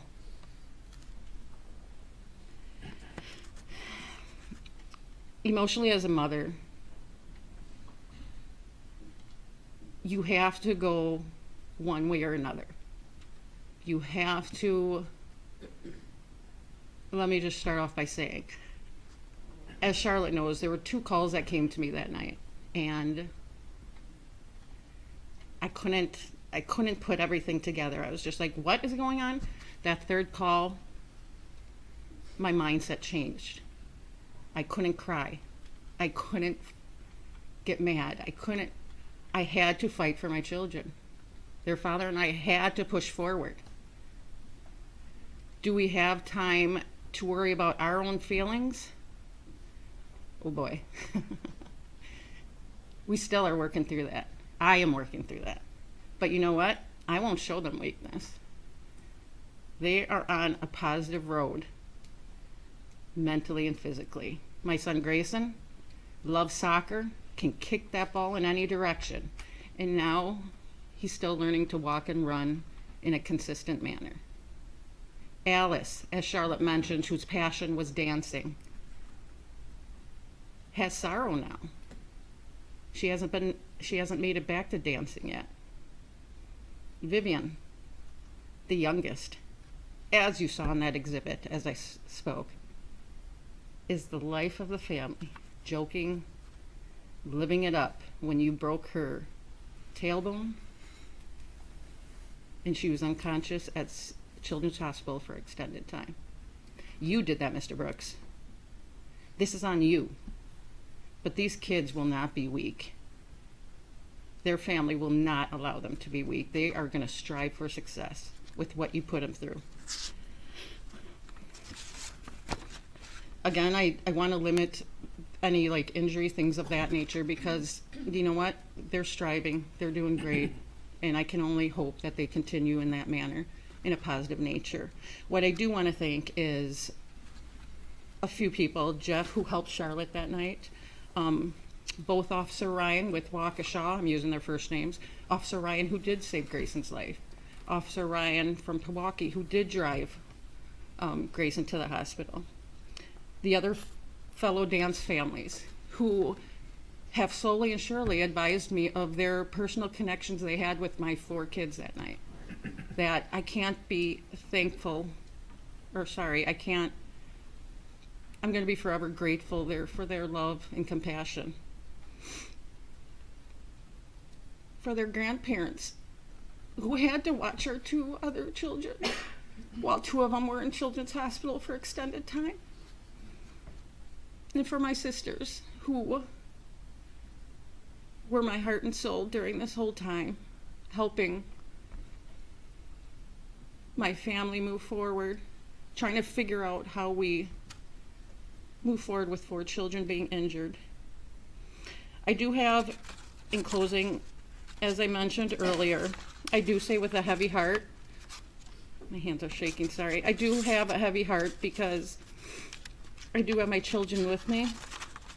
But as Charlotte has said, my brother, who unfortunately passed away 2 months before this event took place, always told us kindness will take you far. So to those who unfortunately are not with us, I just would like to read the following.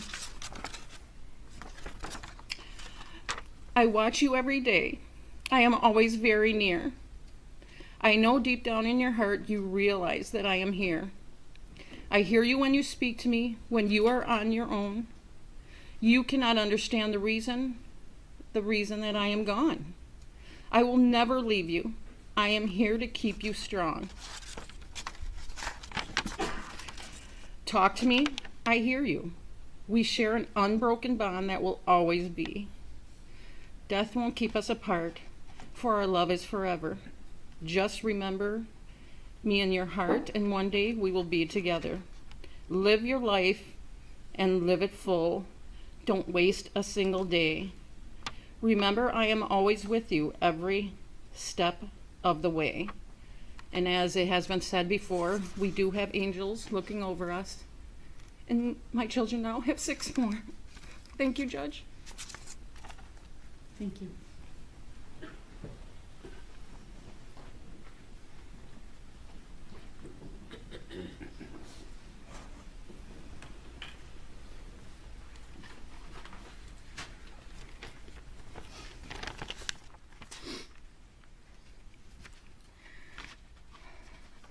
I have struggled to write down words to describe the impact November 21st of 2021 has had on me. What was supposed to be a joyful day was quickly turned into an unimaginable nightmare. I woke up that morning excited for the parade instead of dreading it like I always do. Out of all the Waukesha parades I've walked in the past 4 years, this was the only one I looked forward to.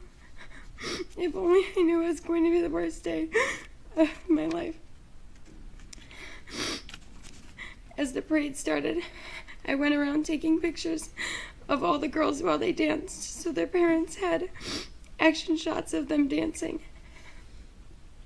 We rounded the corner of White Rock and finally made it onto Main Street. I remember seeing the beautiful sunset behind my girls. I recorded them dancing with the sunset behind them. Little to know, that would be my last video of them. My video was taken exactly 10 minutes before the defendant senselessly drove his car straight into my girls' backs. They didn't even have the chance to move out of the way before he plowed into them and continued on his path of destruction. Alice was the first body I saw. I picked her up immediately and was quickly yelled at to put her down, not knowing it could have just caused more damage to her. She was awake and conscious. I took off my coat to give her a pillow and laid over her body to shield her. I kept telling her she was going to be okay. One thing that will stick with me forever is the fact that she looked up at me with her teeth chipped and knocked out and said, "Why would someone do this?" I will never forget those words. The defendant was 39 at the time. She was 10. If a 10-year-old knew it was wrong, so did he. But he didn't care because he kept driving. He is the definition of a monster. After Alice, I was with 2 more of my girls in the street before making my way to the hospital. The hospital was also another chaotic scene. Bodies all over. People were standing, sitting, and laying in the ground. I saw one of my girls laying on the floor with her mom. I held her hand and kept asking her to squeeze me, so I knew she'd stay with us. She kept going in and out of consciousness. Every time she'd open her eyes, her mouth would open as she sobbed in absolute pain. I glanced to my left and saw another one of my girls in a wheelchair with about 5 nurses huddled around her. She wasn't doing good, and they knew that. We rushed her to the back as she started to seize and vomit.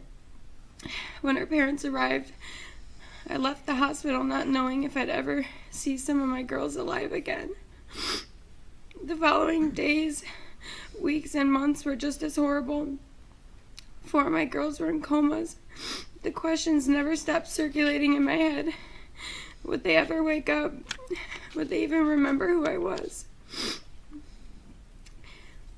The thing about being a coach is you're kind of stuck in between being a mom and a friend. I felt trapped that I couldn't take their pain away, trapped that I couldn't be there with them at the hospital every day. I had to put a brave face on for all of my other girls, even though I was completely broken inside. Attempting to describe the impact this evil crime has had on me would be impossible. How can I write into words something that broke me so badly? Emotionally and mentally, I have never been the same since that day. Throughout the whole trial, I waited for the defendant to cry, for him to show some sort of remorse for my girls and everyone else he hurt. He has shown no sense of empathy other than for himself. Only a monster would show no remorse for such a heinous crime they committed. He knew exactly what he was doing, and he just kept driving. He knew it was wrong because he then attempted to flee after he ditched the car. He's a selfish and cowardly human being who deserves to never see the daylight again. Thank you. Remember from the trial, Your Honor, that was Elizabeth James. Yes, thank you.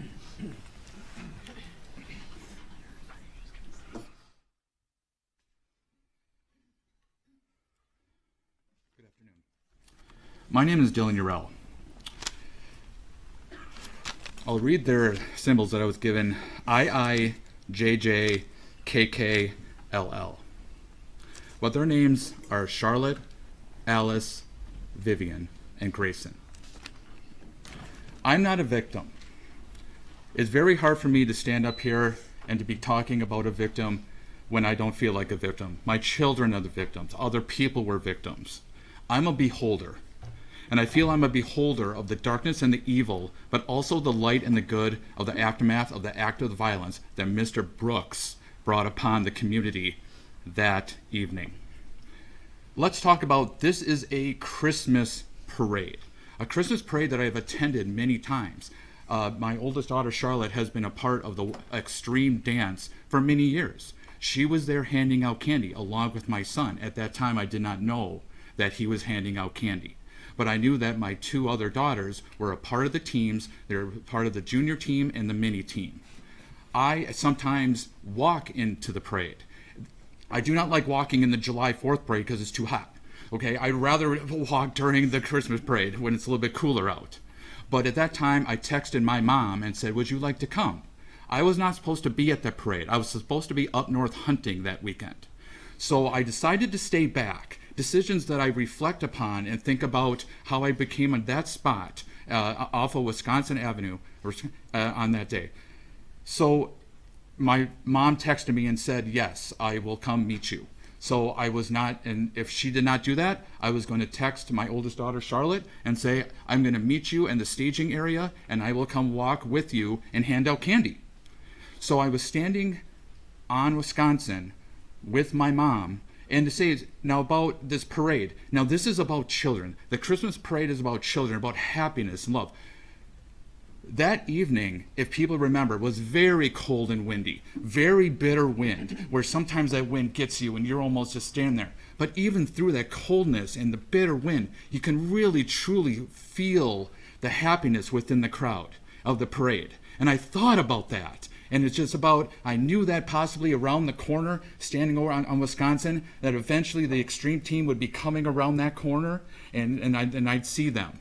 And then I had my hood up and it was cold, but then at the corner of my eye and kind of watching it, I see a red SUV start to come around that corner, but not really fast, not very fast, because Mr. Brooks, you hit the brakes to go around the corner.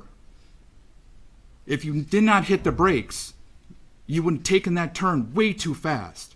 And then you would have gone into the Veterans Park. So that part didn't seem too odd to me. My hood was kind of covering. I didn't really see the damage of the SUV. So I saw the SUV turn, but I didn't think it was odd until it did not turn and crashed through the barriers. And then the officer shot 3 times after it. Silence. The parade now, everyone is silent. Northwest Avenue, I live on that road. 2 blocks up. That is my road that I live in. Silence. But then people start kind of moving. Where it's like the parade just stopped. I moved to the corner, And then you start seeing and feeling the people starting to stream around the corner, screaming, crying. I have my mom with me. They're saying, do not go around that corner. There are dead people. Do not go around that corner. We both looked at each other, and I said, where are the children? So me and my mom went around that corner and really went through the wake of the evil and hell that Mr. Brooks, that you brought to this community. And going through and seeing and going around the corner and seeing just bodies as far as you can see, injured on the ground. And sometimes I feel personal guilt that I couldn't truly stop and help some of those people in need.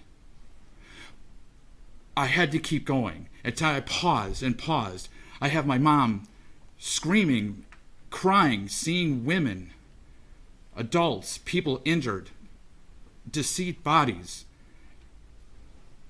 Once we passed through that section, that's where, Mr. Brooks, you changed me. Because at that point, there's a difference where they talk about an active shooter. Not everyone saw the officer shoot. So then in that case, they didn't know. There's a lot of chaos. There's a lot of misunderstanding. There's a lot of just in that all the realm. People are screaming. People are crying. There's people running all over the place. That's where you changed me, Mr. Brooks. That's where after a thing, I gave myself up to say, if there's an active shooter, I am willing to get shot in my head. I am running up this street. Where are my kids? And that's what I did. And as the darkness descended upon that street, as the sun was going down, and I run up the middle of the street, and I run up to the 5 points, I start seeing the extreme truck that they use, pom-poms on the ground, but you can't see around. And then I come around. I left my mom, which was a decision that I had to make. She caught up, but I took off running.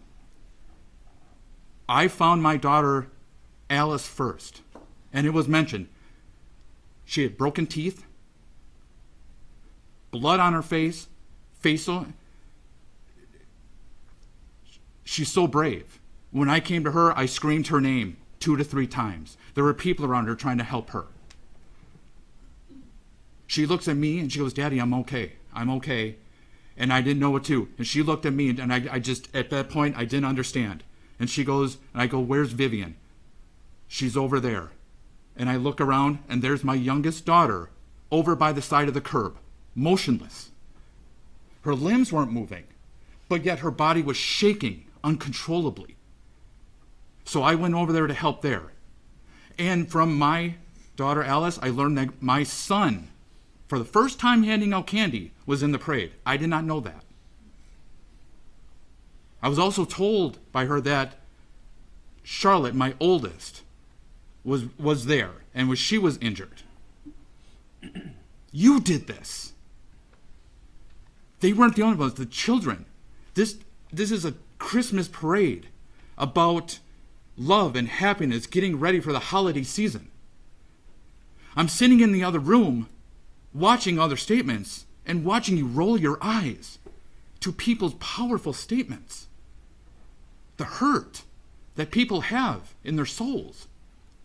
And you're rolling your eyes at them and making facial expressions. If I look around this room, no one else is wearing a mask. What are you hiding from? You're wearing a mask. I don't see anybody else.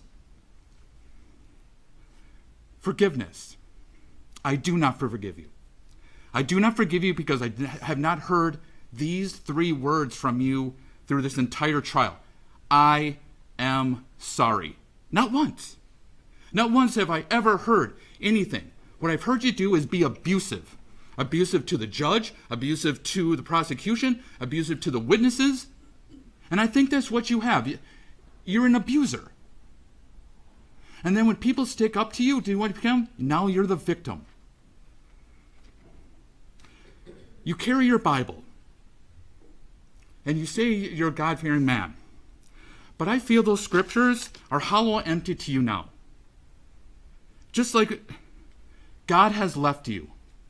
You can pat your chest and have that book open, but I don't believe those words and those scriptures mean anything to you anymore. My children are healing, and the community is healing.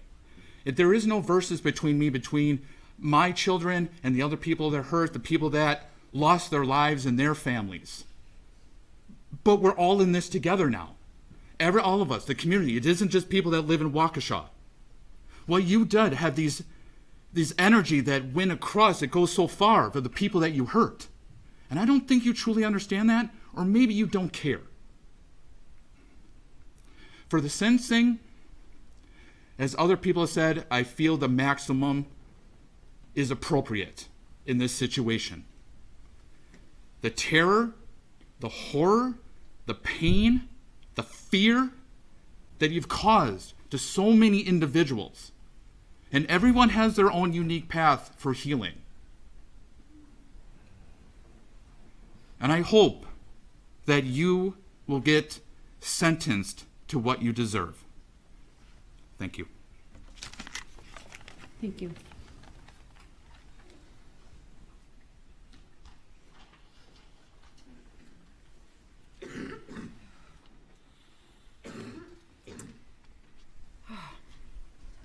Honestly, I have so much to say to you, Darrell, and to the court. You exemplified Christ, and you were going to be very blessed and honored for that. So thank you, okay? You guys were amazing, honestly. So thank you. My daughter was not listed as a victim. She was dancing with Extreme Dance Team on November 21st. With my niece. She was on the right side of the route and did not get hit. But she did not get hit by the car. She got hit by another team member. And that wasn't revealed to me, Darrell, until I watched the video. And I struggled to understand how my daughter got injured. And I'll get more into that. But that day, you impacted thousands. And I know this is just another story for you. And I wish it would impact you. And I really pray that it does, okay? So, as the parade started, we were by the library. I dropped my daughter off in her position with her team.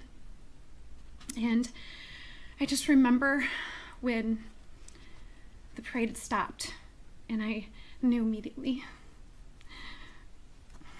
My sister-in-law got a phone call from my niece. And my niece, who was 13 at the time, said my whole team is dead. Our girls were living in fear, thinking their teammates were dead, Darrell. They thought they were dead. The images that they saw of their friends will never be erased. We got the phone call, and I did not see you hit anybody.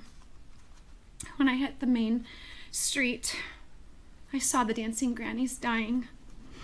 I didn't know who they were until the names were released, and I had to figure out in my own head who I saw dying. One of the moms, who's an ICU doctor, was working on one of the dancing grannies. There was blood everywhere, Darrell. You have to see what you did. I had no idea what I was walking into. And I honestly am so sorry for all the families who lost their loved ones. What I saw, no human being should ever see. Everyone that was in the court witnessed what you did, but I lived it, I walked it. I heard things I didn't want to hear. I heard someone screaming over Jane Gulick. And I no longer could remember anything after that, after I saw Jane dying, till I got to my daughter. We were ushered into the bakery, and I screamed for my daughter. She was safe, but I have survivor's guilt over her living, and that's not fair. 6 people died. There's a mom who doesn't have her baby boy anymore, and I got to go home with her that night. Once we were released from the bakery, we had to walk back through the nightmare. It was a crime scene. There were bodies covered up that my daughter had to see, a dead person covered up because it was a crime scene.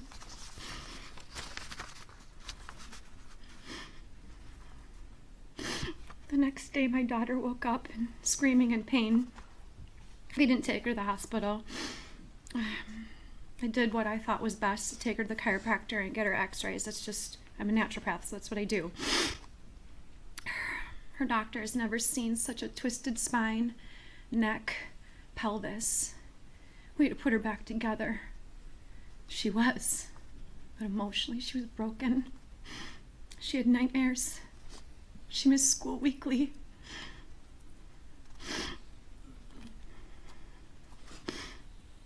And it's because of another little girl who hit her from the car that you hit. And I figured that out a few weeks ago. I didn't know what happened. Darrell, I don't know what's in your heart. I don't. But also God tells us that we will know them by their fruit. I'm a Christian. I believe in the Bible. I believe in everything that the Bible has to say. I'm not perfect either. But what we witnessed during the trial was you reading or holding your Bible, even in anger, saying that you were reading the book to the judge. What is hard to witness is that reading that Bible has not brought you to repentance. When I read that Bible, the things that I've done, I'm repentant and I say sorry for what I've done. I'm not perfect. So when the Word of God convicts us by reading the Word, it produces change. I have not seen that in you. Not once have you repented, even asked for forgiveness for what you've done. Not once have you admitted what you've done. Can you not face what you've done? You have to. You have to face what you've done. You presented to the court that you didn't want to be called by your name. This is a trial that you caused. The DA didn't cause this trial. My daughter and her team didn't cause this trial. The state of Wisconsin and all parties involved didn't cause this trial. You did. You have to own that. To me, this is not a man who's after God's heart. You used the Bible and you used God. That's blasphemy. I know what I'm talking about. This is not a matter of mental health or a system failing you. You failed yourself. If you are a man like you say you are and you were not brought up this way and you were brought up in a Christian home, go back to your Christian roots. Go back to the man that God actually wanted you to be. But in turn, you have not had any responsibility to confess of what you did that day. You can't face that you murdered people, you've injured hundreds, you emotionally traumatized thousands, and not repent from what you did. To repent means that and to be saved means you get to enter the kingdom of heaven. Okay? You have to ask for forgiveness. You have to admit what you did. This is not going to change bringing people back. It's not going to change the 21st. It's not going to change people's lives. But you might actually help someone heal just by saying, I'm sorry.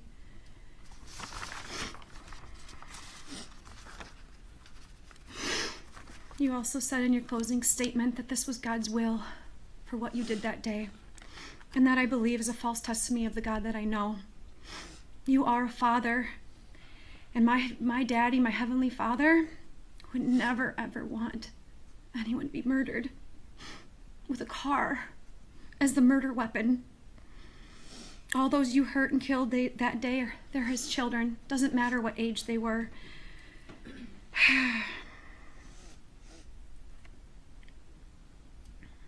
John 1:9 says, if we confess our sins, he's faithful and just to forgive our sins, to cleanse us from unrighteousness. That includes you, Darrell. You must confess to all these people in God so that you can be saved, and that's not popular. For you to enter the kingdom of heaven, it is possible. The man hanging on the cross, like the earlier statement, he was saved that day, and the other one wasn't. And that I want you to sit with. For the wages of sin is death. That means hell. That means hell. But the free gift of God is eternal life in Jesus Christ. So I'm angry for what you did. I'm sad that a lot of people don't get to spend another day with their loved ones. I'm sad that a lot of my dance family, we don't know the outcome of their brain injuries and what's their future. You have to traumatize families and people that have witnessed. You have thousands. You killed 6 people. But maybe, just maybe, you could bring some peace to some of these people. Do you hear me, Darrell? Instead of rolling your eyes at what you did, disrespected, and I know people yelled at you today, but I'm not coming to you in anger. I'm coming to you in unconditional love, because that's what our Father offers us. I don't know if I have forgiven you yet, and I know that's what God wants me to do, but I think that you could just offer a little peace by just saying, I'm sorry. Thank you.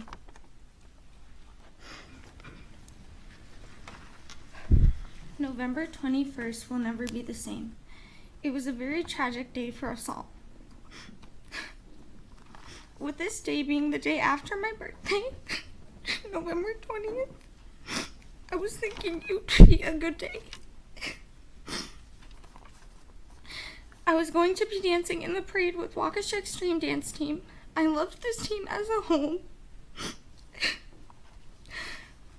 My mom, dad, aunt, and cousin were sitting at the end of the parade route. As we got closer to the parade starting, I got a really uneasy feeling in my stomach. As me being a Christian, I believed it was the Holy Spirit warning me.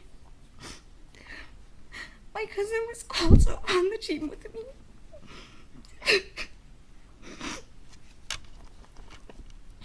In the parade, she was in front of me and we were both on the far right side. As we danced in the parade, I knew something was wrong. Something just didn't sit right with me.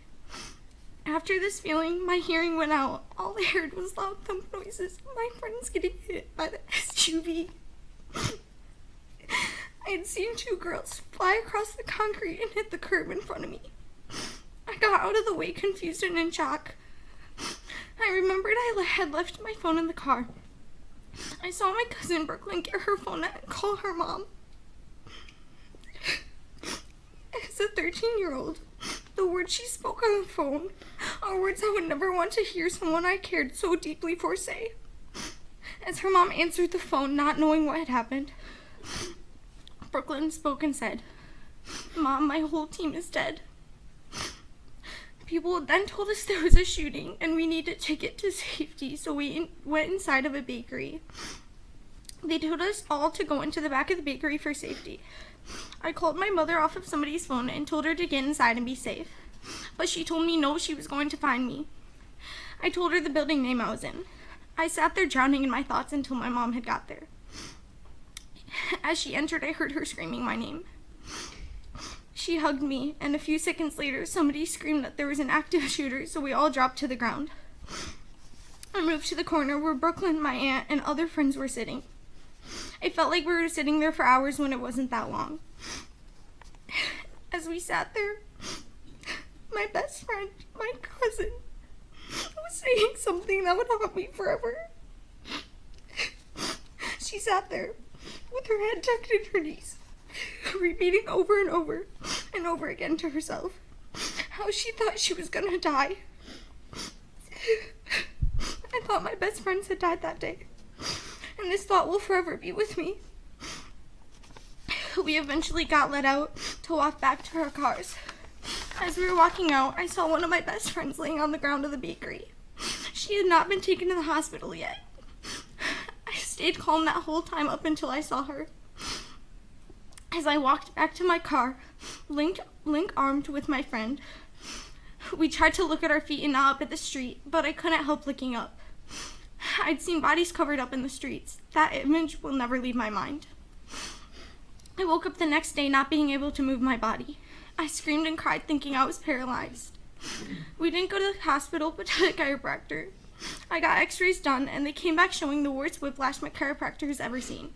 My spine was thrown off and twisted in ways it should not have been. It was so bad my spine could barely support holding up my head. It was the worst pain I've ever felt. My mom asked me if I got hit by the car, but I told her I couldn't remember. For the last year, I've been recovering still. Many days I'd feel pain unimaginable. I also had got horrible migraines a lot. Many days my whole arm would go numb from the injury. Some days I couldn't feel any of my left side. These days were some of the scariest.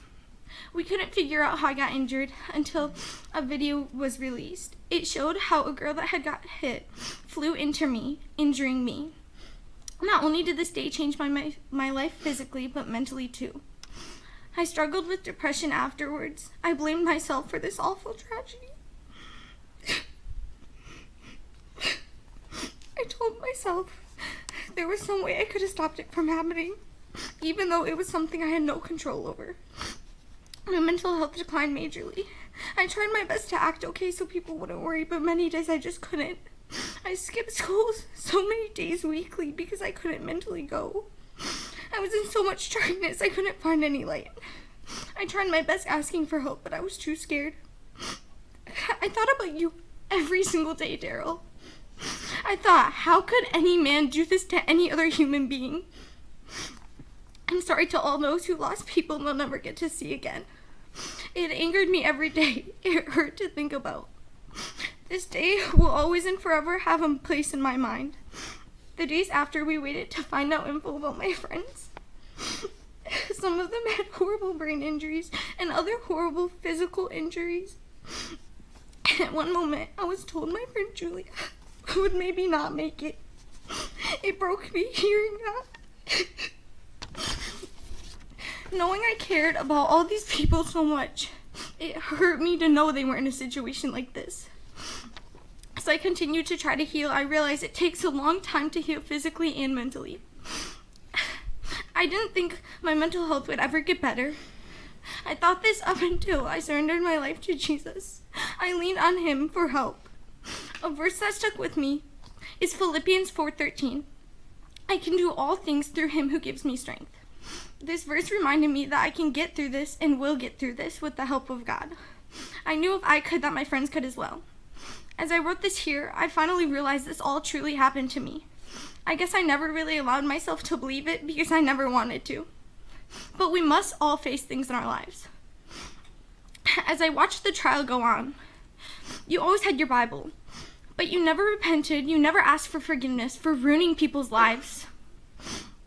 John 16:13 states, "When the Spirit of truth comes, he will guide you into all the truth, for he will not speak on his own authority, but whatever he hears he will speak. He will declare the things unto you that are to come."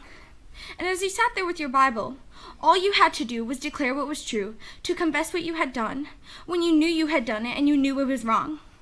But you sat there, you rolled your eyes, not caring that you killed innocent people. So I'm so horribly sorry to all people who had lost things that day.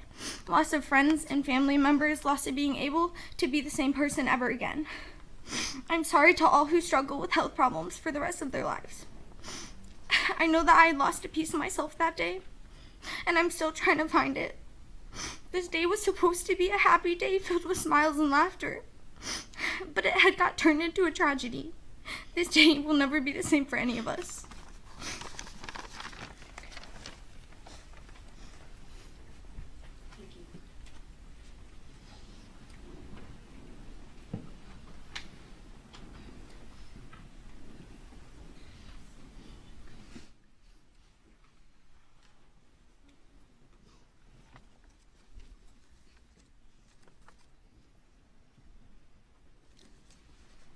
Dear Judge Darrell, my name is Yuretsi Becerra Montes. On November 21st, 2021, my life and my family's life changed forever.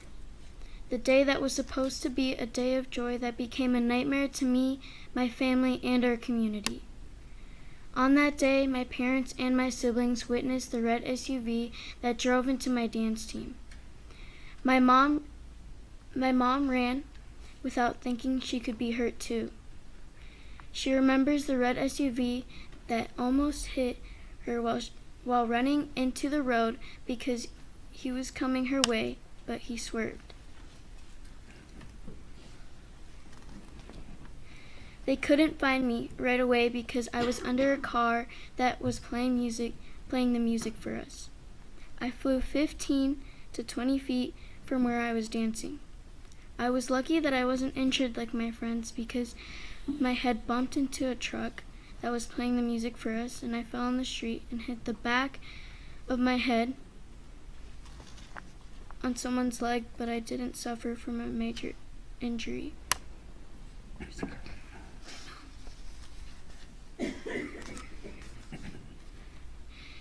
My family calls me a miracle because things would have been worse, and maybe things would look different if my injuries were more severe. I spent a couple of nights in the hospital, but the worst part was that I woke up and asked my dad what I was doing in the hospital because I was dancing and I thought my nightmare was over. It was a traumatic experience that traumatized all of us. While I was in the hospital, I was remembering what really happened. I was dancing that day and I had a smile on my face. Once I heard what I thought were fireworks, it were gunshots. But at the moment, I knew that nothing happens in Waukesha and that I'm safe. And so I kept dancing. I was hurt that day. I was struck by the red SUV. I felt like I was going to die. I woke up on the ground to my family surrounding me, thinking it was all a dream, not knowing what was going on. My body was hurting and I couldn't move. I saw the looks on their faces. My mom was crying and so was the rest of my family. My mom kept telling me the paramedics to go help other people that were unconscious. My daughter is awake and is talking to us. Please, go help other people. Others. My mom was a hero. She helped a little girl that was hurt in the middle of the road that was being stepped on. She carried her and put her on the side of the street and asked people to help her because she was still looking for me. I remember someone holding my hand in my head, telling me it was going to be okay. Then I heard someone yell, "Active shooter." Scared and shocked at the disbelief of what was going on, my dad had to carry me into a bakery for our safety. All I could hear were ambulance sirens and screaming. I couldn't understand what was happening because there was so much going on. I wasn't sure if it was real life or a dream. But at the moment, I was really hoping it was a dream because I didn't want it to be real. I had to witness everything around me and my friends on the ground unconscious, not knowing what would happen to them and if they would even wake up. Since that day, I've been traumatized with sirens, screaming, fireworks, being in big crowds, and hearing the song I danced to when the tragedy hit. After that day, it was a very hard topic to talk about, as well as now. To this day, I still struggle with pain and nightmares and PTSD. I don't know when my body is going to feel normal again. All of this made me sad, angry, and anxious because I cannot understand why someone could do this to our community. All of Waukesha has experienced this tragedy even if they weren't there to see it. As in losing loved ones, having to go through an injury or families that were injured as well. People who watched it happen and see their loved ones get hurt or even just seeing this tragedy on the news. This affected our community of Waukesha to the point that some people weren't and still aren't ready to go back downtown or even participate in a parade again. I'll always struggle from that day, and it haunts me and so many others to think that a tradition for over 50 years has become a remembrance of the people who died and the injuries that occurred that day. I forgive him after everything he's done, even though he never apologized for his actions, because I'm thankful justice has been served and that he won't do damage to anyone again. I thank you, Your Honor, and everyone in the jury for making justice for all of us and our community. I ask you, Your Honor, that he won't ever see the light of day again. I thank you for everyone who supported us through difficult times. Thank you.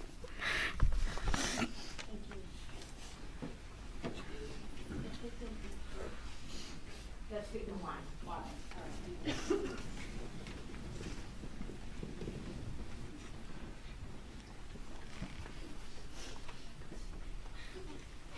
We do have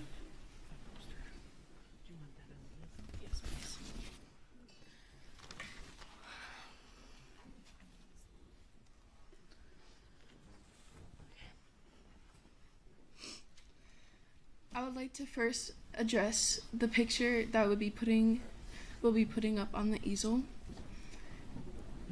In that picture, it is my sister, Jesselyn Torres, victim HH, in the ICU. It is what a lot of other victims had looked like, from tubes keeping them alive to machines being watched over every minute of the day to see if they're doing okay. November 21st was like any other Christmas parade. My sister was dancing, my mom was pulling my baby sister in a wagon, and my brother and I were walking with them throwing candy. Everything was so normal in the beginning. Everyone was lined up in their orders and people were taking pictures, laughing, talking, dancing. The mood was very joyful, and then all of a sudden it wasn't. The images and events from that day still weigh heavily on my mind. Vivian Darrell was the little girl I stayed with for a little bit after the tragic event. I still can feel the blood on my hands after I wiped it off her dripping head with my cold fingers. I told her that I was there for her so that she knows that somebody was with her as I listened to her whimpering cry that stays in my mind. I cried when I found my baby sister without my mother. She was confused about what just happened, so I held her in my arms, squeezing her as tight as I could. I remember finding my mother and sister, the visions of my mother's face in a panic, trying to puzzle everything together. She had her hands over my sister's body along with others. Holding my sister's head, I screamed when I saw the sight of my sister. Her face looked destroyed, with her body half naked from her clothes getting ripped off.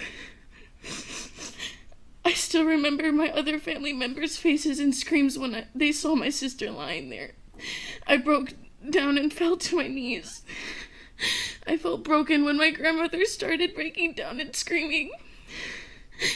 The moment when they lifted my sister's unconscious body with a blanket into the back of a sheriff's car made me suddenly not breathe. It felt like there was no more air left in the world. It felt like I was being stabbed in the heart when I read my mother's messages about all the injuries my sister had. It was one text after another. I couldn't believe it was all real. From the trauma, I couldn't go back home because I knew my mom or sister wasn't going to be there. So I went to my friends, and my friend held me that night as my body shook. The pain of not being able to see my mother and hearing the cries of my 2-year-old sister constantly saying that she wants her mom broke my heart into little pieces. The whole time my sister was in the hospital, it was a blur, a tunnel vision every day, hour, minute, and second. We were lucky to have a Thanksgiving miracle to be able to see my mother for the first time after the incident. It relieved some of my pain and anxiety, and it felt nice to have so much weight removed off my chest when I hugged my mother, even with it being a short visit at Children's Hospital. My family had so much support from friends, other family in the community. Even though we had so much support, I felt like I was alone. I should have been getting the support from my own mother, but she couldn't leave my sister's side at the hospital. I felt forgotten. I was trying to give my other siblings support when I thought like I didn't have anyone to support me. I felt selfish even though I shouldn't have. Crying in class every day, I didn't want to be anywhere but home, wishing that my mom and sister were with me. Not being able to physically move from the hurt that I felt drained. My mental health was declining so much. I lost interest in the people and things I loved so dearly. I was miserable. Finally, 2 weeks later, getting the call that my sister was awake felt like my heartbeat got back to normal again. I showed everyone pictures with pure joy on my face that my sister was awake. 2 days before Christmas, they came back home. Everything was going okay until one night my sister felt like she suddenly couldn't breathe. My mother rushed her back up to the hospital. They found out later she had built up scar tissue in her trachea from being on the ventilator for so long and getting so immune to the drugs that she was on.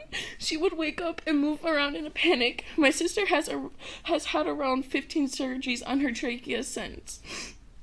One day my mom was looking on the scab on the back of my sister's head. And when I saw everything from the parade came back to my mind, the images of that day happening over and over and over again, it brought back all the pain and anxiety. I laid in bed alone, crying because I couldn't sleep. I was back to the beginning where I would cry all night. The images were so vivid in my mind. My mom called me upstairs and held me in her arms. The next day, my uncle explained what PTSD was like. As the air gets thicker and my chest feels like it's getting smaller, I realize that this is just the beginning of a long and terrible road. I easily jump at little things. I have panic attacks every time I cross the street. I hate fireworks for the reason that they make me cry. Still to this day, the sound of tires screeching sends me into a panic as I look for my siblings.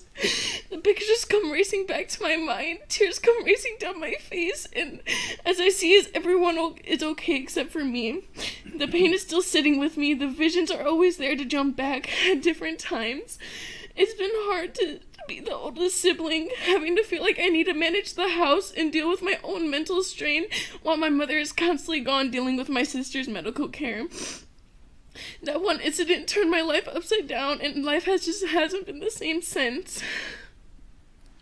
Most importantly, I just want to thank everyone who was there for my family and supported us unconditionally at the time my family was needed most. And for you, Darrell Brooks, I hope you know I've never had so much hate for someone until I met you. Everyone's saying that they wish Wisconsin had the death penalty for you. I simply disagree because you do not deserve a simple death. Those 6 people who passed did not have a simple death. I hope you sit and suffer every minute of your day. Thank you.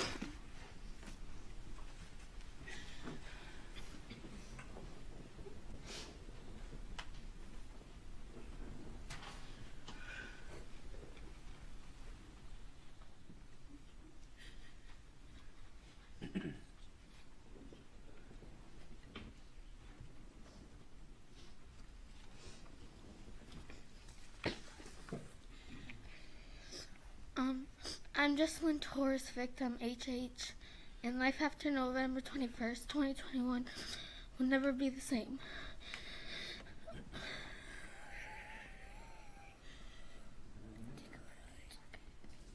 I was dancing with the Waukesha Extreme Dance Team, a team I loved and committed countless hours to. 2 weeks after the parade, I woke up in the hospital, confused, uncomfortable, and in pain.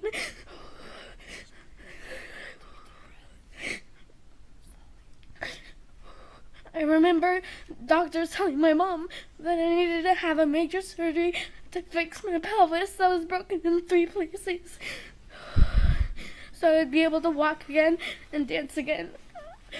I was nervous, scared, and I just wanted to be with my family again. After my surgery, my doctor told me that I had to be in a wheelchair until my pelvis was healed. When I got in my wheelchair, I felt stuck, trapped in a place that I just wanted to get out of. When I got to see my sisters and brother for the first time ever since the parade, I could just see the weight lifted off their shoulders when they saw me. I was not okay, but I was there. When I finally got home, after a month of being in the hospital, it was non-stop appointments and physical therapy. 2 days after I got discharged from the hospital, I had to go back for an emergency surgery because I couldn't breathe. We found out that being on the ventilator caused scar tissue to build around my trachea. I've had over 15 surgeries on my trachea since then. My mom had to help me with all my personal care and other needs, including showering, getting dressed, using the bathroom, doing my hair, and making my food, until I learned how to get around easier. I had to go to physical therapy to learn how to walk again. When I started using a walker, I felt embarrassed and that people were just staring at me. I remember wanting to dance again, being with my team again, but knowing that I couldn't physically dance. I had to reteach my body to move how it used to move. Learning how to dance all over again. My balance was off, making dancing impossible at first. But the mental pain was worse, as I couldn't watch my teammates dance without me. I missed over half of the school year. When I got back to school, I felt uncomfortable being in a wheelchair. I felt like people were just looking and wondering. I missed out on my last year and days at elementary school, time and memories that I will never get back. This past summer, I had to go in for my second major surgery. The surgery was on my trachea, called a trachea resection. The doctors decided to do the surgery because I still couldn't breathe after all my procedures. My throat wouldn't stay open, and it closed up to 80%. I was basically breathing through the size of a drinking straw. Now I have a scar across my neck that stands out and won't ever go away, and a scar where I had surgery to fix my pelvis, and multiple other scars from the horrific things that happened that night. My scars make me insecure of my body, and that I can't wear regular swimsuits because I can feel people's eyes on me. When I wear shorts, I have lumps sticking out, and my scars will be there forever. So I will every day be reminded of what happened to me. Beyond my original month in the hospital, I missed out on my entire summer because I was recovering from surgeries. When I went home, I wasn't able to do normal 11-year-old things. I wasn't able to swim, jump, go on rides at fairs. All I could do was watch. Watch people have fun during their summer. Watch people play during their summer. While I continued to watch, I had to act like it didn't bother me because I didn't want to ruin summer for everyone else. Now I am 12 years old, in 6th grade. I'm happy that I'm at a new school with new people. Now people won't treat me differently because they don't know my medical past. Now that I'm in 6th grade, I have to ride the bus. I hate going to the bus stop because it scares me whenever cars drive by me or make noises. I'm also dancing again. I do 2 3-hour practices each week. And this past weekend, I had my first dance competition, which was a big deal to me because this was my first competition in a year now. I still have appointments and procedures on my trachea to see how everything is healing. I also got cleared from physical therapy.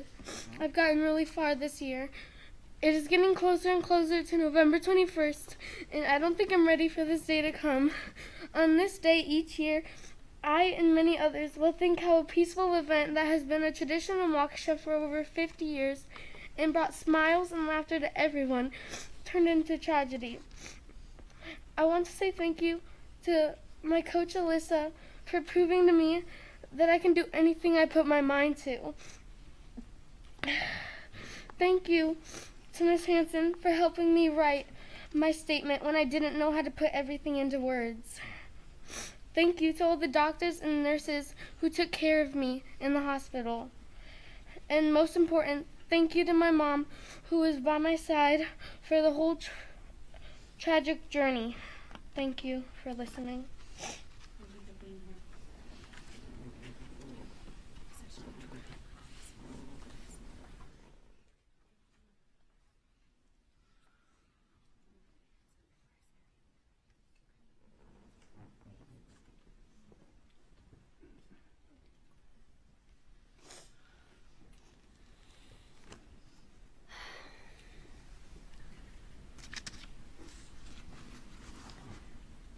Hi, I'm Amber, mother of Jocelyn Torres. I've been very open all this time about the injuries my daughter has obtained the night of November 21st, 2021. I even created daily logs so people could stay informed on her condition. But I've never truly talked about my feelings and how that day has affected my family. So this will be a very hard one for me.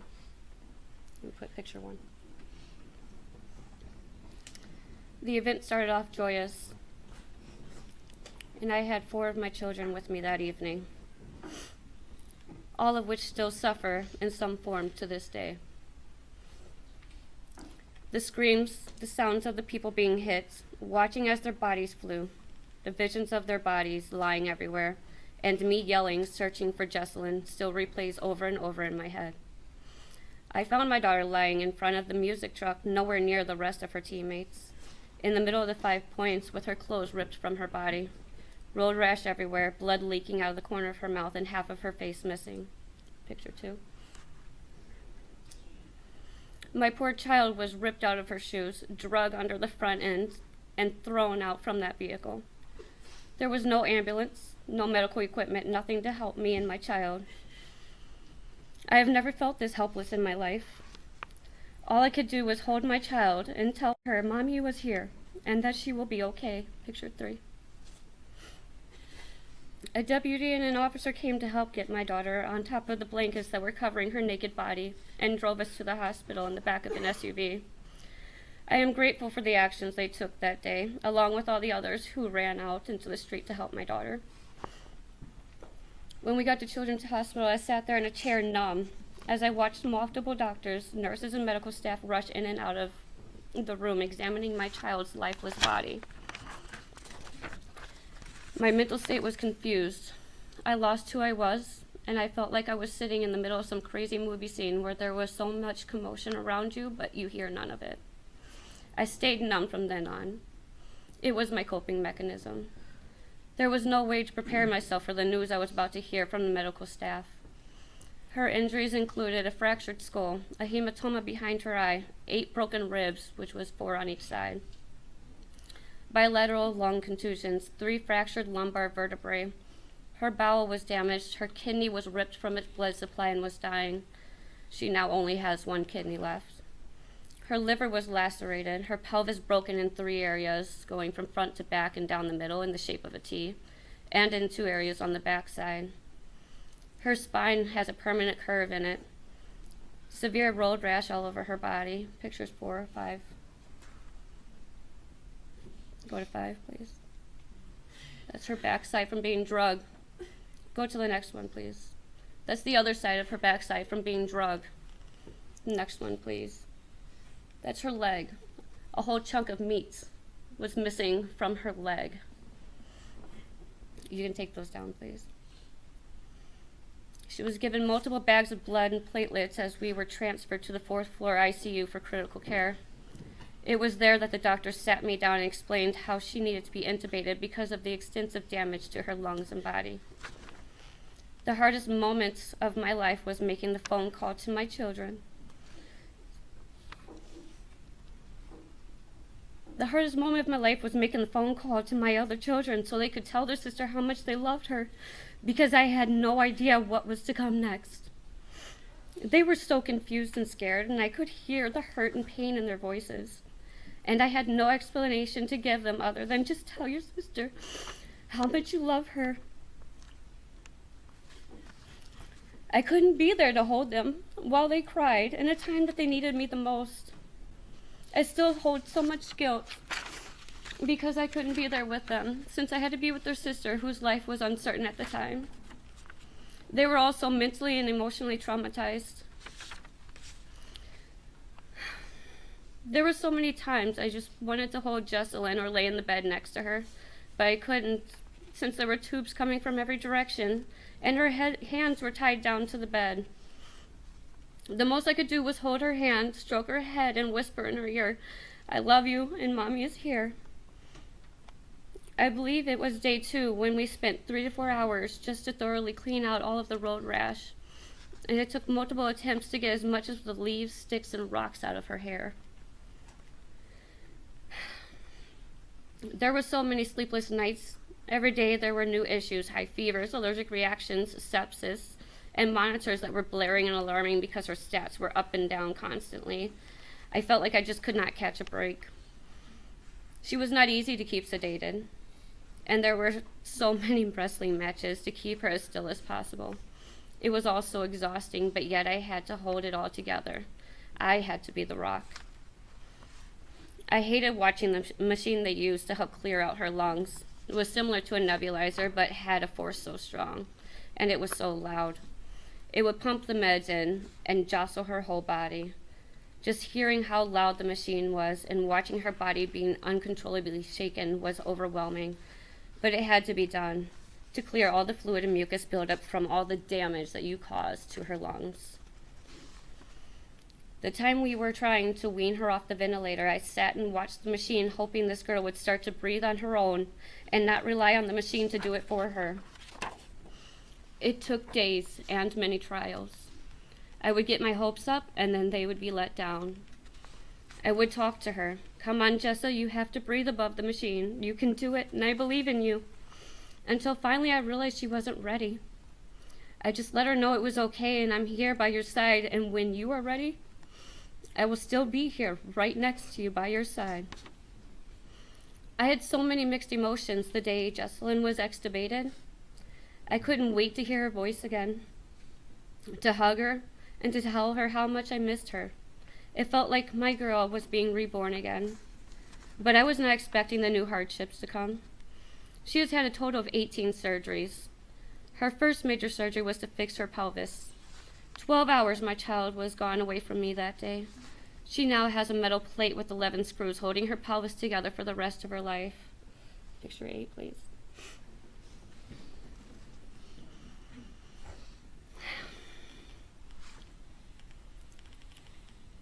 It took months for her to start to walk again. I never imagined that at 11 years old, we would be celebrating the first time she sat up or stood, and of all things, take out a tube feeding. You can go to picture 9. How does that look for sitting up? Does she look happy? I don't think so. Weaning off the narcotics and dealing with the hallucinations she had was terrible. She was so mean at times, and it hurt more than you could imagine on this inside, but I knew that that wasn't my child. Deep down, I was so angry, frustrated, and wanted to scream. So I'd just step out of the room and cry a little, take a deep breath, and walk back into that room stronger than I was before. You can take that down. Discharge day was so exciting and scary. I could finally see my 2-year-old, my other children, and be comfortable in my home. But managing all of Jesselyn's medical appointments, medications, daily shots, and personal needs on top of caring for 4 other children was difficult. Her dignity was taken away as I had to do everything for her for personal cares. And what 11-year-old wants her mom to wash their bottom? She would get frustrated trying to use both the wheelchair and a walker, and half the time she would forcefully shake that walker around and toss it off to the side. And having to load and unload her wheelchair, walker, and medical equipment took about 30 minutes in the freezing cold. The first day I had to take Jessa and my 2-year-old out was rough. When backing out of the driveway, I ran over her walker and broke it. I laugh now, but yep, I forgot to put it in the car. I sat there in disbelief, laughing and crying all at the same time. I was a mental wreck. We ended up back at Children's Hospital a couple of days after discharge when Jesselyn was struggling to breathe. Found out she was suffering from tracheal stenosis from the initial prolonged intubation. You can do picture 10.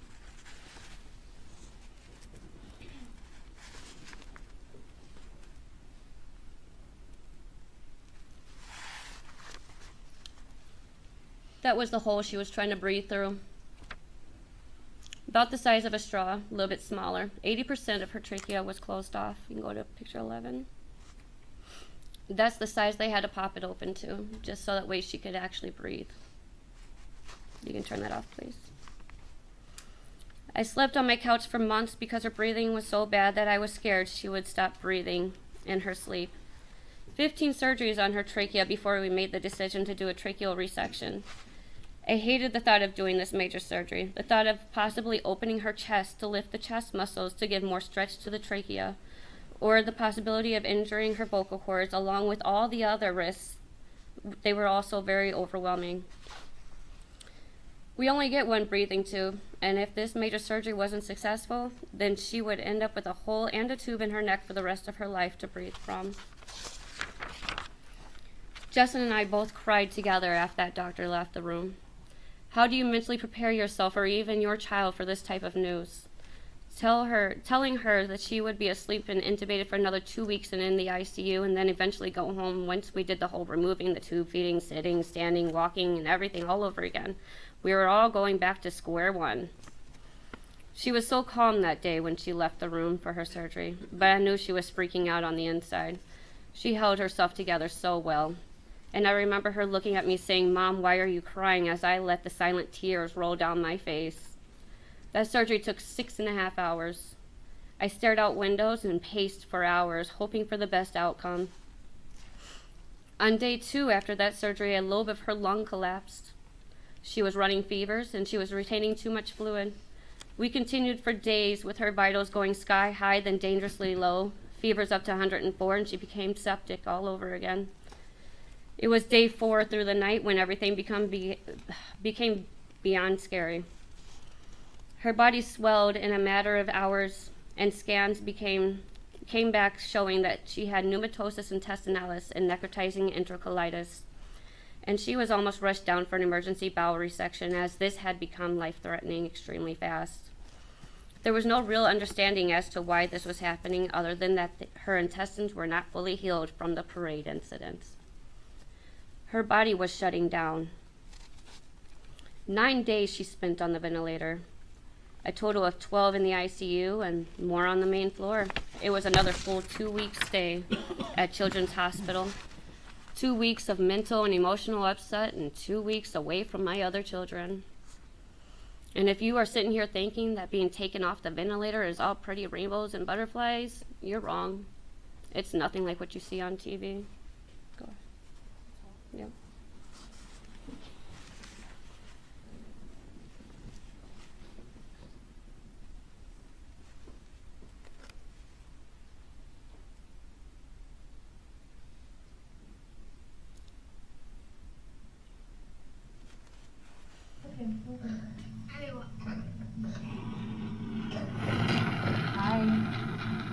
Hi. That is trauma. I can't. I know, that is traumatizing, isn't it? It is traumatizing. It's okay, though. You're doing great, right? Yeah. Get you some oxygen. I can't. You can't. No, you just breathe. No. Just breathe. She struggled to breathe and cough up all that mucus for hours. Hours. Her mental state was off as she thrashed around and freaked out as the nurses were adjusting her bed, screaming, "Mom, help! Help me, Mom, they're going to shock me back to life." She thought that she was dying and that they were going to kill her. I knew that she had some worries before that surgery, but to this extent was beyond belief. We had to give her meds to calm her, as her thrashing around was our biggest fear, as that could tear her trachea all over again. Even on all those drugs, isn't it funny how she can still express how traumatizing this has all been? The summer went on with more appointments, physical therapy, surgeries, activity restrictions, weaning off of narcotics that made her so mean to the point that I had to step away and do that silent cry again. We tried to find a little happiness in every event that we could. It was hard for her to watch her teammates, who were all back dancing. She cried because she wanted to go watch the state competition, but couldn't since she had to be in another surgery. We felt left out and alone as we were still dealing with major medical issues months later, when out in the public, people would gawk, make hand gestures, and make comments about the scars across her neck. Number 13. Along with the marks and lumps on her body. Kids are cruel and have made some really harsh comments, to the point I have felt the surge of uncontrollable anger. She was tired that day.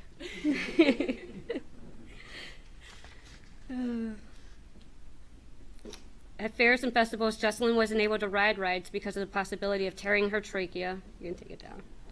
She was so sad and angry, more angry than sad. Her friends and family were having a blast while she was standing, watching. My heart hurt for her. I had to talk her through the anger over and over and over and teach her how to find happiness in everything we do, no matter how big or how small. But she was right.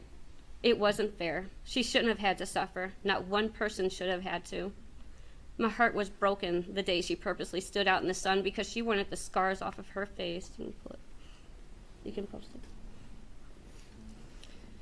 My heart was broken the day she purposely stand out in the sun because she wanted the scars off of her face and wanted her beautiful brown skin back.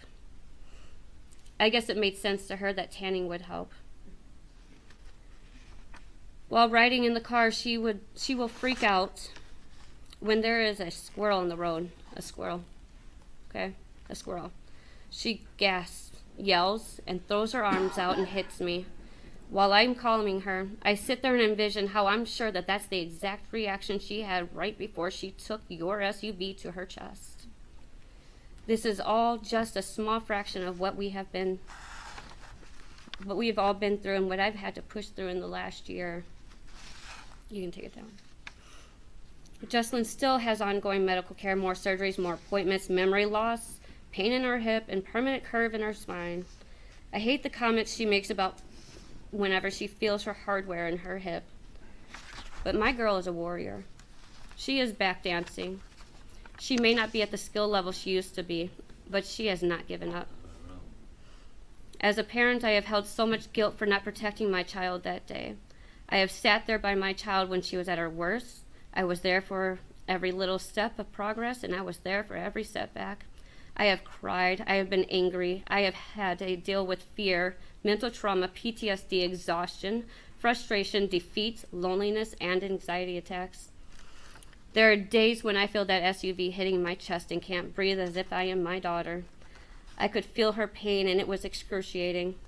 There have been times where I felt justice wouldn't be served until he had to take that SUV to his chest, drugged, thrown, and left with his bare body in the middle of the street, exactly the same way he treated my child.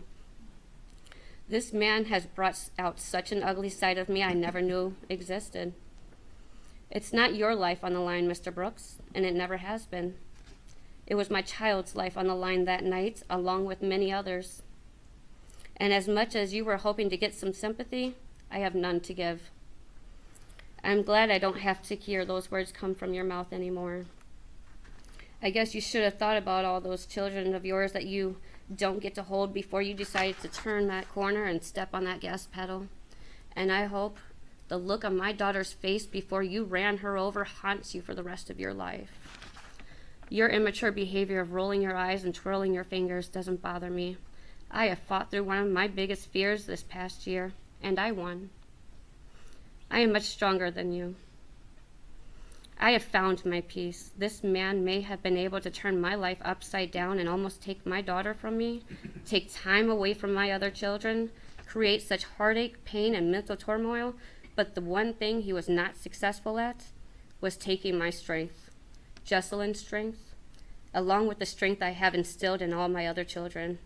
He doesn't get the satisfaction of thinking we have become weak. My family has grown stronger, have become closer, and now have a better appreciation for the time we have together. He did not, cannot, and will not break me. Thank you. Thank you.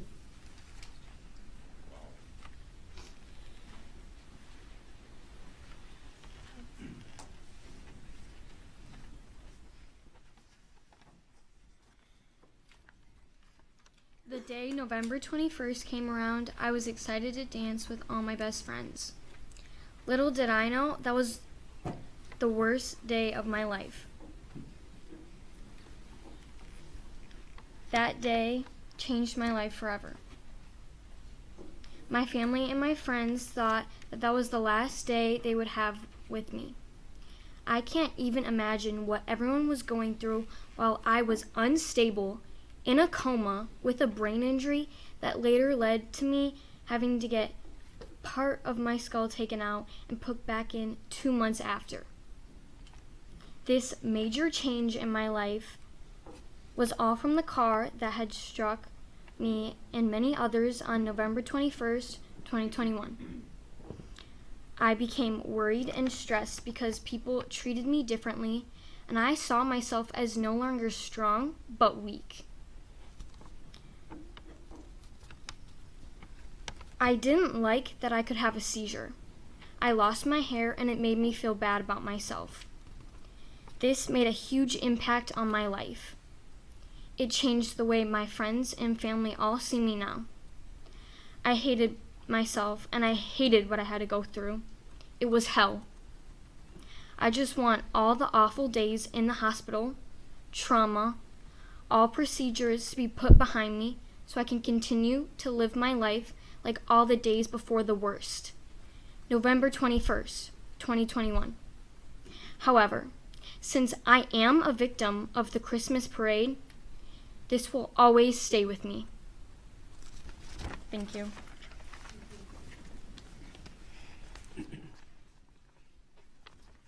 Good afternoon. As I stand here before you today, I realize that you don't know who I am. I have been here almost every single day since this trial started. I realize that what I am about to share will not change what happened that day, but I hope it will give me some sort of peace and help me continue to heal. The Waukesha Christmas Parade was an event that both of my daughters have been involved in for many years with their dance team.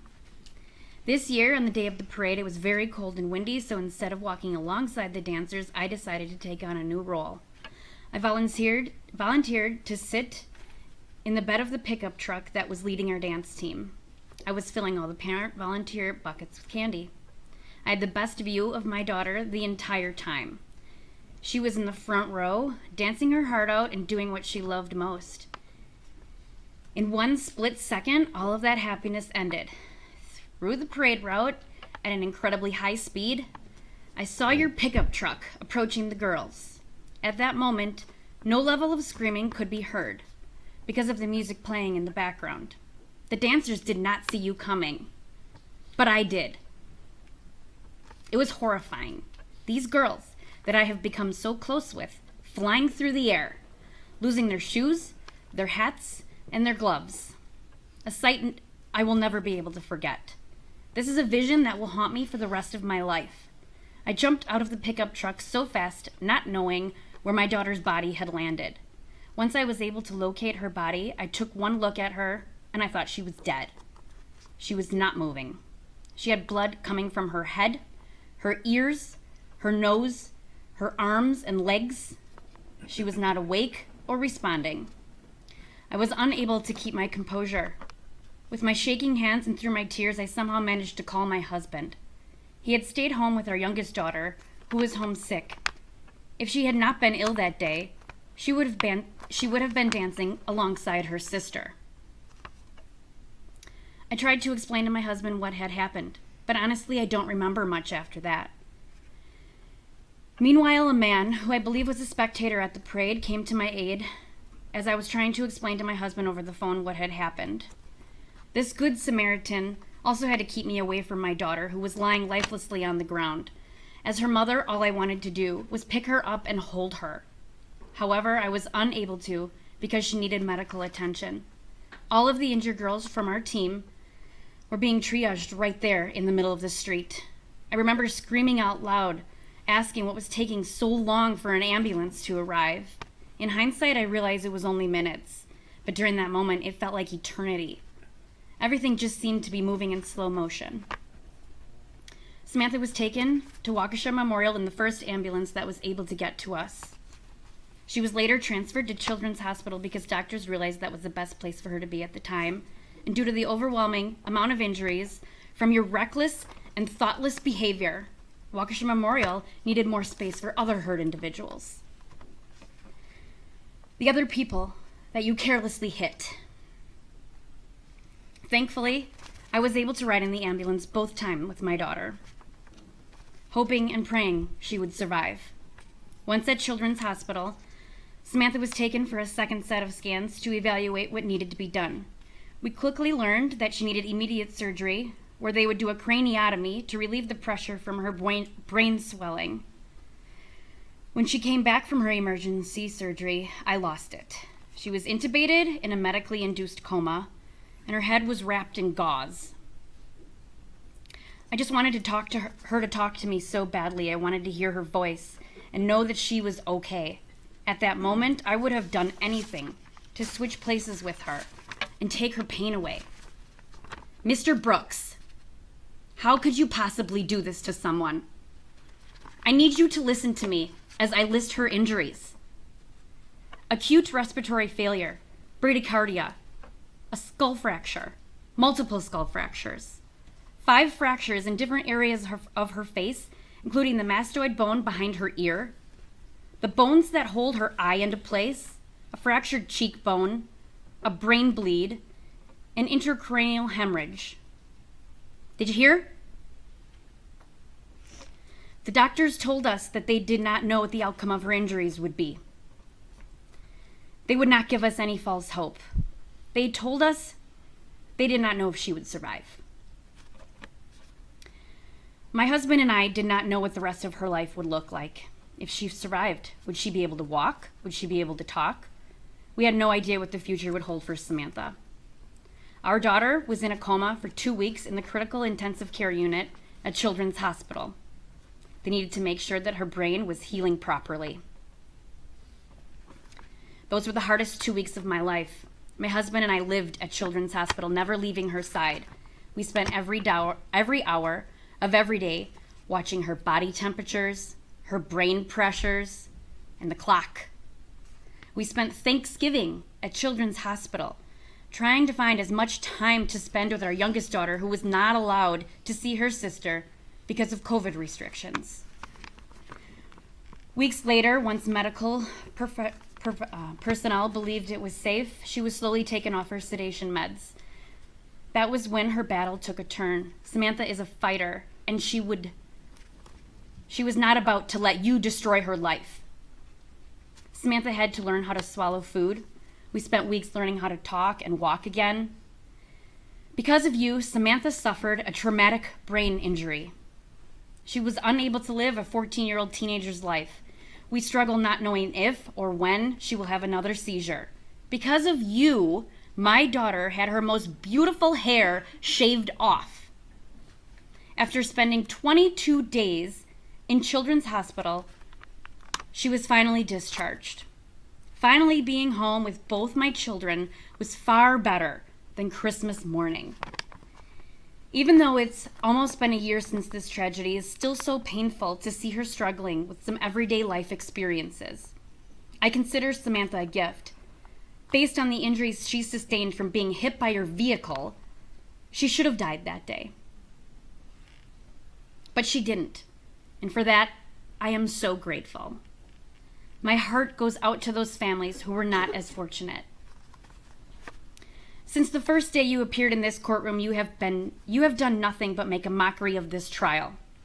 I sat here every day, listening to you act like this was just a game, and showing no remorse for what you did.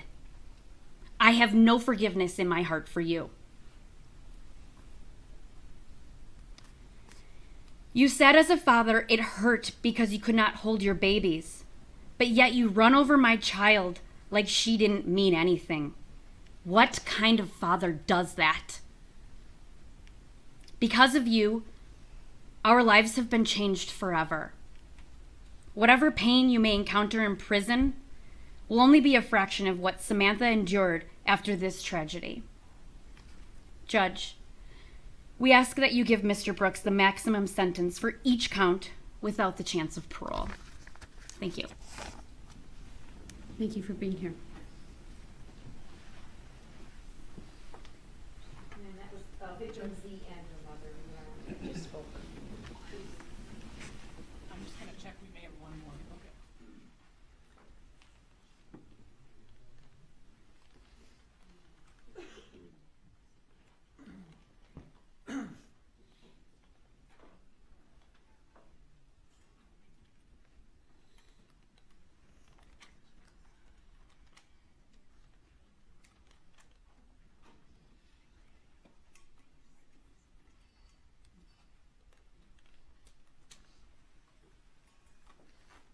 We have one more statement.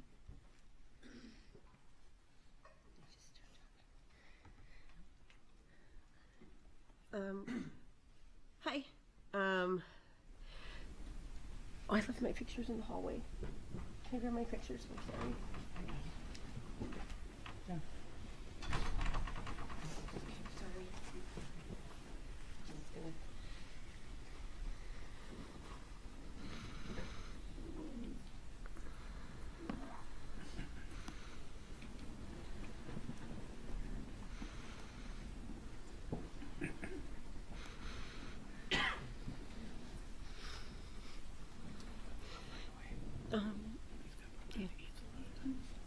Yeah, one at a time.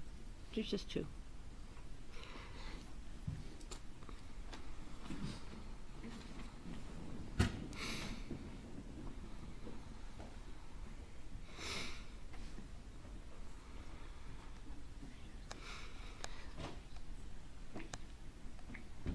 Okay, sorry. I'm nervous. I forgot that I'm in the hallway.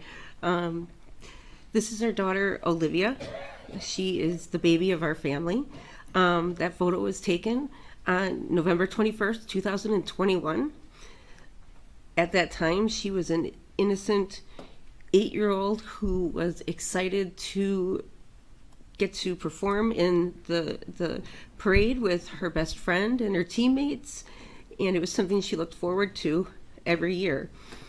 My mother-in-law and myself and I also join her every year and hand out candy, and it's something that's become, I guess, a tradition that was taken away from us by Darrell Brooks because of his selfless,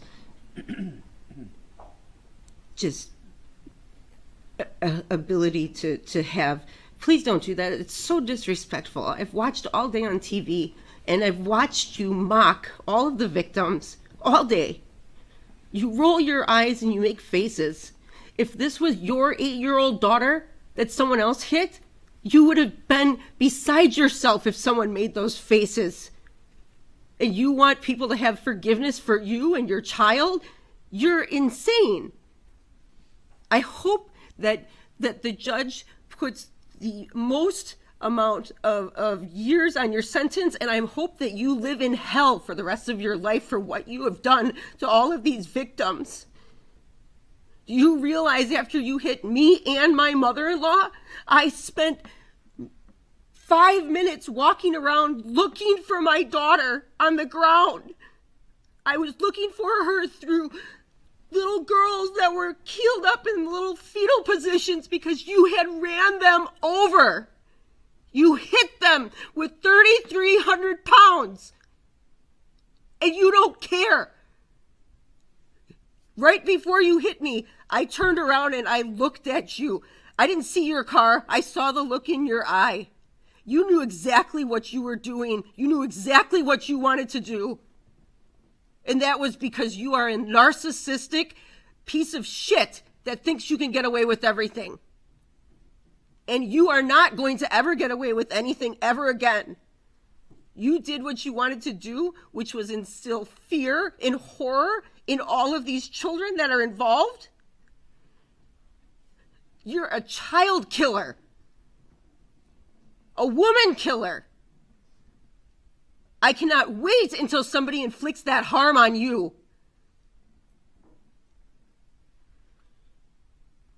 I'm done.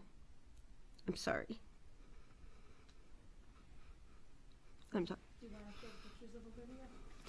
That's Olivia, and the next one is my daughter in the hospital room where I sat next to her for 5 days where she didn't move. My daughter who was in the ICU for 5 days. And in children's for an additional 9 more in the critical care unit because of her brain injuries that you caused to her, that she still deals with daily. I was late because I couldn't leave her because she didn't want me to leave because of her separation anxiety that you caused.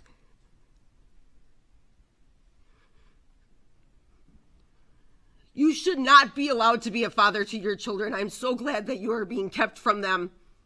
The shit you would teach them would make them as evil and miserable as a person that you are.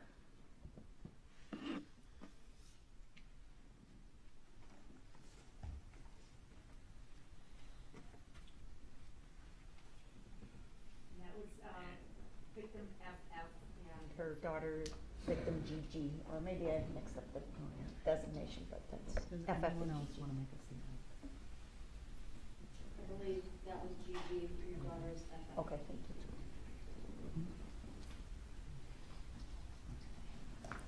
I believe that that concludes the statements, Your Honor. All right, thank you.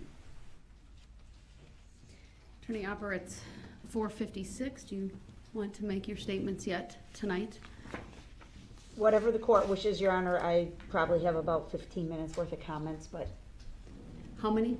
About 15, I would say. I'd like to have you conclude tonight. I just want to take just a short break before we do that. I think we all could use probably a short comfort break and a stretch break, and then we'll be back in about 5-10 minutes to hear your remarks.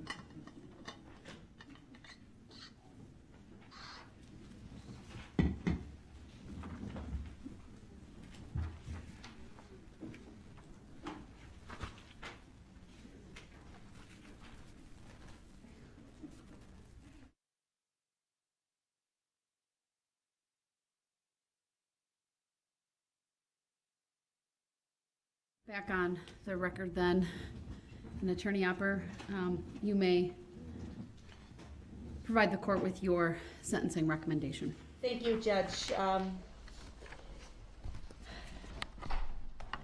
Obviously, I'm very grateful to the court for its patience in listening to all of these victims here today. It was very, very important that you hear from them directly, and the stories that they shared with you, really very personal and very compelling as to the impact that this crime had on so many people on so many levels.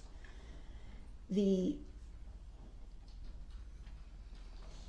focus of my comments, Your Honor, will briefly speak as to Darrell Brooks and his prior history, because I think it's important there's a record of that. But I don't intend to spend a lot of time on Darrell Brooks, because I think what's already been said is the most important message that I'd like this court to think about overnight as you consider your options here. I will tell the court as to Mr. Brooks' prior record. The court is aware from the bail jumping charges he's pending on several felony counts in Milwaukee County. 21 CF 5020, he's charged with intimidation of a victim, that being Erica Patterson, and felony bail jumping with an offense date of November 8, 2021. He's pending on case number 21 CF 4596 with an offense date of November 2 of 2021, charged there with resisting, obstructing, felony bail jumping, second degree recklessly endangering safety, domestic battery, and domestic DC. That is the case where he is alleged to have struck Erica Patterson in the face with a closed fist after an argument, and then as she was walking away, intentionally ran her over with the same 2010 Ford Escape that he used in this attack. When the police went to his mother's home and found him there, he was in the Ford as they approached. He got out and tried to run into the house. He ignored their commands to stop. He tried to flee and eventually was apprehended. He lied to them and said he was not driving the Ford SUV that day, even though there was evidence to the contrary. That case is pending in Milwaukee County. He was released on $1,000 cash bail in that case on November 19th of 2021. There's a third file pending, 20 CF 2550. The charges are 2 counts of second degree reckless use of a weapon, felon in possession of a firearm. The date of violation is July 24, 2020. He was released on cash bail in that case in March of 21. In that case, the allegation is that he got into a fight with his nephew, and as his nephew was leaving the area, the defendant fired 1 shot from a handgun toward the vehicle that his nephew was in. The vehicle was occupied by 1 other person, and therefore he was charged with 2 counts. The next day, he was taken into custody, and a loaded Beretta 9mm handgun was located just a few feet away from him. That handgun had previously been reported stolen. I believe he has court on those files later this week in Milwaukee County, Your Honor. As far as convictions are concerned, there's a 2012 conviction from May 15th, 2012. Resisting obstructing misdemeanor in Milwaukee County, sentenced to 37 days jail consecutive to any other sentence. 4/23 of 2012, there were 2 files disposed of in Milwaukee County. One of them charged misdemeanor bail jumping and possession of marijuana. He was sentenced to 180 days in the House of Correction on both counts concurrent. There was another file for felony possession of THC as a second or subsequent offense. He was also sentenced to 180 days in the House of Correction for that file. I'm sorry, what was the conviction for? Felony possession of THC as a second or subsequent offense. Thank you. On April 30, 2010, he was convicted in Wood County of strangulation/suffocation with other charges for battery and criminal damage to property dismissed and read in. There was a withheld sentence for 3 years probation. Ultimately, it was revoked in 2011, and he was sentenced to serve 11 months jail. 2009 conviction from Manitowoc County for misdemeanor obstructing, sentenced to 2 days jail, time served. 2005 conviction from Langlade County. Actually, it was a county ticket for disorderly conduct. He never paid the fine on that, so he ultimately served 30 days jail. 2003 conviction in Milwaukee County for resisting obstructing, 20 days in the House of Correction. 2002 conviction, Milwaukee County, felony possession of THC, second or subsequent offense, 50 days in the House of Correction. 2000, convicted of substantial battery, party to a crime, sentenced to prison, withheld, and 3 years probation imposed along with 6 months of condition time. That probation was ultimately revoked and he was sentenced to prison. That's his record from the state of Wisconsin. He has a record from the state of Nevada. June of 2016, he was charged with a sex offender registry violation, failed to appear in court on that offense, and there is currently an outstanding warrant for his arrest active in the state of Nevada. 2007, he pled guilty to statutory sexual seduction as a felony. A suspended sentence was ordered for 36 months probation. That's what led to the sex offender registry requirement, which he is currently non-compliant with. In December of 2006, there were 2 files disposed of in Nevada. One was domestic battery as a misdemeanor. He received a suspended sentence. And the other, he was found guilty at trial of obstructing, misdemeanor, and sentenced to jail. In the state of Georgia, he has a conviction from May of 2021. I'm sorry, not a conviction, an arrest from May of 2021 for misdemeanor battery, domestic violence.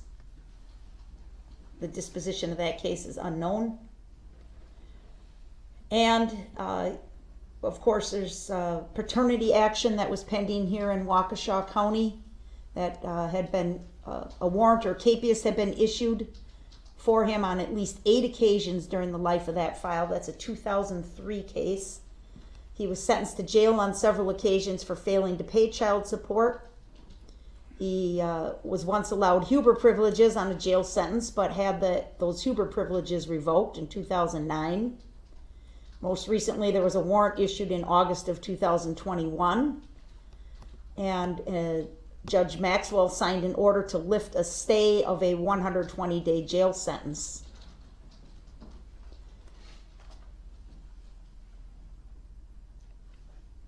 That is the extent of his criminal history that we are aware of, Your Honor. I think it's very plain on its face. He's a lifelong criminal. He is someone who has repeatedly, continuously disobeyed law enforcement based on the resisting, obstructing type charges. There's multiple counts of bail jumping, disregarding court orders, disrespecting court orders. There's multiple acts of violence. There's weapons violations. This man has a history and a pattern of engaging in violent, dangerous behavior in the community. And it was no different on November 21 of 2021. I'm not going to spend a lot of time talking about the attack. And I choose to call it an attack instead of referring to it as the parade, as somebody mentioned. There's nothing wrong with the parade. The parade is good. The parade is the embodiment of a community. That's what you expect to see at a parade, is children at a parade, families, people from all over the area coming together for a joyful, happy event. The parade will continue. It will kick off again in a few short weeks. And I hope and pray there's joy and laughter and kids in the street collecting candy. That's what it should be. So I'm not going to refer to this case as the parade. I'm going to refer to it as what it was, an attack. And the facts are very clear, Your Honor. Very few of the victims who were struck had any idea this car was barreling down on them. It's an act of a coward, plain and simple. They had no way to know it was coming. And he mowed over them and ran them over without any ability to defend themselves. What is so offensive about this conduct, Your Honor, is obviously the violent nature of it, but even more so, the defendant's conduct and behavior in this court, his complete lack of regard for the decorum of the court, the respect of the court. And I don't mean you personally, of course you deserve that as well, but I mean for the sanctity of the court, the courtroom, the process that we as Americans respect and treasure and protect for well over 200 years, and he can't engage in the most civil behavior as being quiet when another person speaks. Many, many people came into this courtroom over the course of the trial and the proceedings. Every one of them was able to sit and obey the court's order. If you ask them to stand up, they'd stand up. If you asked them to sit down, they'd sit down. If you told them court's in session, be quiet, they all would. Everyone was able to do that except Darrell Brooks. I think he was able to do it. I just don't think he wanted to. I just think this is all part of his charade. This referring to himself in the third person, trying to distract him or detract himself, I should say, from the events, taking absolutely no responsibility. It's the act of a narcissistic coward. Those words have been used here today, and nothing could be further from the truth. He is a coward. He ran like a scared little chicken from this parade, trying to slither away in the dark of night, but only to stop long enough and try and take advantage of good citizens that would help him. He calls and lies to his mom, right? Get me an Uber. I can't get into it. He lies to the officers repeatedly.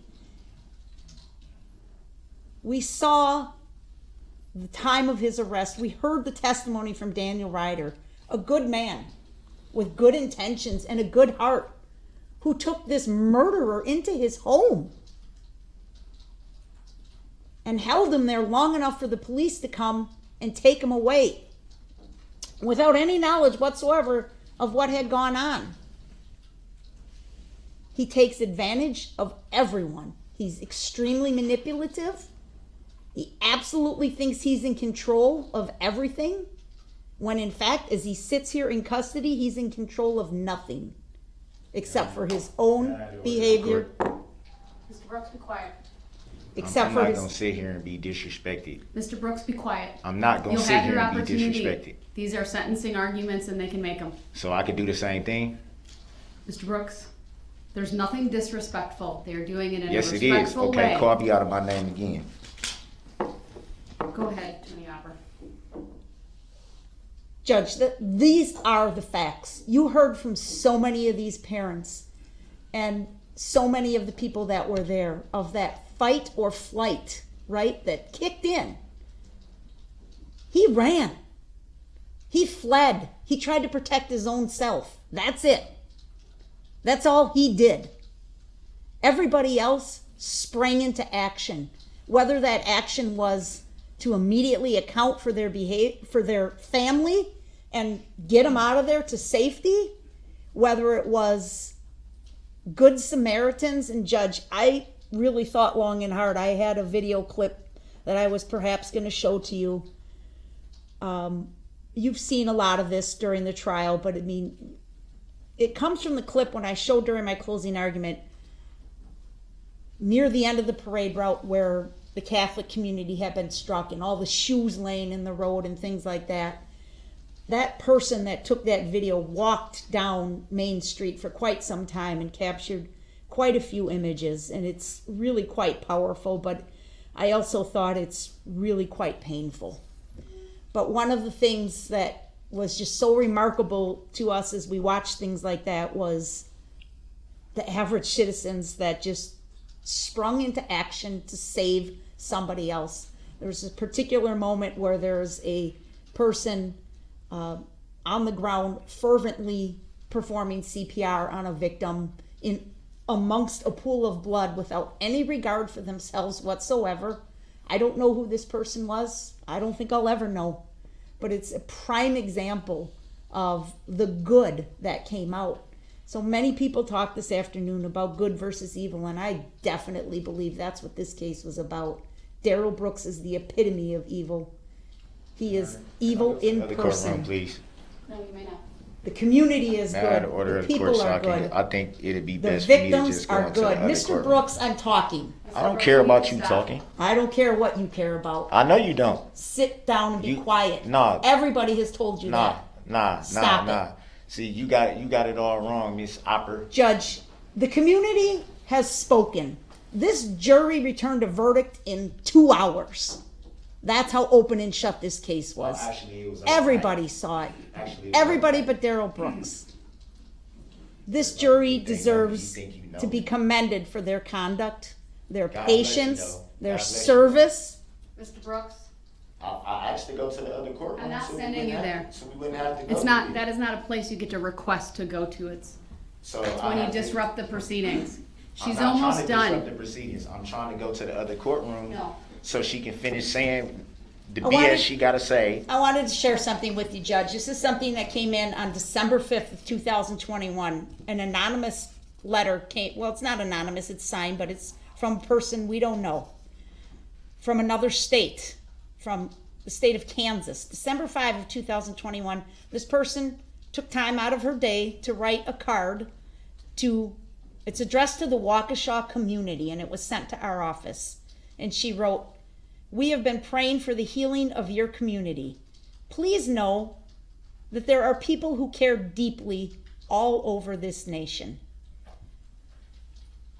That's the kind of message Darrell Brooks needs to hear, because I know during the trial there was a lot of cards, a lot of messages received in my office and in your office. Good, hardworking, decent people that respect the law, that respect human life, that respect their neighbors, that would take the time to comment and say, "Good job. We support you. We are with you." And you saw that strength behind me all day. Those young kids, children, coming up. I mean, Your Honor, I'll say this.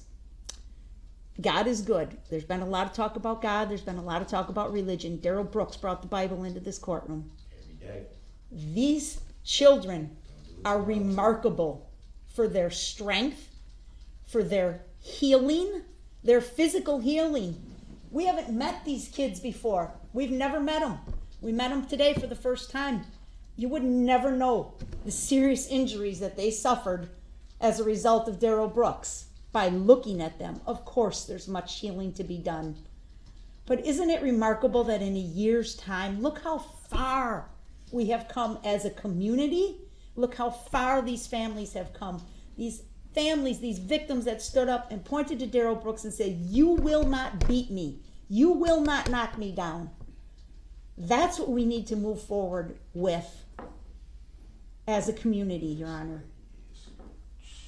His behavior is done. We're done with him. He has forfeited his right to be in this courtroom. He's forfeited his right to be in our community, period. There is not one thing that mitigates this sentence, not one. He deserves the absolute maximum sentence on all counts consecutive. Look, Judge, you saw the videos. This wasn't him plowing in to one large group of 50 people at one point in time and hitting them. It was linear. He hit one, kept going. Hit two, kept going. Hit three, kept going. All the way down the street. That's consecutive sentences, Your Honor. That's intentional, willful, volitional conduct that warrants consecutive sentences stacked one on top of the other, just as he stacked victims up as he drove down the road in complete disregard for any other person whatsoever. We kept the kids out of the courtroom in the trial, Judge, but boy, it's impactful to listen to them today and realize this isn't just, victim GG. This is a child that you willfully ran over with a 3,000-pound vehicle, as so many people so adeptly observed. Police officers, first responders, the medical professionals. It's kind of weird, Judge, because we're coming up on the anniversary, of course, and we're coming up on the weekend before Thanksgiving, which is a weekend that a lot of people pay attention to on the calendar because here in good old Wisconsin, it's deer hunting season. It's a lot of families going out, starting their Christmas activities, Christmas festivities, Christmas shopping, whatever it is. So it's kind of a weekend that comes around every year that on its own, it's not a holiday, it's not really a known day, but we all know that first weekend before Thanksgiving and what it brings. We all look forward to maybe a short work week, spending time with family, getting together, and here it comes, and it's the anniversary of this attack at the hands of Darrell Brooks. But we're going to have an ability to move on from that. We have the ability, we have the tools as a community, Your Honor, to do that. And that's definitely because of everyone that responded to this incident, the first responders, the police officers, the medical personnel that got paged in on a Sunday night when we're all hunkered down, Packers had played, it's cold, it's dark, and they all had to spring into action and respond. And there were law enforcement from all over southeastern Wisconsin, fire department, EMTs. No one paused, no one hesitated for a second. They just came and helped. And I think that's something that our families, our community can build on as well, Your Honor, to say evil is easily overcome here. Darrell Brooks deserved to be locked up for the rest of his life. He cannot be trusted ever, ever again. I ask you to consider, I'm not going to go into it, but we had filed the other act's evidence, some of the language in that other act's evidence, the intimidation of the victim. It played out repeatedly in this courtroom. He tried to intimidate you. He tried to intimidate me. He tried to intimidate the witnesses. He tries and tries and tries, but he fails. He's not the strongest person in the courtroom. He's the weakest person in the courtroom. Morally bankrupt. That's what he is. His character is void. I asked Attorney Basie, what's the word I can use for low character, and then we came up with the fact he really has no character. It's one of the factors the court needs to consider. Protection of the public, the severity of the crime, they all weigh heavily in a stacked sentence, Your Honor, consecutive maximum across the board. Every one of these victims deserves that. I don't know how we look at any of these victims and say, well, he got concurrent time on your case because your pain and suffering wasn't quite as bad as the guy before you or the girl before you. They all deserve that sentence that speaks to their count. The restitution, Your Honor, I filed the paperwork. We are seeking restitution in the dollar amounts from my letter that we reviewed this morning. I'm asking under 97320 sub 11 sub F that you enter an order that the Department of Corrections shall keep 50% of any wages Mr. Brooks may earn in prison and any monies that may be paid on his books or canteen account, and direct those monies to be paid directly towards restitution. He should not be able to work or receive canteen without paying down that restitution. I also included in my letter the request that should any monies ever be paid by contract to Mr. Brooks, that he should attempt to benefit financially from these crimes, that those monies would be placed into an escrow account maintained by the Department of Justice and paid towards the restitution. The restitution in this case is ridiculously low when you consider it, and that's again because of the generosity of good people all over the world that contributed to a community fund, and other individuals who generously donated to help these families pay for funerals and medical expenses and things like that. Can you imagine when you heard these mothers describing what their children have been through? Can you imagine the medical bills on these? And he's lucky he's getting off with a $200,000 bill for restitution, Your Honor. I think he should have to pay every last penny of it. I also wanted to wrap up again, Your Honor, by saying you didn't hear from all the victims. Certainly, there were some that just cannot bring themselves to this court in any fashion, in any way. And we ask you to keep them in mind as well, especially the Bill Hospital family. Bill was, walking in support of his wife's team and trying to be in a supportive role, as he had done on many other occasions, and lost his life for that simple action, that simple act of good that he participated in. There were some groups that are not represented here today, but I know you heard their story at trial, and you're aware of what some of them went through that maybe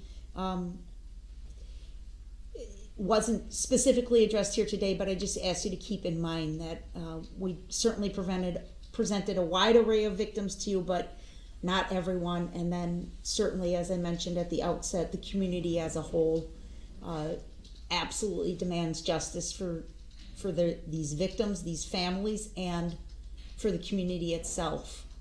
That Darrell Brooks has no redeeming value, Your Honor. Thank you. All right, thank you. Mr. Brooks, as far as I can tell from the correspondence from your mom and from you, I believe there may be closer to 3 individuals plus yourself who wish to speak at sentencing. Since we lost an hour or so today, although we did go late, so arguably we gained it back, I still was thinking about starting at noon just to make sure there's ample time. I will start the Zoom shortly before that. The information has been provided to your mother, and I believe she will provide it to the other individuals on your list who wish to attend and make a statement on your behalf. So right at noon, we will start that process. Typically, I would hear from the individuals on your behalf with you going last, but you tell me if you want it to go a different order. That's fine. All right, and then I'll hear from you. I may take a short break before I come back out, or even a longer break, depending on the timing of everything tomorrow, to just collect all of the final statements and process them. Obviously, I'll take the overnight to process what I've heard today, in addition to what I've already been doing on my own. And I haven't seen any written statements on your behalf. I don't know if anything came in today during this hearing, but I'll rely on the verbal statements that are made and then yours at the time of sentencing, or prior to me imposing sentencing, okay? I apologize. It's very emotional and frustrating right now, so I apologize to you, Your Honor, and court. I understand it's frustrating, and I understand that It's just very hard to sit and, it's almost like a pile. So I still understand that I have to conduct myself respectfully, so I apologize. I think the apology needs to be made to the victim, sir, more so than this court. Definitely. I was just referring to I know. the. All right, anything else from either party before we conclude for this evening from the state? No, Judge, we'll see you at noon. Thank you. From you, sir? Not at this time. All right, we are in recess. I'll see everyone tomorrow at noon. Thank you.